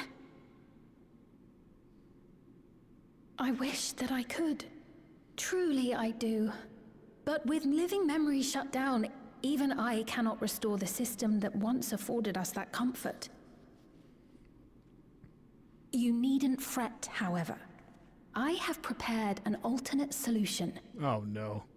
Solution 10. All of us shall be made endless.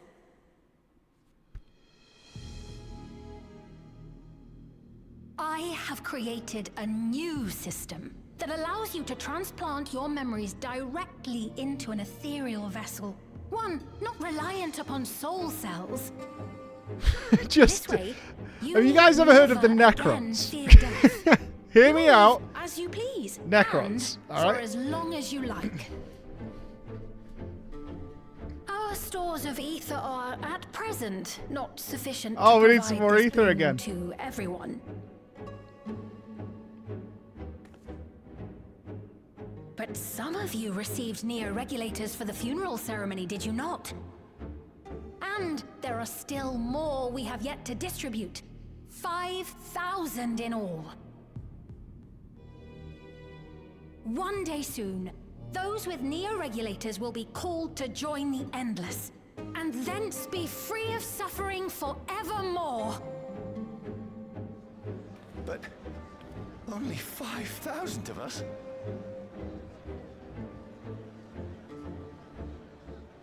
You Victral!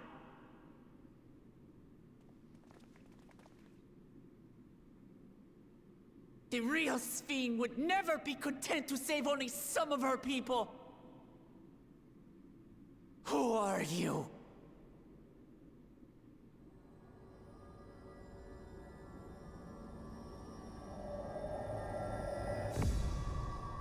I am Ffxiv, the Queen of Reason.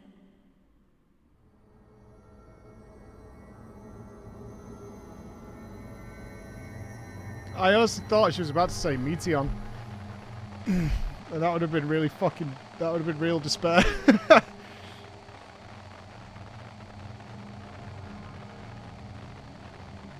Yeah, the Ascian vibe is very strong right now. Oh, closed fist. Shit's getting real.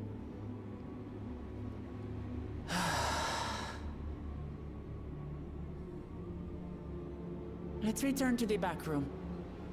I need to calm down, and then we'll talk.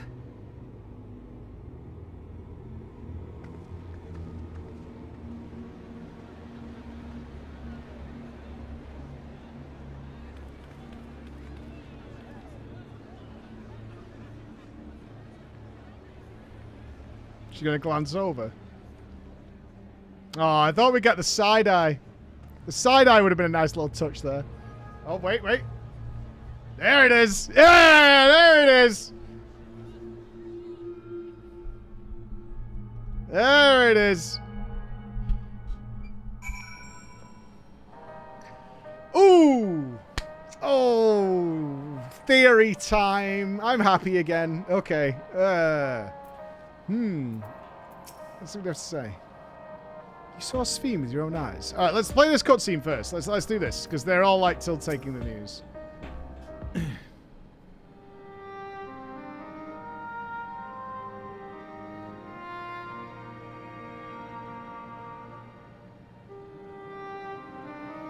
We only caught the proclamation from a distance, but I can tell you that the message about Neo-Regulators was received with utmost clarity.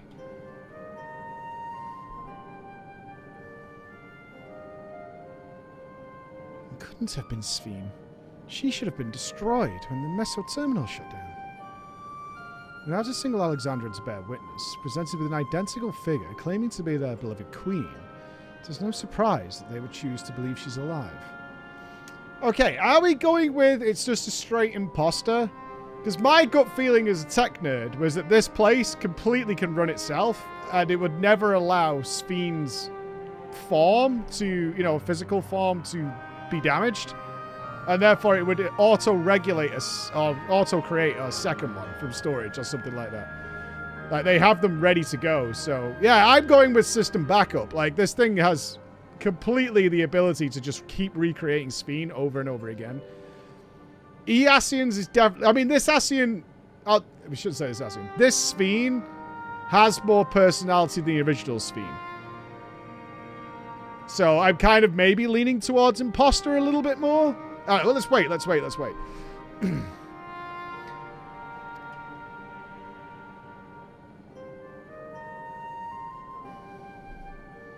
is troubling, however, is that their denial that the funeral was held in her honor.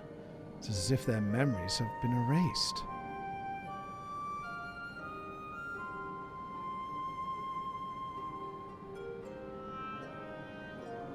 Given that the members of Oblivion remain unaffected, that was likely the work of the regulators, but by whose design?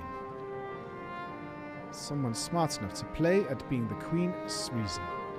In that guise, even if some suspect deception, most of Alexandria will be on her side.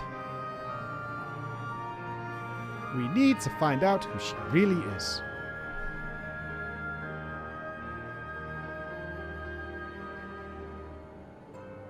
Well, I agree wholeheartedly. We should avoid drawing more attention than we already have. This is the end of the patch, isn't it? This is the end of the Ffxiv. We must be patient until Oblivion's network turns up a lead. Or until our self-proclaimed queen makes her next move.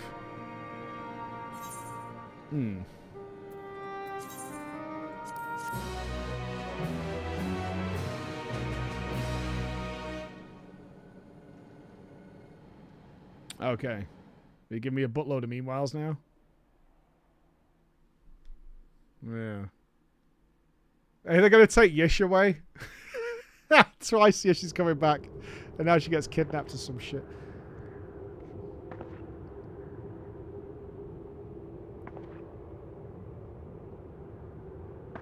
Oh, where am I?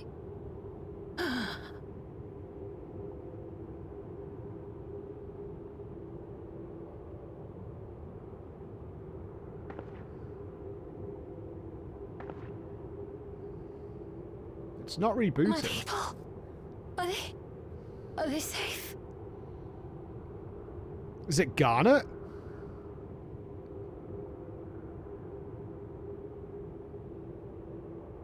Why am I? It is Sphene, or is it the original Sphene, like Garnet?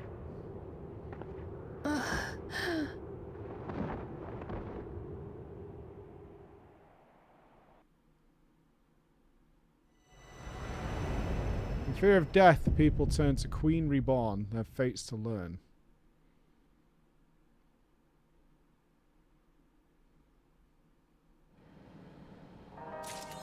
Two Sphenes equals 4 armpits. Yeah, boy. It got good. It got good. It got very, very good. Say anything, but it was like... Yeah, it took a nosedive in the middle and then it clawed its way back out of that pit of despair. Alright, where's your mind? Right. I should probably like this, actually. Hold on. Get some game. Hold on, plugged you in, because I'm that kind of guy.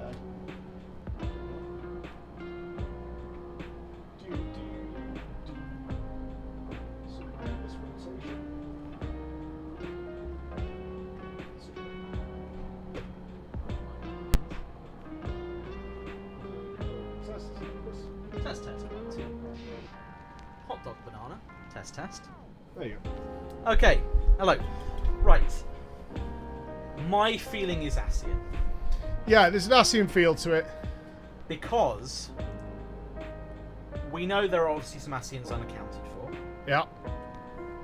And there is a striking similarity here to what Elidibus was doing in 5.3. It's very similar plotline. Right, you think about kind of the resurrection of a character that we're familiar with, potentially under a guise of someone else. And the smirk is not robotic to me. No, it's not. The smirk is what's deviating It's from me. malicious, I would say. I would go so far as to say it almost gives them a malicious Yeah, it's a get vibe. fucked smirk. It's Yeah. a like, I'm here, and I ain't going anywhere. And you guys, it's the, I'm gonna win approach, right? Like, who's unaccounted for, right? We've got... Oh, they've got some really long names. Yeah, there's Pashtarot, one beginning with H. And those are the 2 primary ones for the congregation that weren't accounted for. My only alternative that I kind of hoped they would go with, but they have already touched on AI. But I think I don't think it is this after the smirk. Is that it was the whole Solution 9 is alive. Self-sufficient system. It's completely self-sufficient. Like, it will absolutely keep... and they kept... Whatever woke up in living memory may potentially be the real original Sphene that they keep as, like, a proper firm backup that can't just be erased from a database or anything like that. Like, if they destroy the data, like they shut down the Meso terminal, They always had the original, which was on the brink of death. Yeah, that's what I think's in living memory for sure. I think that's a clean queen, right? That's like the Which original... I think will be interesting, because if that is more like Garnet, and not been... Because one thing we talked about in the last one is how much has the current Ffxiv been altered, and who decided what alterations should be made? These weren't made by her. These were like, oh, well, she should probably be a little bit more forceful. She should probably, like, have more of this, where reduced empathy for other people. Right? It was, like, adjusted and alternated to make sure the goals of the AI worked. So what we saw as Ffxiv is not the original. So now you can have the original versus the current one. Will they even look the same? It would be funny if they go more of a Garnet route, so she has like black hair and stuff. Yeah, because this Ffxiv is very easily accepting visually. She's very soft, fairy-like, almost and like it incorporates a lot of that Solution 9 tech style. With exactly. Yeah, she's far more presentable as somebody, like, she's all floaty and waving. Angelic, almost. Got that angelic feel, where a real person isn't like that, generally speaking, outside of cosplay. Yeah, exactly. Right, so it's like, I'm not saying she needs to be rough and tumble, but the real Garnet might look more like Shale, for example. Something like that, like a normal person. And what that's going to be like. This is cool. Well, because in general, I've been super curious what's going to happen with these other Ascians. So my big question with them is... what happens after Zodiac goes, right? Because we know the Ascians were tempered, but not in the way like a typical mortal is, because it seems to survive through the soul. Yeah, all the Unsundered are gone, so it has to be the ones that were left over who already had their memory crystals. So these are dicking around somewhere. They're doing something. So are they going to pursue their own agendas in a Fandaniel fashion, right? If they're no longer... They can't be aiming for another rejoining, right? No, I imagine they'll go something kind of different. So what is it they want, is the question. What would the Ascians want now if it wasn't the rejoining? Power? It's a bit boring, right? I mean, I would hope something a little more interesting than that. Yeah, but why do they want the key? The key, I mean... Why do they want the key? That's the point. Why do they... I agree, they're probably after the key in some fashion. And controlling and disrupting Solution 9. Unless they want Solution 9. I'm leaning more to Solution 9 is alive. And when she turned off all the safety... She goes, the last thing Ffxiv did before we kill her is she needed to reboot because she removed all her, like, inhibitor protocols, essentially. She turned all that shit off. She was like, right, I need the ability to really genocide every fucker in the planet. So I'm doing that, and then she's rebooting. Did that unlock the inhibitors that are also on Solution 9? And now Solution 9... She's not Ffxiv, she's Queen Solution 9, essentially. That's gonna... I mean, run tear ass through the place. The smirk is what really kind of sends me off that direction. But we also have to account for the fact that this fake Ffxiv seemingly has access to all of the memories of Ffxiv. She knows people by name. Yep. And clearly has core system access because she's overwriting memories and is fucking with screens and all sorts of stuff. So I'm kind of getting a little... It's almost like a little... it doesn't quite mesh, at least based on one of those theories. So I don't know. Yeah, I mean, the idea of getting everybody into endless form is so that they don't die. They're an endless army. And I'm glad you picked up on the Necron thing, because I thought of that immediately. Yeah. I was like, have you heard of the Necron? This bitch is a Catan. Like, I'm calling it now. There's some... Like, she wants to feast on the ether of souls, dude. She wants to put them in robot bodies. Yeah, and make an undead army completely which under her Otis control. Was. I mean, you think about the way Otis works. They put his soul into a mechanical form, which I hope Otis comes back, by the way, because his robot body wasn't fully destroyed. FF9's final boss was Necron, was he? I can't remember the name, and it probably didn't mean... It is, it's called Necron. No shit. The final boss of FF9 is called Necron. Are you kidding? I'm not. That is so funny. I never pay attention to the names, yeah. After the party has been weakened by Trans Kuja's ultimate spell, the 4 partners selected to fight Necron are recharged by the other comrades. The player does not have to use Zidane for the final battle. Yeah, the final boss is called Necron. You have to wonder, if you're like a writer, let's say, and you happen to like 40k, and you're like, what's the final boss of FF9? Her. Oh, was this done in tribute to 40k? I don't know what, like, during FF9 I wasn't actively paying super attention. Like, what's the story of Necron? Like, what sort of character I is it? fucking can't tell you exactly at this point. Chat, can we It's have a been read? long Is it in any way similar to the Catan in premise? Like, what's the vibe there with this character? I've got his AI script, not just. Yeah, I don't. Did he have one? Necron is just a dude. So they can kind of do what they want then, basically. They got the name and they're like, this is kind of a fun idea. Okay, what if this fake Ffxiv is going to use these modified regulators to suck all the ether out of these poor souls and implant them in mechanical bodies and basically essentially make Necrons, which would be a really funny tribute, I suppose. Yeah. I want to lean away from Ascians, and hopefully they stay away from that. I much prefer the idea that we've turned off the safety protocols for these people, and it's now just going to... It's probably got one primary mission, which was to accumulate as much ether as possible. Okay, here's my thought then. What if, during that last fight with Ffxiv and her... Is she there? That's why I'm running there. Disabling all the protocols... It separated out the core programming by the actual soul of Ffxiv. It cleaved it off. And so that's what's in living memory now, is the core version, the good one. You're thinking almost like a Superman 3.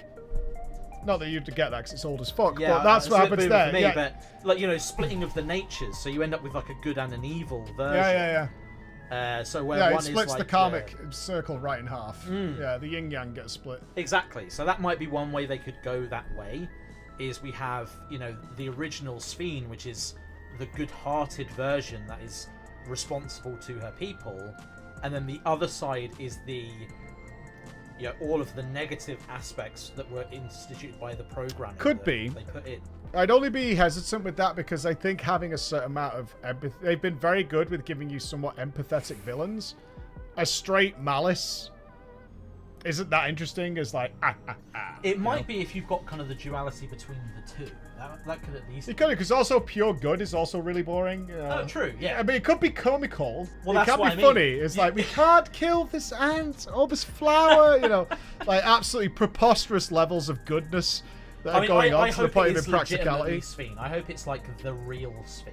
I want it to be Ghana. I actually want to have a different name, and like maybe has even never heard the name Ffxiv. Yeah, I mean, I don't think the name it will change just because I think they've specifically said that it was.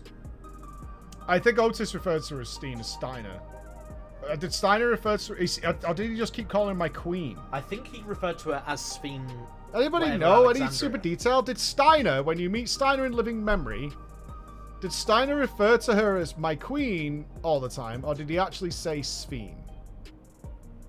Like, if we ever seen anything with Ffxiv, that is not... I'd just be curious as a way to separate between the two. It would actually be really funny, or maybe a bit cheesy, if one of the versions, which is, let's say is a good version, is that I need a different name, call me Dagger. Yeah. They could do that, because that's how Dagger gets her name, even though it's fucking stupid in the game, because she's like, I've never heard of a knife before. Yeah, we mean Otis, by the way, for anyone who's not... Otis / Steiner, you know what I mean. Yeah. If we think Solution 9 itself is alive, could we now be seeing the personality of the person it was based on? And that's where the maliciousness is coming from. As in, like, the people who programmed her rather than Ffxiv itself. Yeah, I'm actually drawn a little bit to, although it was done in a kind of old way, the Fallout TV show recently did this kind of thing, where the people behind the messaging were ultimately evil in what they were sending out. If you remember, they had the board meeting of all the corporations who were planning for how we could rebuild and rejuvenate and save the right people, so to speak. Because there's always, that's the whole point, right, of this kind of thing generally, is we're saving the right people. You know, eugenics has always gone down that road, and now I don't think saving is an issue. Yeah. Ascian, I don't think they care, but if this is a living version of Solution 9, I think it might legitimately, instead of them making an army, they will use it as an army, but the ultimate fulfillment of the promise that you will live forever is to make them endless. Yes. Right? The actual problem with our whole plan is that you guys live biologically. Exactly. That's a bit of a problem, and we can fix that. If you're an so this is like it's like the genie thing, right? It's like you give your wish, and it's like you get the most malicious. Yeah, you get monkey's pawed the fuck out.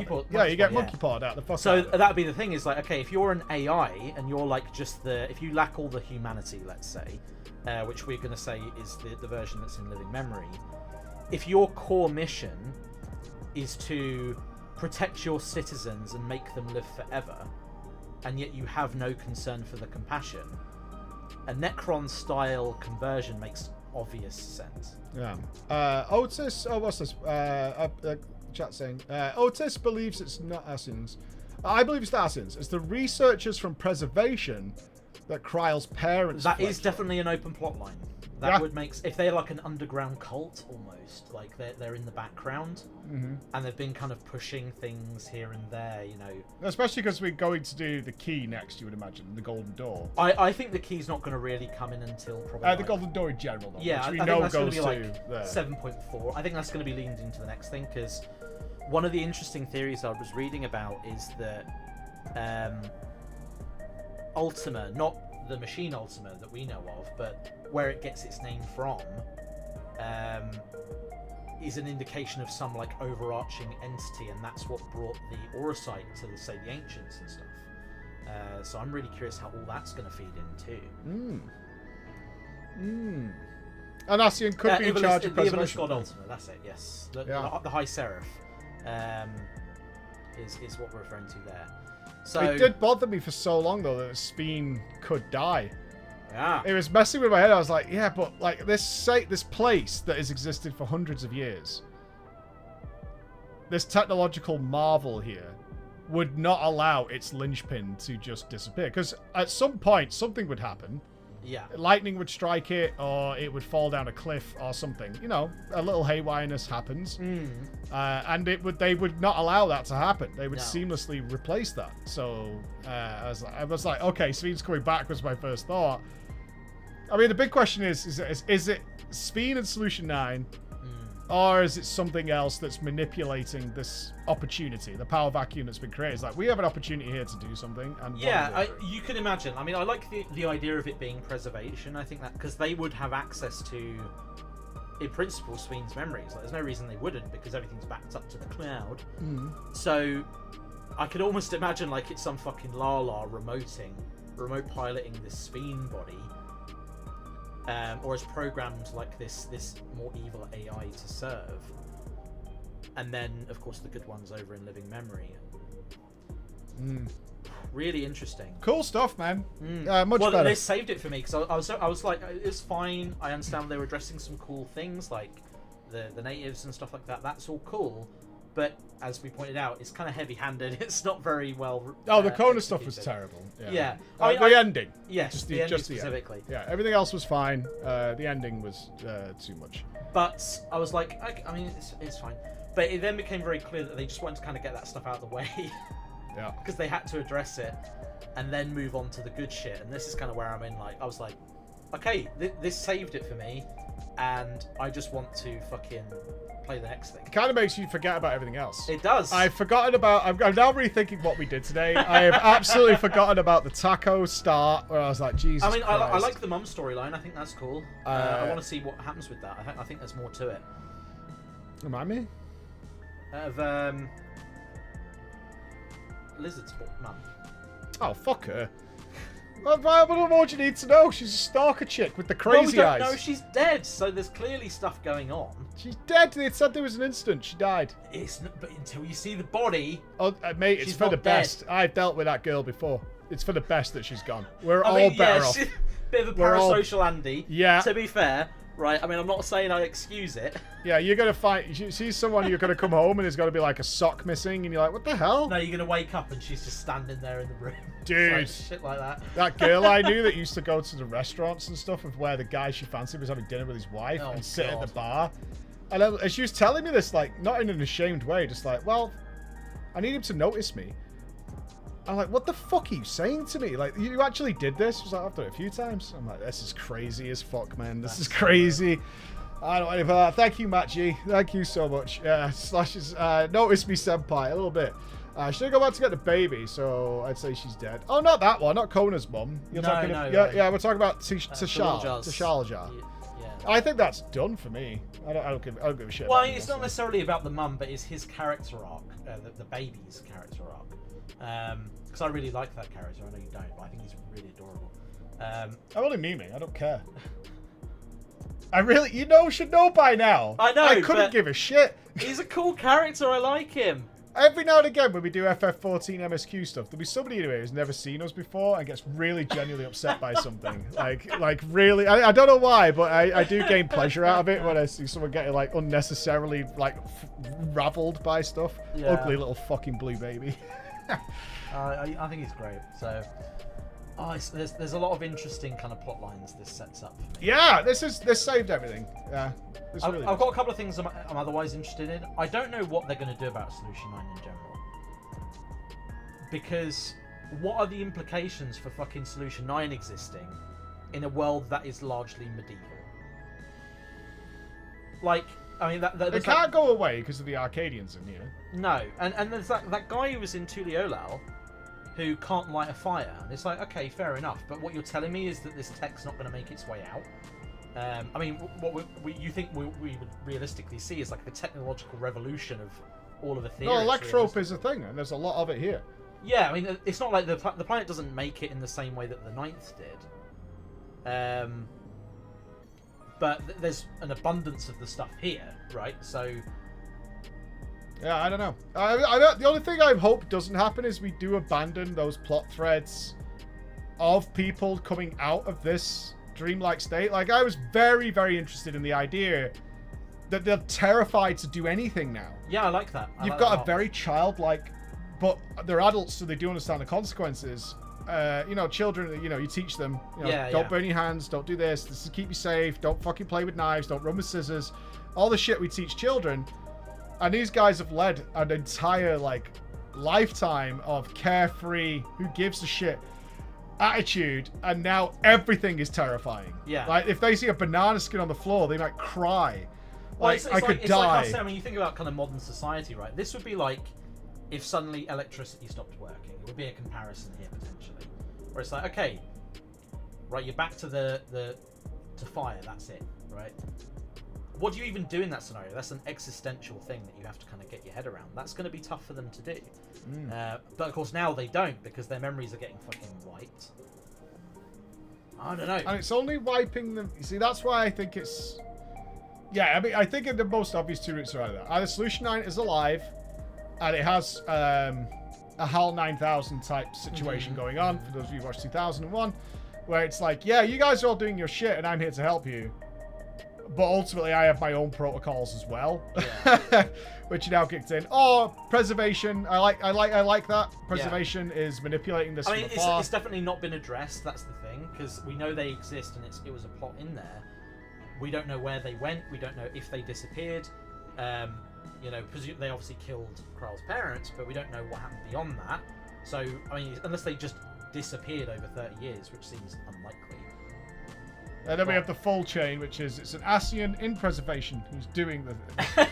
You've got the full choo-choo train, Ascians and preservation and manipulating this to make it work. Which would then raise the question, though. Let's say preservation is directly controlling this. Why has it awoken another Ffxiv in living memory, then? Well, I stand by kind of that part where at least it was kind of separated out from her still. I think that would... Either separating out or shutting down... shutting down all of living memory, which ultimately was Ffxiv's primary purpose, the Robo Ffxiv from the main MSQ. Her goal is to preserve living memory above all else. Yeah. Once living memory actually is fully dead, there is no longer a need to maintain Ffxiv. Yeah. And that would make sense as to why they were innocent, right? Like, at that point, it's pointless. I guess my question then would be like, okay, is it like another endless version of her? Or is it her physical body that was held in stasis? Or could it be like Otis, where her actual soul was transplanted into something? I think they kind of mentioned that they didn't quite have the tech yet. That's why Otis is in that sort of like pre-test version, because he let his queen die, right? Yeah. So the alternative is Ffxiv never died. Like, even though we've seen it, it's like Ffxiv actually survived, but they were already going along with this is what we could do to prevent. I mean, they could be doing like during storms. They could be doing full rowboat girly man, right, from 40k, which is like he was just in stasis. She was just in stasis for a really, really long time, and then they resurrected her after this happened. The original idea. Do you remember? I know this is off topic, but do you remember there was a thing? You might not remember. It was in the 90s, I think. Is you could get frozen if you had diseases. You still can. Oh, you can still pay for that, yeah. So the idea that they'll cure you in the future. Yeah, it still exists. Yeah, that still exists. Oh, thank you for the gifted subs. Thank you so much. Damn it, man! This last minute and a half. It's like it's created so many questions. Created so many things. Yeah. Where's Jesse Cox? let me call Jesse. Yeah, because well, I can't call him. He'll be asleep. I saw a tweet. He was really excited. So yeah, I'm really good. He's done it. He has done it. I'll see him. I'll start it that way and get him into it. Oh man. Let's get Jesse going. Theories abound, dude. Fucking, I'm flying to LA. We need to sit down. Yeah. I need to sit down. Need to get Jesse in. I need wild crackpot Jesse Cox theories. In fact, I did say to Grinding Gear, we can't wait this long past the MSQ. I think we have a date in mind to sit down and do the next one. Yeah. I'm not going to put it out there because it's not my show to run. Yeah. But I think there is a date in mind for us all to sit down and talk about this. But I need some Jesse Cox theories in my life. Yeah, this is a thing actually. You know, oh, Turtle, thank you. With those frozen bodies, a lot of them got like defrosted because they ran out of money. Yeah. And a lot of them broke. They just deteriorated and Yeah. died. Oh god, have they hit a sub goal? Is that why they're doing this? They probably have now because it was close already. Oh no. It'll need to update, but you're gonna have to read that message, I think. I can't. Have you seen that message? I haven't. No. It's not a sexy message. I bet it's a sappy message. She's done it to embarrass me.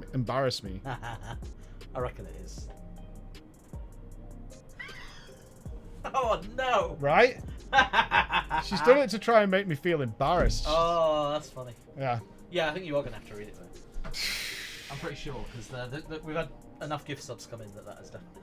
I don't know. You tell me. It's not updated. Read it? I don't know if you're there yet or not. Well, a big thanks to Chris coming there, who's been dying, I think, all day for this moment when we got there. It's got a cute EC Nick's name on it. It's horrible. It's horrible. It's not quite there. Right, let me get a drink and let's sit down with us and get your thoughts after talking to Chris.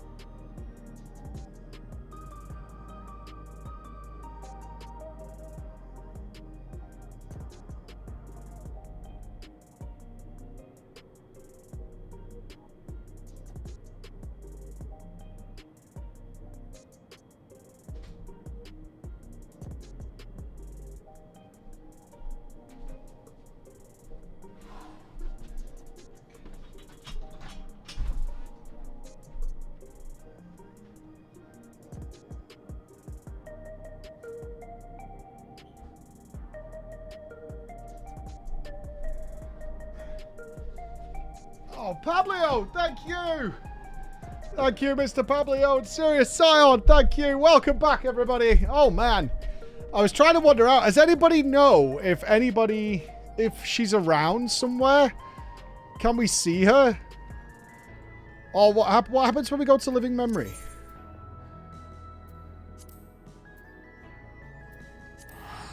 Somebody must have looked. You don't think she's around? Like, is Yish here? Oh, thank you for the hype train, everybody. I am back in the Dawntrail hype train. Not gonna lie, they lost me in the middle. They lost me in the middle. She was in the gardens, right? Fuck, where were the gardens again? Are the gardens down here, or am I in the right place? The gardens were where the Aetheryte was, like, up in the sky, right?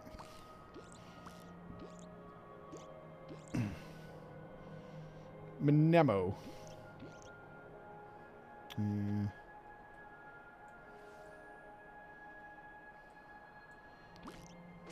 West Island is gardens. I think it'd be just weird if you could find her and talk to her about it. Yeah, I'm just I'm curious if you find Yish and stuff there.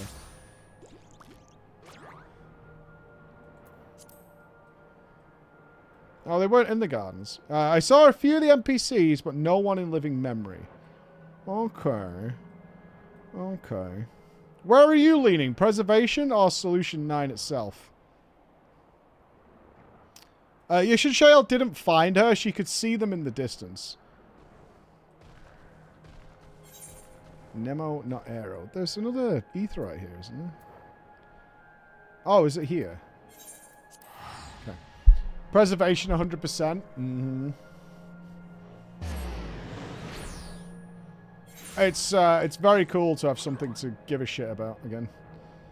The cutscene occurs outside the dungeon.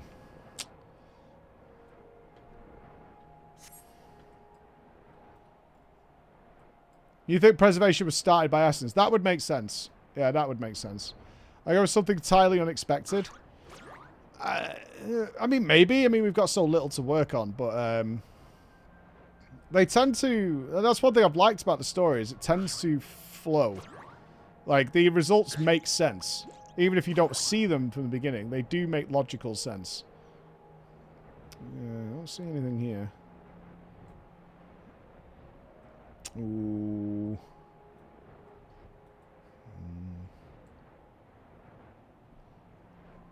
It's described as a sarcophagus. Yeah. As every concert do, the one anniversary of a series of puzzle quests. We need to fly around the world based on clues. Might be fun. Yeah, that might be an interesting idea. For sure. The living memory Ffxiv might have to do with this. I think it's the original. I really kind of want it to be the original Ffxiv who did not foresee this future for her people. And is to convince them is like, this is not what we saw for you when I was your queen. I was your queen. I am the original Ffxiv, and I did not foresee this life for you guys. Like, at all. This is completely against what I wanted for you people. Yeah, that's kind of where I would like it to see. Which is why she was like, what the fuck? She's also awoken from a long time, but the first thing I care about was like, where are my people?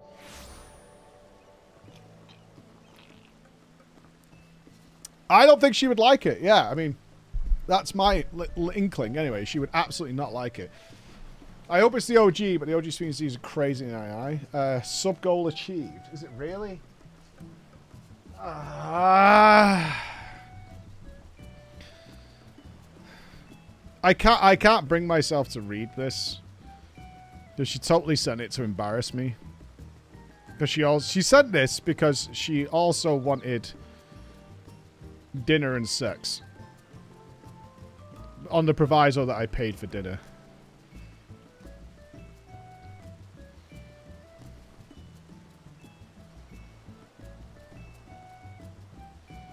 Which I did not do. Instead, I cooked for everybody. I actually had tacos last night.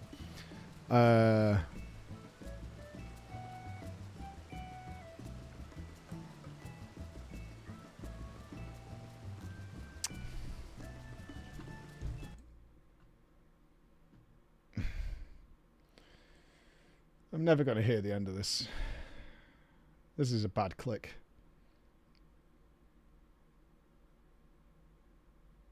I want to be clear. Emma does not say these things to me on any semi-regular basis.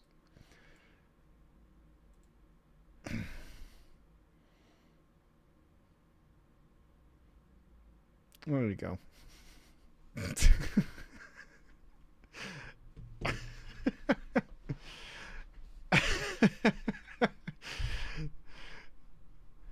Emma does not talk to me like that a lot, right? Okay? Just to be absolutely clear, she does it when she wants something. And immediately then transferred it to a hospital appointment and tacos and wink wink. That's all. I find that absolutely repugnant and she knows that. I hate this. I hate this. This is snuggly pug bum bum face. Oh, yeah. Oh. So, Taco wink wink. It's very sent her a weird message. I said I love you. What the fuck? That's not weird. That's not weird. How is it weird to send your wife I love you? That's not strange. It's a little weird out of nowhere. What? That's not weird out of nowhere. That's just that I'm thinking about you. That's not strange. Love is kind of cringe, not gonna lie. Oh my god. Oh my god. Holy shit. Love is kind of cringe, not gonna lie. It's literally the worst thing ever. Oh, cringe is also blocked in our chat. Now Jace is blocked. Excellent. Imagine loving your wife. I recommend any of you now who have a partner, if you're lucky enough to have a partner, just send them an I love you message right now. Trust. Trust in the process, man. Just a little I'm thinking of you. Love you. Hope your day is good. I unblocked it, Jace. You're alright. Weirdest thing is you actually use WhatsApp. I use WhatsApp all the time. Oh, you think 'cause I don't reply to my messages? I currently have 2, 6, 25, 38, 44. I have 56 unanswered WhatsApp messages, but those are in groups as well, so. I can't, you monster. Look, man.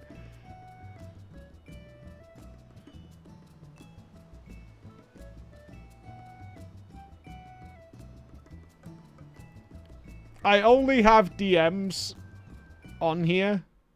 Okay?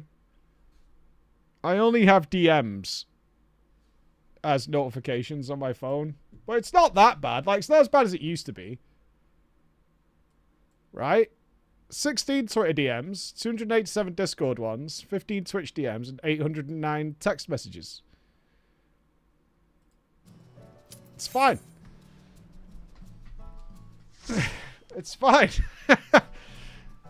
It's fine. Yeah, because I get a lot of them, man. Like, I literally, people always moan at me like, oh, you never reply. It's like, dude, you have no idea. You have no fucking idea. I get fucking loads of them. I can't, if I spent time replying to all them, I'd never get anything done. There'd be nothing done at all.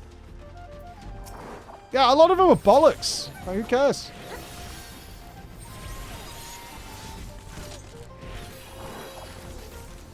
I reply to you, Boris. Yeah, I've worked through a lot of my Discord DMs. A lot of them are like, you know, can you be on this podcast, or can you do this and that?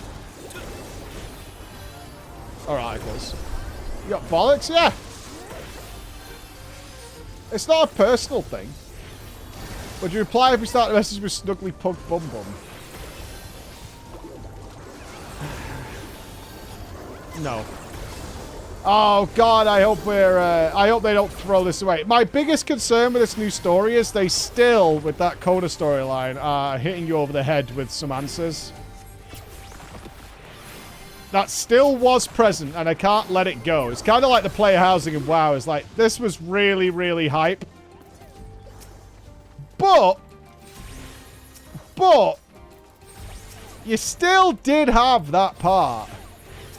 That was still there. Kona was in love with cows. Not sure about that as a play. Not sure about that. What are we doing now? I don't know. Do we want to do EX3? Have a wings try?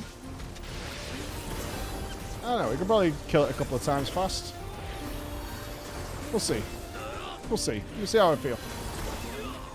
It's showing the Renique memes. Oh no, is there like Rule 34 of Kona and Ronix? Like, loving them? Ugh. I mean, they had to know. That whole thing when he dived in front of the cow. Not a fan. Not a fan.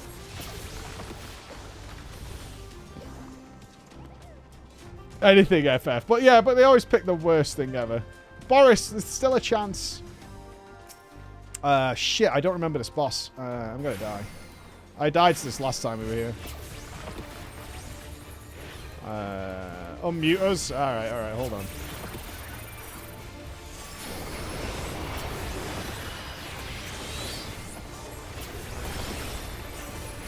Let me not die to the boss first. Jeez.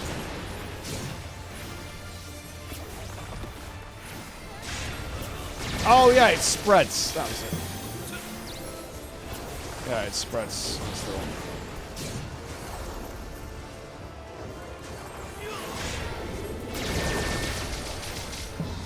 Now I remember. What is that bong sound? That fat bottom girl type situation.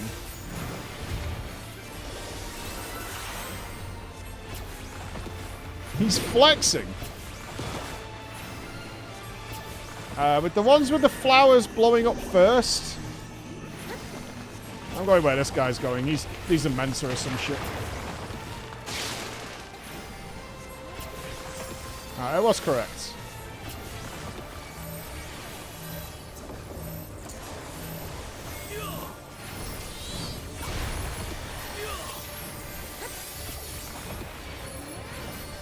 Got the bleed, but the bleed doesn't matter as well.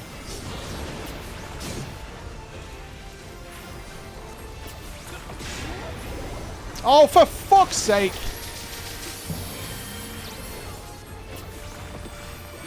It's such a little twist on the usual mechanic.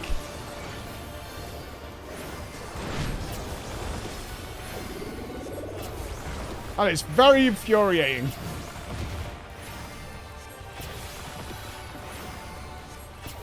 Kill the man. Kill the man. You are unmuted. I would love to share some theories. Don't, you know, you don't have to spam, but I'd love to hear your theories on our lady there.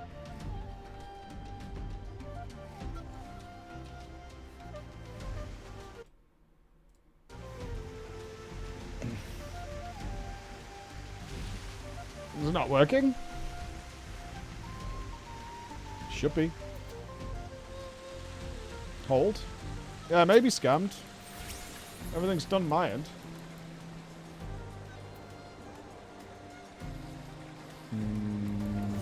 Give it a sec. I've only just turned it back on.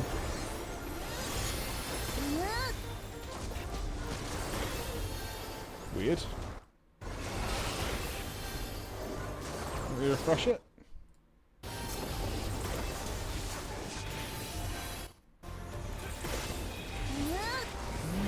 Bex, can you try your free one?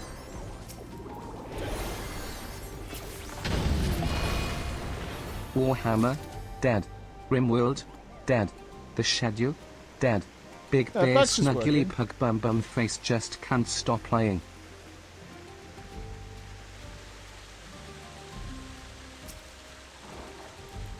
Is it just TTS that isn't working? Interesting. Yeah, yours works, but the others aren't. I know it's going to stick. See, everyone's like, oh, it's not that bad. You're not the one who's going to have to hear that for years to come. I'm going to put the mute message. I assume that's Big Bex. Bear, Snuggly Pug Bum Bum Face. Heart emoji. Hugs and kisses less than 3. Okay, it's working. That's catch up. Sorry about that. Right, There you go, I Mega. just have a Cinnabon. It was an experience. We devoured it. Do you want to devour that Cinnabon in your group too? I didn't even notice that person was named Cinnabon until now, but no! I had a Cinnabon recently, I am safe. Clown?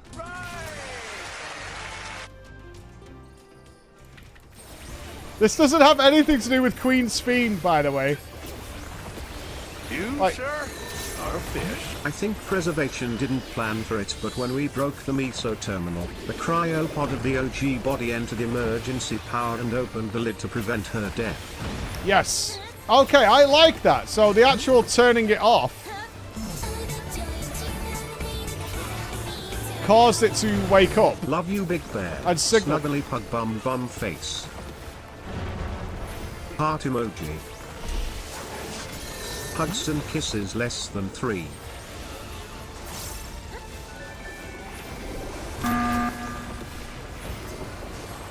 Love you, Big Bear. Snuggly pug bum bum face. Heart emoji. Hugs and kisses less than 3. Here's another catchphrase. Say what you see, you gotta press it. Well. Clown?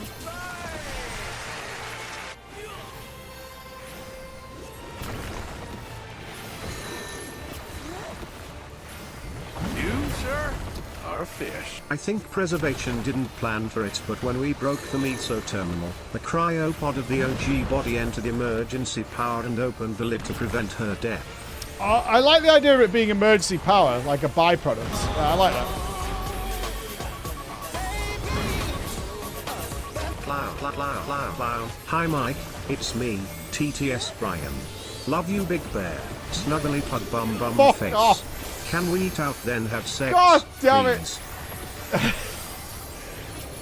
I think he's got a sack chain.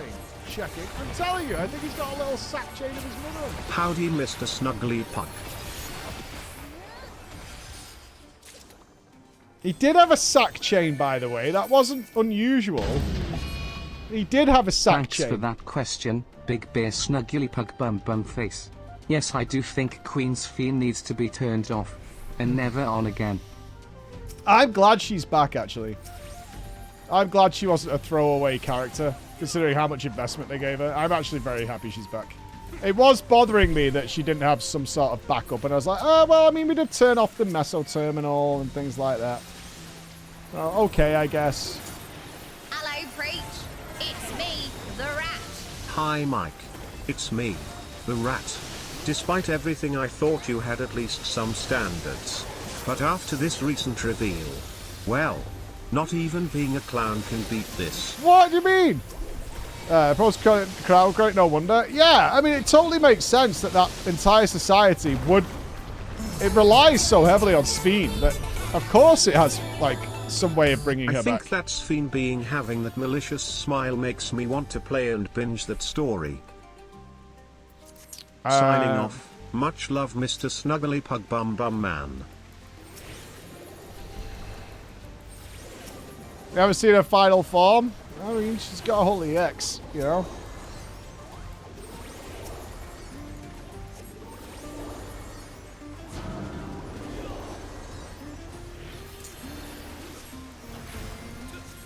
I'll have you know, my wife likes my butthole. Not only that, my Big Bear, Snuggly Pug Bum Bum Face. Okay, I never said that my wife likes my butthole, okay?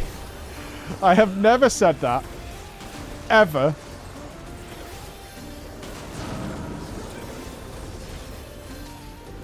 I have never said that. You did during a WoW stream? I don't think so. I was talking about Moira's glorious Scottish ways. You said it now, though. We baited you into it. Okay, now we got a clean recording. Excellent. I just heard it. I just heard it. Does this MSQ ending forgive the other stuff? It's not about forgiving. I don't feel it's that way. But it's the intrigue we've been looking for. I know I have. I was like, I need this something I can sink my teeth into. And I couldn't sink my teeth into anything at all to do with the early MSQ.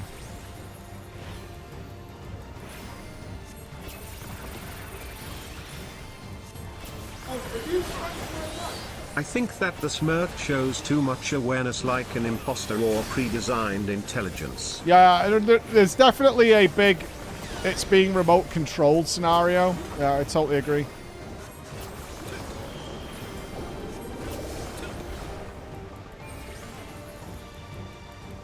Yeah, I feel that as well.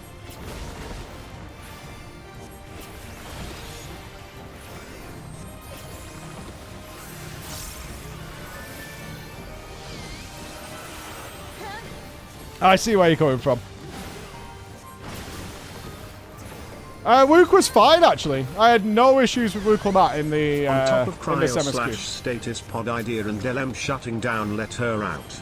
I think the backup system is her crown itself. At the end of 7.0 it ends with a close-up of it turning back on, or it is the main system and LM was the backup. The question is, are they making a fresh one from Electro every time she dies, or is there like a stack of them? I get twist up. Guess you didn't say that as well. Noted. Do you know what I mean? Are we going to end up fighting like 1,000 Sfiends? I mean, possibly, right? On the other hand, the story of Koala loving cows more than his people can go die in a fire, please. Yeah, it was weird. Yeah.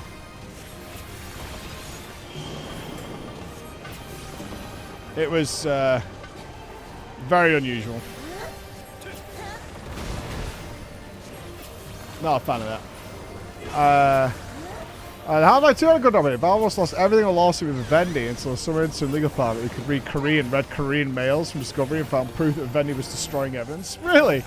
I did see that they'd released the documentary. I haven't watched it though. I certainly haven't had time to sit and enjoy it.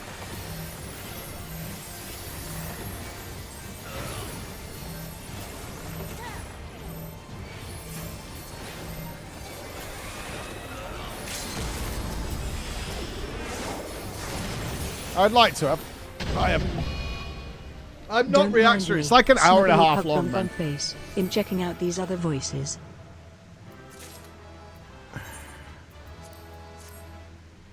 Good for you. Yeah, I mean, I've asked. I'm apparently not that trustworthy yet. I've asked a couple of questions. One, can I film the production of a WoW expansion? I asked Blizzard if we could do that. I was like, can we come and like, we can keep it secret and we can even keep the data at your place until it's ready to produce. But can we film like the internals of how it goes from thought process to creation? I think that'd be a really interesting look at MMO generation as to how it works. They said no. Said no. We were talking about it. It's like we could come over to like, because it's only California, right?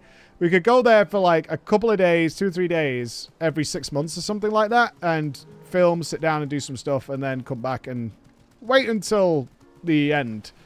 Because I think the biggest fear would be if there's something that's discussed, like player housing is coming, right? But like, let's say player housing wasn't coming, and player housing was on the table, and they were talking about it and shooting around, and then, you know, unrestricted, we released information that, yeah, they were trying to do player housing, people would be pissed. So we'd have to edit out probably things in the future that were like, that never made it, and people would have been seriously happy with it. So we want to not mention that, genuinely. We don't want to do that, because people will just be like, well, where is it? You were working on it then, right? We totally get that. I think in most cases, most people understand. I'm not trying to do that. Understand that there's a lot of ideas that don't make it to reality for whatever reason, but I still think they'd be pissed about it. What the fuck is the name of the thing? What's the name of the new Aetheryte where the dailies are? Because I keep going to the one near it and then having to fly over. What's it called? Doc Poga. I also asked if I could be... I said, would you want us to be at the launch of PoE 2 in the office in New Zealand to see what it's like internally when, you know, something like PoE 2 drops and stuff? But I think they were like, that was like a kind of maybe, but also like, what if we're like stressed and everything goes fucking wrong and it's a nightmare and all that kind of stuff? I'm not fishing for free vacations. I'm fishing for things that I think aren't really made, but are really interesting. Like, are really interesting to find out. Like, that's the kind of thing that intrigues me. Because you never get to be clear, yeah, these are in exotic locations. You do not get to vacation there. You're always working. Yeah, kind of. Like, they're doing these things I find really interesting. They're things I'm interested in, so I assume other people are too, as to what that's like inside there. You're welcome for the alert, FF players. Blame Snuggly Pug Bum Bum Face. Oh, you're wasting XP. True. Fuck. Running away. I have to cancel the quest, don't I?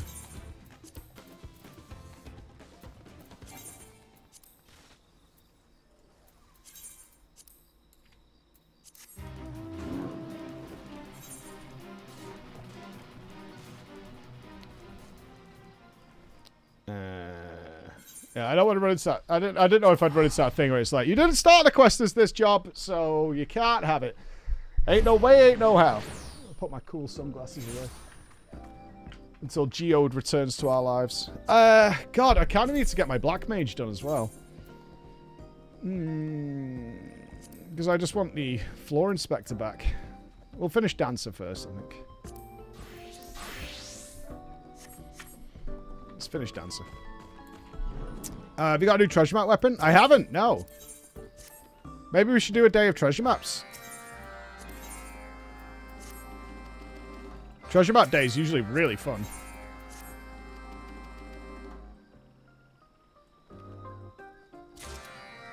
I assume do they only come from getting like to the end? I didn't even think they were in game yet. 4th or 5th floor. Oh, Gamba Day? Gamba Day. Oh, baby. Oh, baby. I need to get back to RimWorld, though.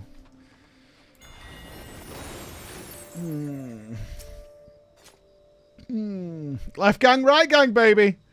Left gang, right gang is always the best. We like left gang, right gang.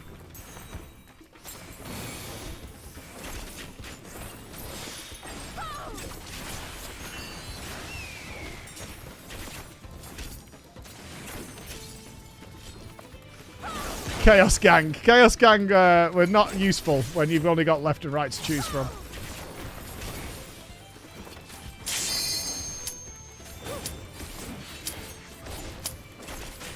Rest in peace, RimWorld.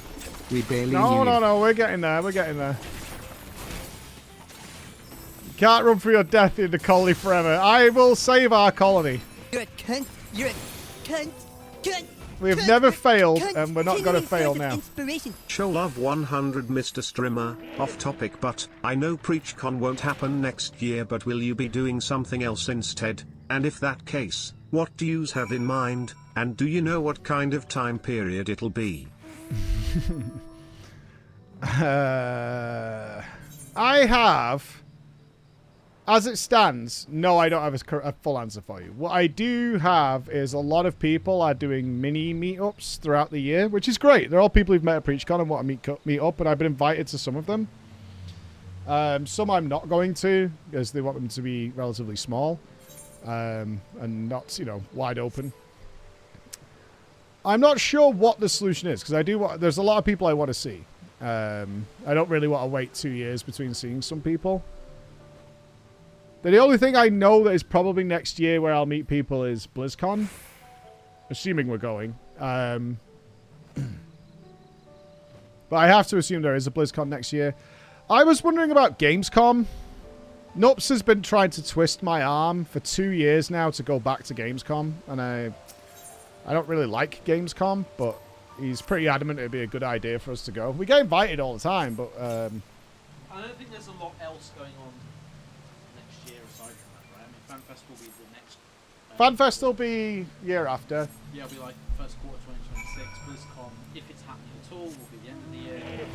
I'm thinking more of something UK-based, but I can't stress enough, if we decide to do something UK-based, it's not a show or anything. Do you know what I mean? Yeah, it's just But my problem is, I think I underserve people if I'm like, hey, we're going to go here and be here. And we're just going to, like, have a drink and see everybody. I feel like I'm doing people a disservice. It should be bigger than that and grander than that. But that's the whole, that's what turns into PreachCon. And I'm like, I'm not doing that. So I'm not going to do that. So...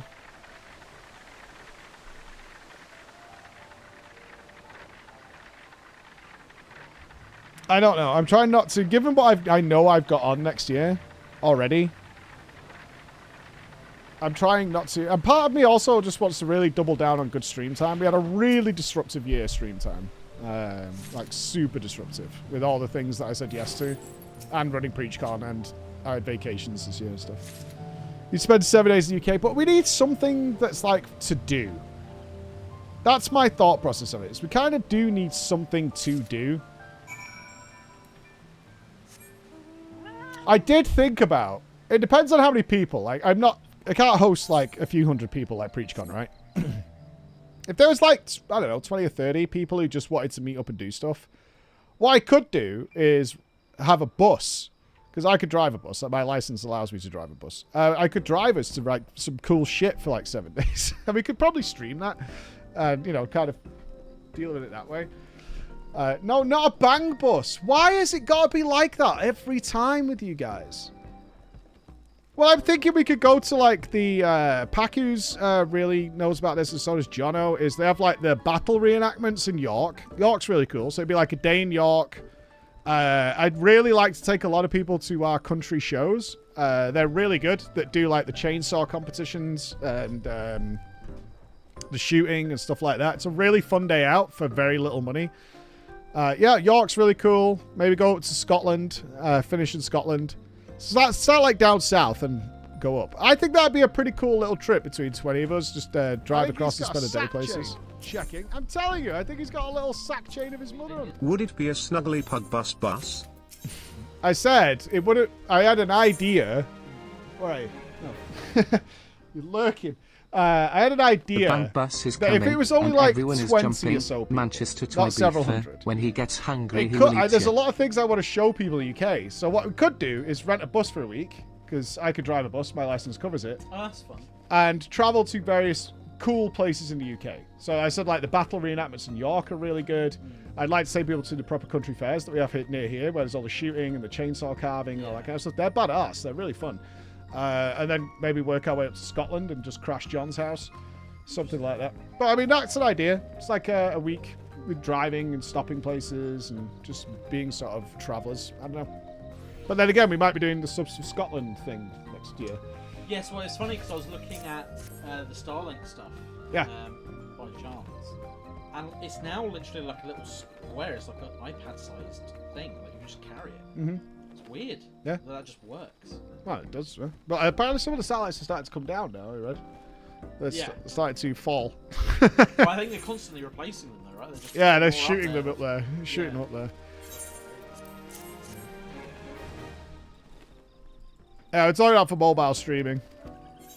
Because one of the problems we ran into when we did mobile streaming here for the subathon, we did a subathon in 2022, the charity subathon.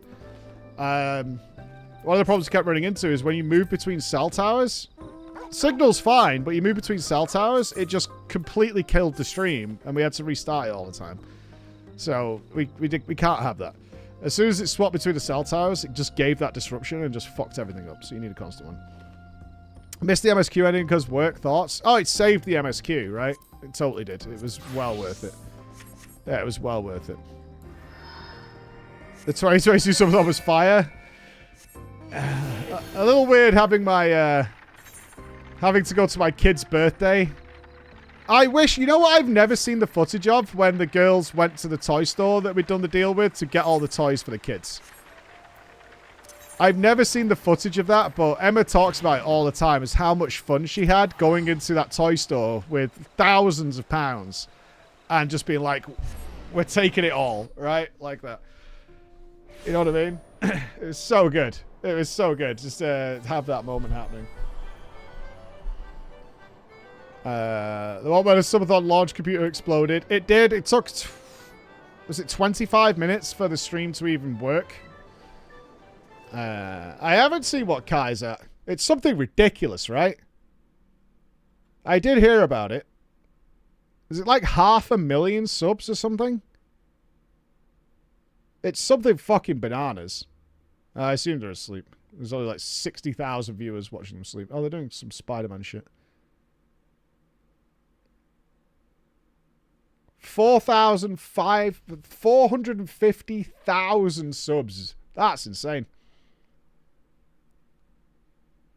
That is insane. Yeah, that's crazy. That is a good payday for Mr. Bezos. That is a really good payday for Mr. Bezos. I wonder how much bandwidth it takes up. Because I think the average viewership on that stream is like 120,000. Something like that. Pretty whack nuts. 1.1 million a month in subs. Yeah, so obviously 70-30, right? You'll have a 70-30 split with Amazon for it. Racks up. Imagine the ad revenue alone. I haven't watched it. I don't enjoy the content. Respect it, obviously, for what they're doing. But I think they were doing 3 minutes of ads for everybody who tuned in. It's a lot. That's a lot. Well, it used to, they changed us all to a 50-50 contract for a year.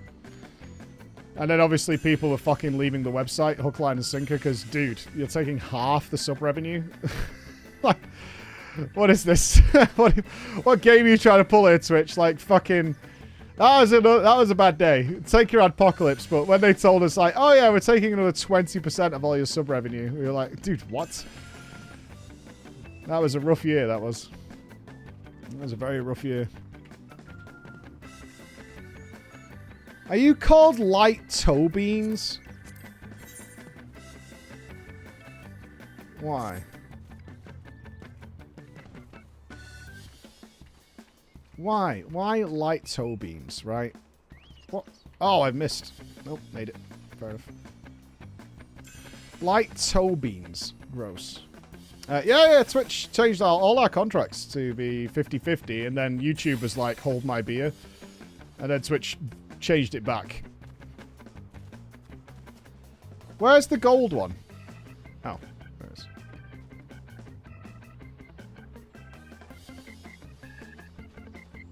Yep, MSQ is complete. Really good. I'm still trying to process my thoughts, although I think I'm pretty settled, actually. I'm not having to deep think about it. I think the possibilities we talked about today with what's going on are pretty accurate. I think we're pretty on the money with what's going on. How's Emerson psychologist training going? Really well, but she's... I'm really proud of her, actually. She's been headhunted now by 3 different schools. And she's doing very well with teaching. She's hit some... I'm going to word this badly, so you should ask Emma about it next time she's possibly on the stream. She's managed to get now, I think, 5 mute children to say their first words. Even before their parents were able to manage to get the children to speak. She's had it happen several times now. And she's very surprised by it. She said all she's done is enact the things that she did learn about teaching and dealing with... there's a special word for it. I say mutes, but you know what I mean. They're like non-verbal children and stuff like that. So she's got them speaking. And she's actually run into a weird problem. The school she's working at now has offered her quite a good full-time contract. It's weird how it works, though, because she's not a qualified teacher, so she's employed as a teaching assistant. She didn't finish that qualification because she didn't like it because it was during COVID times, right? She was going to be a teacher during COVID, and they forced a lot of people into school to take care of certain kids, and she wasn't prepared to do that, given that, like, 4 of the teachers died. Like from various schools that she was associated with, died from COVID, and she's like, I'm not going in, I'm not doing it. So she stopped doing it then. So she's back, She's back doing it now. But she's run into a weird issue, which again, I said I'm proud of you though, but it doesn't reflect well in the school, I suppose. But there's a very violent child that she's been dealing with, who hasn't seemingly, in her words, he hasn't been taught. A more correct way of saying this is this kid has been taught since birth that violence gets some sort of reaction and attention that this kid is obviously craving. We're talking like 4-year-olds. So he has hugely violent outbursts. We're talking about, he threatened to stab her. He said, I'm going to stab you with scissors and stuff like that. And he's threatened other kids as well to get reactions and attention, right? So Emma came home and she'd been like punched in the face. She'd been hit. She'd been all this kind of stuff. And I was like not happy about this, obviously. She was like, it's okay. He's a little kid. Like, he's hit me in the face. He's hit me with these things. He's done all this kind of stuff. But it's fine. I'm working with it and stuff. Which is, I don't have that personality. Right? I don't have that personality. If I'm not going somewhere where I'm getting punched and attacked and all this kind of shit. But she's like, I can fix this. You know, she's got that approach. I can fix this. And she has. Because she said what she did is she read up on it. She read some book. She tried a technique where you kind of like overly, almost sarcastically respond to it in a happy way. So he like punched her. She go, did you hit me? That's nice. Aren't you clever? Like that. But he never got anything. And make sure he got extra attention when he wasn't doing it. Right? When he wasn't being violent. He got some attention there. It had the opposite effect. Stopped being violent. Completely stopped being violent. And started paying attention. He was also one of the non-verbal kids because he'd only known violence, and he started talking. And at this point now, Emmett said that he's now able to like explain something to her, like Chris did bad. If he's seen a kid doing a bad thing, he's able to like Chris did bad and like pointing, right, which is a huge move if you're completely non-verbal to be able to like not only understand something but also try and explain what's going on. So that's a huge move. However, we just went to Orlando, right, on vacation. And when she came back, she found out that without her there, the kid very quickly, because the other teachers didn't know how to deal with this, despite Emma being like, I showed them what to do, I told them what to do, and how to handle this. The kid got very violent very quickly within the first 3 days. So they sent that kid home for the remainder of her vacation. Until she got back. Because they just didn't know or want to deal with the situation. So they just were like, okay, that kid's not coming in because he's too violent. Like, he's going back to picking scissors and shit up and threatening us. So we're not having, and that's kind of fair on the teachers, but also there is obviously ways of dealing with this. Did anybody want to do EX3 quickly while we're here, by the way? Well, I mean, she's dealing... her speciality is dealing with troubled children. So, I mean, that's what she does. She deals with troubled kids because she's got a fucking patience for these kids that I don't understand.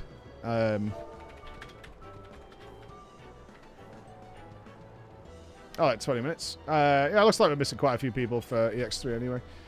She's just have a field day with chat. She's fine. We had despair story time. No, I mean, she's doing really well. Like, the ultimate takeaway is she's doing very well with what she's been presented, and she's working on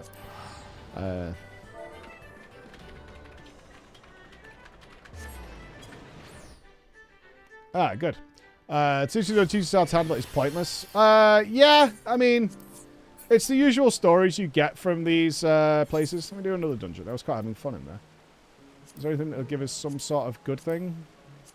Any red boys? Oh, we can do that. I like that. I don't mind the MSQ one every now and again. Well, Maps needs a day. Maps, maybe Friday is map day. Maybe Friday is map day. I like that. But for the kid, it's really one step forward, 2 steps back. It's still a step forward that was not happening in the past. Right? It's hard to explain how lucky some of us kind of have it. Which is, alt job for XP. I like healing. I chill. I'm fine. I'm chilling. I'm chatting. It's all good. Don't need to min-max too much.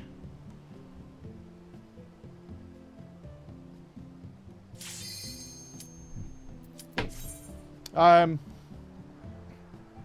so she's doing very well, ultimately. But she has to wait for the psychology stuff. But she's been told by 2 head teachers now that she has a very real chance to be like ahead of various school teaching programs, which is very well paid and kind of fun. So what they're doing for her now is, apparently the way this works is she doesn't have to like leave the school to get her full-fledged teaching thing. She can actually do it on the job. Is how they're doing it. So, yeah. So that's what's going on. Yeah, we played 14 for a long time. Yeah, it's very good, Eleniv. What is weird, though, I had a little trouble with the NHS. Emma's had something she's been dealing with for a while, physically. For about 7 years now. It gives her constant pain. And she's been, she went through a period of time where doctors couldn't find anything wrong with her. And she's just constantly in pain. Is it me? No, it's not me. But eventually, it got to the point where she was getting really upset about it, because she said, I was getting checked, and doctors are telling me there's nothing wrong with me while I'm sat in front of them in fucking pain. Right? I'm literally sat there in pain, and they're saying there's nothing wrong with me, and it started making her, like, feel crazy. So she didn't know what to do. She tried having, like, a Zoom therapy session, because they almost made it out like this is a mental thing. So they recommended, like, oh, you need to give this guy a call, because it's like, it's in your head. We can't find anything wrong with you. She's like, I'm literally sat there in pain for years now, and they're telling me there's nothing wrong. Right? So she eventually, she kind of was losing her mind with it, and obviously I don't want my wife to be in fucking pain all the time. And she said, look, for, I think it was like £200, we can go and do a private consultation at this, at somewhere called the Spire in Manchester, which is a very, very good hospital. Like, can we go private and just get it checked? And if they say there's nothing wrong and we're paying for it, then okay. Right? So, we go and do this. And lo and fucking behold, she has this MRI, and the guy goes, yeah, there's your problem there. It, like, points to this giant fucking cyst thing. It's like, yeah, it's right there. It's totally what's wrong with you. Like, I can see it. I can see it clear as day. He, like, showed it me. It's like, yeah, it's this here. I'm not surprised it's causing you a bunch of pain. Okay. Right, so then, it's like, it does need an operation to fix. Right? So what he did is he passed on his report to the NHS to go in for the surgery and get it sorted. They said they need to do their own test, right? This has been going on now for, like I said, 7 years. So I'm now taking you to, like, 2 years ago. They say, okay, we see this and we see this report from this doctor, but we need to do our own test. Right? So she has to wait, I think she waited 6 months for a scan. After being diagnosed by this other hospital, she had to wait 6 months for a scan. She then goes and gets the scan. Then, yeah, she had to wait another, like, 2 or 3 months for the feedback. And then that got pushed back. So you go and get the scan. That's one appointment. But then you have to wait until a consultant or whatever has checked it. So she had to wait 3 months. And then they called her and said, it's still not ready. Nobody's checked it yet. So it's going to be another couple of months or whatever. Okay. So Emma waits now a year since she has the private check to the NHS check. Shockingly, the NHS check found nothing. Everything is fine. Again. And she's like, what? It's like, I've literally had the scan. I've had it shown to me by a doctor. It was clear as day. What is going on? And then they said, we can do like an exploratory surgery, but you're going to be waiting about 12 months for it. And if they do find something, then we'll deal with it. But that's the only option right now. So she's like, okay. It then passes another 6 months, right? And they call Oh, no, she got a letter. She got a letter through the post saying she's no longer on the list for the surgery because it's been determined she doesn't need it. Right. It was I'm laughing because for us, it's become like such a comical situation of anger, right? It's you're so angry about it, it makes you just like, what the fuck is this? And so she then gets another appointment. This appointment was yesterday, right? Yeah, it was yesterday because we was talking to Chris about it because Chris could hear us on the phone. It was yesterday. She calls me and she went, "You're not going to fucking believe this." And I went, "I bet I will. I don't know how stupid it's going to be, but I guarantee you I believe what you're about to tell me." And she went, "Right, so I've been to my fucking appointment, right?" I said, "How has this got to this situation?" And this lady gets the scan out. And Emma looks at it. It is blatantly not her body. Clear as day, it's not her body. And Emma goes, "That's not me." And the lady's looking at it. And she's like, "What do you mean?" She said, "That's not me. Like, that person is about 4 times wider than I am. That isn't me. That's not my scan." And then this doctor looks at it and looks at her and is like, "Well, did you lose a lot of weight?" Oh. No. And then she goes, and then this, the way it goes, this is true story, and this apparently has happened to quite a few people in the last 2 years or so. The doctor lady looks at the fucking scan report. She's like, "Let me check who's sexy." And she goes, "So, I don't think John's here, or he'd be losing his mind right now, but I know we have a few doctors who watch, so you're not going to be unfamiliar with what's happened here and probably can guess what's happened here. It turns out that the NHS funding got so cut, hilariously, that they became so backlogged with scans of sick people that they then spent way more money outsourcing it to a private third party to inspect all their scans. So they could scan them with the equipment and then outsource it to a third party. And it's shockingly, guys, you're not going to believe it, this third party clearly did not give a flying fuck whatsoever as to what they were signing or what they were sending back, because they were meeting their deadlines of how many they needed to be checking per day and all that kind of shit. Right? So that's what's happened for the last couple of years, is they've sent out, like, probably millions of scans, I assume, across the country, given how many hospitals are in the UK, to some third-party companies who have probably promised we can do, like, we could do, like, 600 scans a day. No problem, dude. And they've just been signing whatever and not even returning the right scans. Like, they might have got Johnny the fucking intern, who's still in medical school, to check these scans.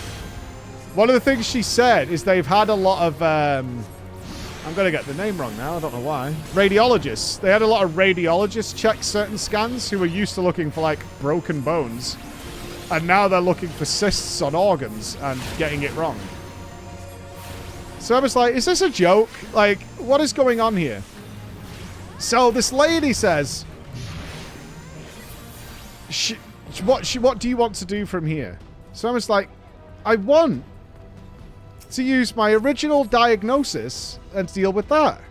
I said, we can't. It's now been too long since your original diagnosis and things might have changed. She said, we can keep you on the list for surgery. And she's like, wait.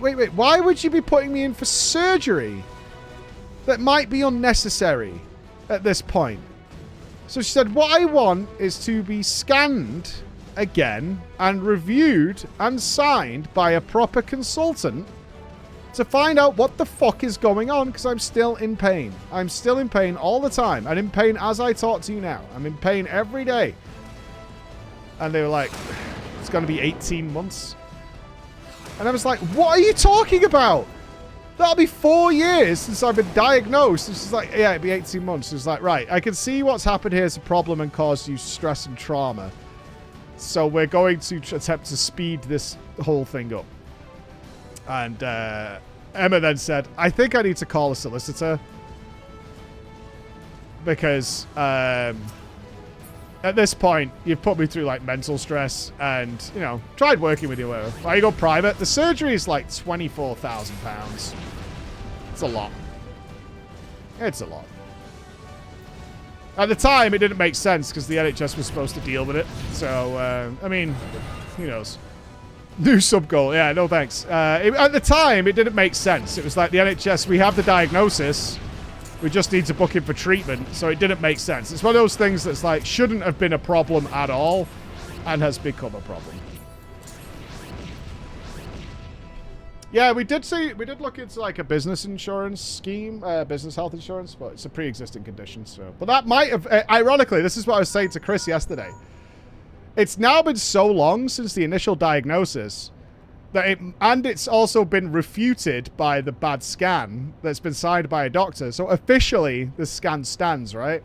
That it might now no longer be a pre-existing condition and be okay to like put her on the insurance, because now it's not a pre-existing condition, right? Like that's what we were looking at yesterday, because she's got to speak to a solicitor later on it, but we're just finding out our position and then we'll sort out what the fuck is going on. But it's not like a major thing. I don't need to think that. It's not like Emma's like really sick or anything. She's not. It's culpable, but she is in pain and she has got a cyst thing that she wants dealing with because it's a nagging pain all the time and she wants it dealing with. So it's not been like Emma's sick at home or anything. That's not the case at all. Not even close to it. I like it, totally, boy. Thank you. I'd probably try to fly somewhere and get treated than pay privately. Maybe. I mean, we'll look into those options. It could be a case. Because she just wants it sorting. She's lived with it for like 7 years. She doesn't want to add another potentially 2 years. So it's just annoying pain. Plus, it is something that's grown up there. Yeah, it's good. The 300 million? Yeah, the 300 million in the NHS budget pays for like the spoons for a week or something. Like it's a big number to people who don't get numbers. A very big number for people who don't earn a lot. Get a butt lift while you're there. I want to see how Scripey's hair transplant comes out. Everyone can have custard for tea. Yeah, exactly. So maybe someone else has had a surgery to remove a cyst that doesn't exist. I have no idea. Like, whose scan was that? Whoever it was, whose scan it was, didn't have anything wrong with them. So maybe they ended up on some surgery list or something. Or somebody's been... Yeah, I see what you're saying now. Yeah, somebody might have been like, oh, that's a cyst. Yeah. Who's sending you weird messages? Is somebody creeping in my chat? Don't be creeping in my chat. We don't do that here.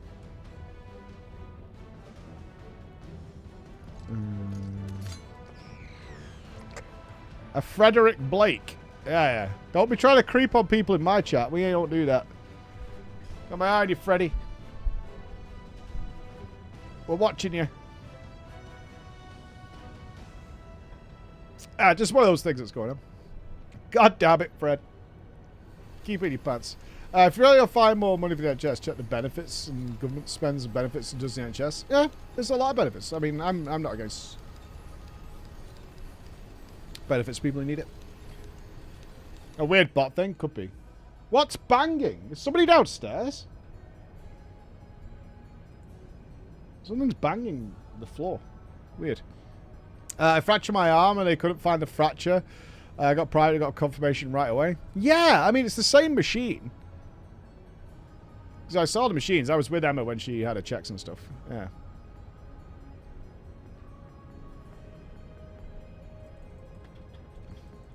All these systems need work. Like, my personal experience with NHS has always been pretty solid, man.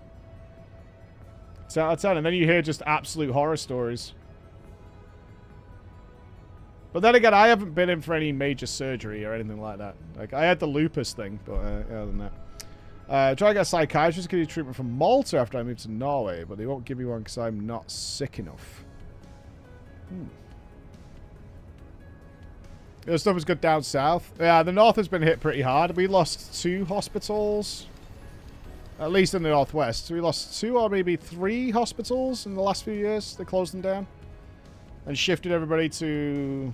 a lot of the children's hospitals have been shifted to St. Mary's, which is now completely overstuffed. St. Mary's in Manchester was was brilliant when I had my kids. Both my kids were born there. But I know now it's like completely just fucking ramshanked. Because all the children's hospitals were moved to there.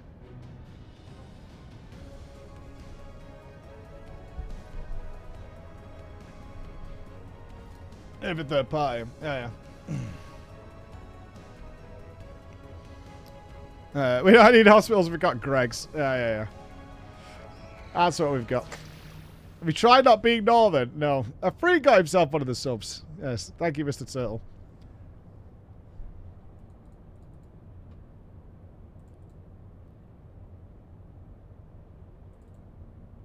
Hold. I'm always wary of when I tune back in here. I don't remember all the dialogue. Hey, now we've got 2 Gregs next to each other. The whole street's going to be Gregs. Just Gregs upon Gregs upon Gregs.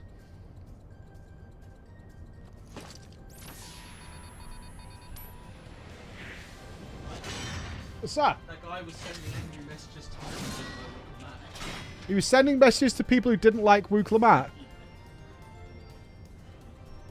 We've banned him and unbanned him before because he was being really aggressive in chat. So Oh. I rebanned him. Here's what it is. Oh. I'm sure the fictional character appreciates your defense, Fred. Those pixels were getting real mad that people didn't like them.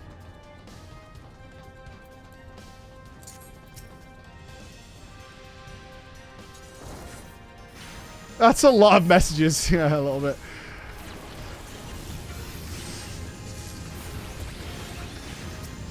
Hey, remember what happened when I angered the Sylvanas fan club? They weren't happy. They weren't happy bunnies, man. Don't offend the queen. You know people who skipped as soon as she popped up on screen? She was fine. This is exactly why I don't do that.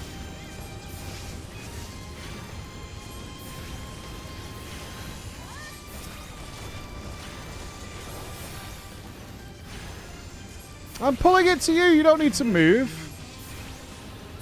You're all good, buddy. I'll bring the boss. I'll bring the mobby mob to you. You're fine.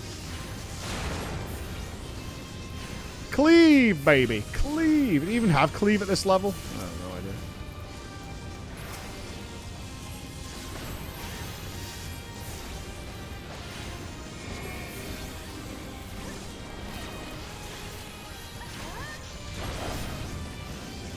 It was Frederick Blake.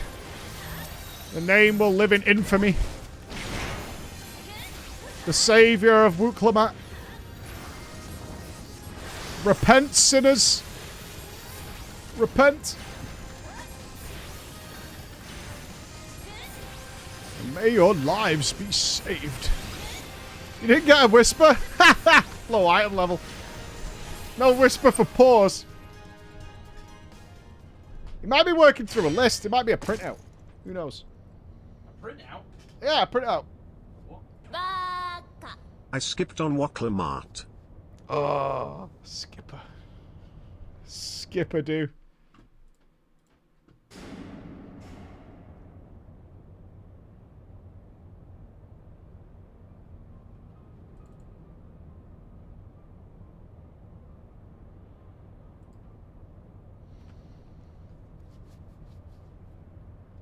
Yeah, I don't hate.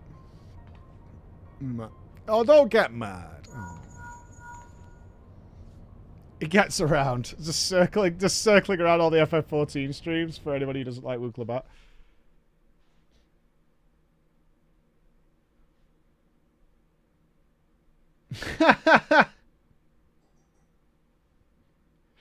Lol, Presea.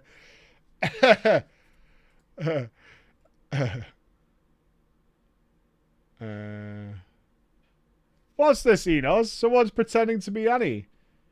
This is some chat GPT. What is this? This is some chat GPT work of someone pretending to be me. I've now received 5 emails from different companies wondering if this is me, since they had a different email on record. This is a scam, probably to sell game codes. Yeah, it's been happening to a few different streamers. This is Nup's work. Shut it down. Shut it down. Hey, quite professionally laid out, actually. Yeah, but they failed at the first hurdle by describing her fans as young and passionate, so... Oh. Really lack of research. Yeah. Before every stream, I spend an hour chatting with viewers, asking for their input on future content.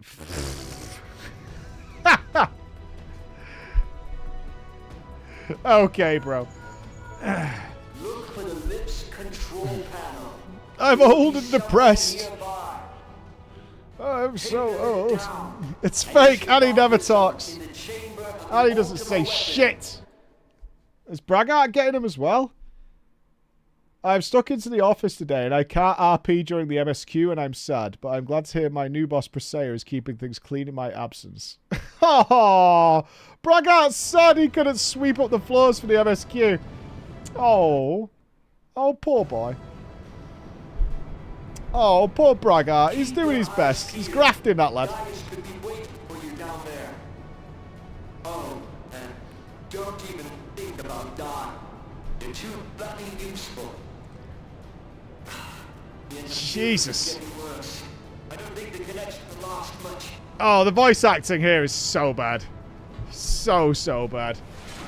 Jesus Christ. I'm about to rebuild tomorrow? Yes! I think the only thing we might interrupt is do a maps day on Friday. I'll see if people want to get it done. A maps day could be really fun to get some cool weapons for people. But yes, we're rimming. What? Do you believe in I've got, you know, we have Warhammer Summer on the fucking calendar.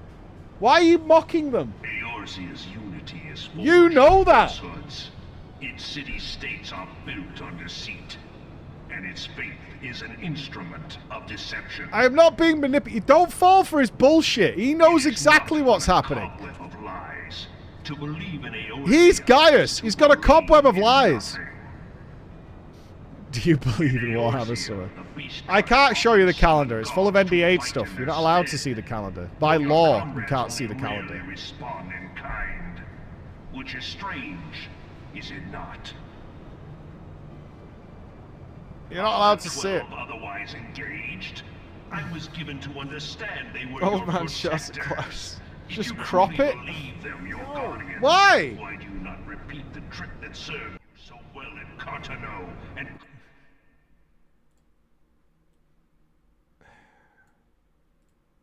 You're not going to like what I show you. Because I can't show you the date.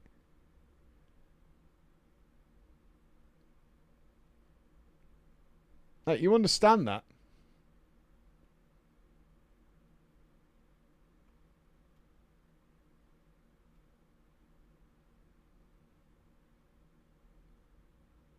Yeah, I can't. There's stuff all around it. It'd be a tiny picture. Needless to say, it's on there. That's all that matters. That's all that matters. What drives even men of learning? Just show us the year. This year. This year. This one that we're in. 2024. It's in this year. Alright? Hey, Ishi, how you doing, buddy? RIP Vex Game Fridays. We had you once, and then never again. Dead just like Warhammer, Rimworld and that Terraria thing. Look, you fucked up with your cat game, Bex. You fucked right up. Once the cat game is in, you fucked it right up. It's all good. We do not have any obligation to finish a game before January 1st. Why would we? Why would we? As a professional Why would we do snowplow that? driver in the UK, I can say I was hyped for Warhammer Summer, but now I worry I will be too busy to watch with all this freak summer snow. It's a little bit of snow. It's a little bit of snow. It is snowing outside. It's a little bit of snow. That's not because summer's over. That's global warming. That's what that is. It's global warming. Alright? So don't put that on me. That's global warming. Like, if you guys had stopped spraying your Axe deodorant out in the street, then it'd still be nice and sunny outside. That's what would be going on. Look, I'm in shorts, man. I'm chilling. Nice and warm and cozy. Shorts, t-shirt. Got my crocodoos on. It's all summer around here, baby. All summer, all day.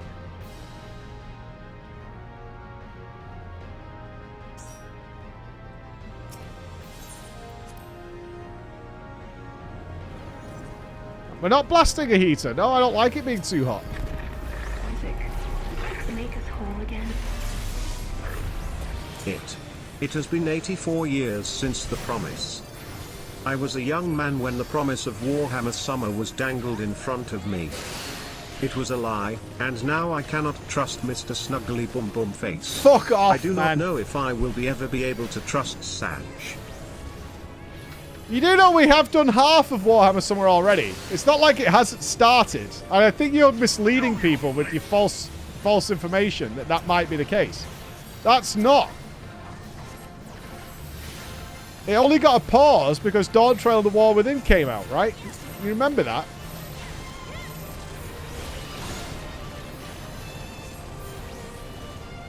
We played several of the Warhammer games that you recommended that were on the tier list.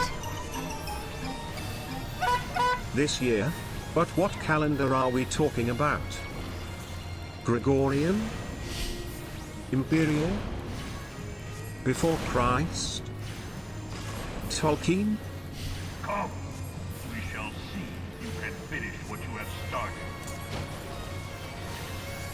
It doesn't help that Bex endorses You gave this you little misfortune propaganda. and then you abandoned my games. How could you, Snuggly Pug Bum Bum Face? Look, forget the snuggly bum bum shit, alright? Let's...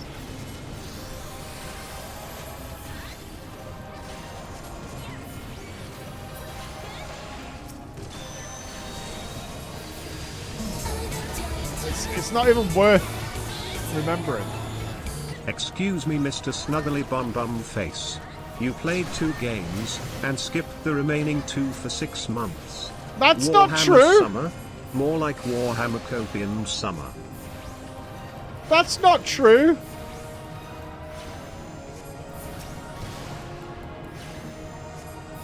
See, this is fake news. It doesn't help when you lie. Clown. You clown. You clown. Warhammer Summer is dead. Long live Snuggly Pug Bum Bum Face Summer. Mike? Michael? Mikey? Hello? Mike? Snuggly Bum Bum Bum, yes. The Orzea's mine by right. Make us whole again. The Mr. Snuggly Pug Bum Bum Face will continue until moral improves. With Warhammer Summer. It's coming sooner than you think, alright? Love you, Big Bear. Snuggly Pug Bum Bum Face.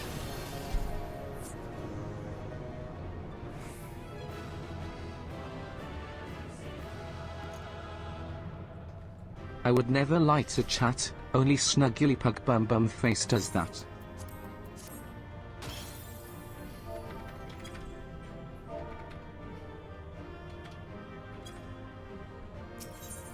Bone Storm! I received my Captain's accommodation. log, Stardate 95,837.6. It has been 2 centuries since the enigmatic content creator known as Preach Gaming, a figure from the early 21st century, declared an intent to explore the Warhammer 40,000 universe in digital form. Historical records indicate widespread anticipation among his followers, yet no such event ever materialized. It's not like George R.R. Martin, right? Okay, we took it's only been a couple of months since Space Marine 2, if not a month. Literally. It's barely been any time since we played Space Marine 2. Right? When did Space Marine 2 come out? In September! It's fucking November! It's been a couple of months of distracting stuff, alright? Literally, that's it. Alright, look, I have got to go, because Chris needs me for something. So I'm going to go do that. I'm fucking going. I've had enough. Tomorrow, I'm going to take out all my frustrations on RimWorld characters. Friday, I think we will look at having a Gamba Day. So any FF14 fans who've never been on a Gamba Treasure Map Day, it's a fun day. we should be there. Left gang, right gang will be unified under one chaotic banner. It should be fun. RimWorld, first thing in the morning. Big love. We've got a colony to save. And if you've not been keeping up with RimWorld, just know that I will bring us freedom, all right? Big love to you guys. See you in the morning. Bye.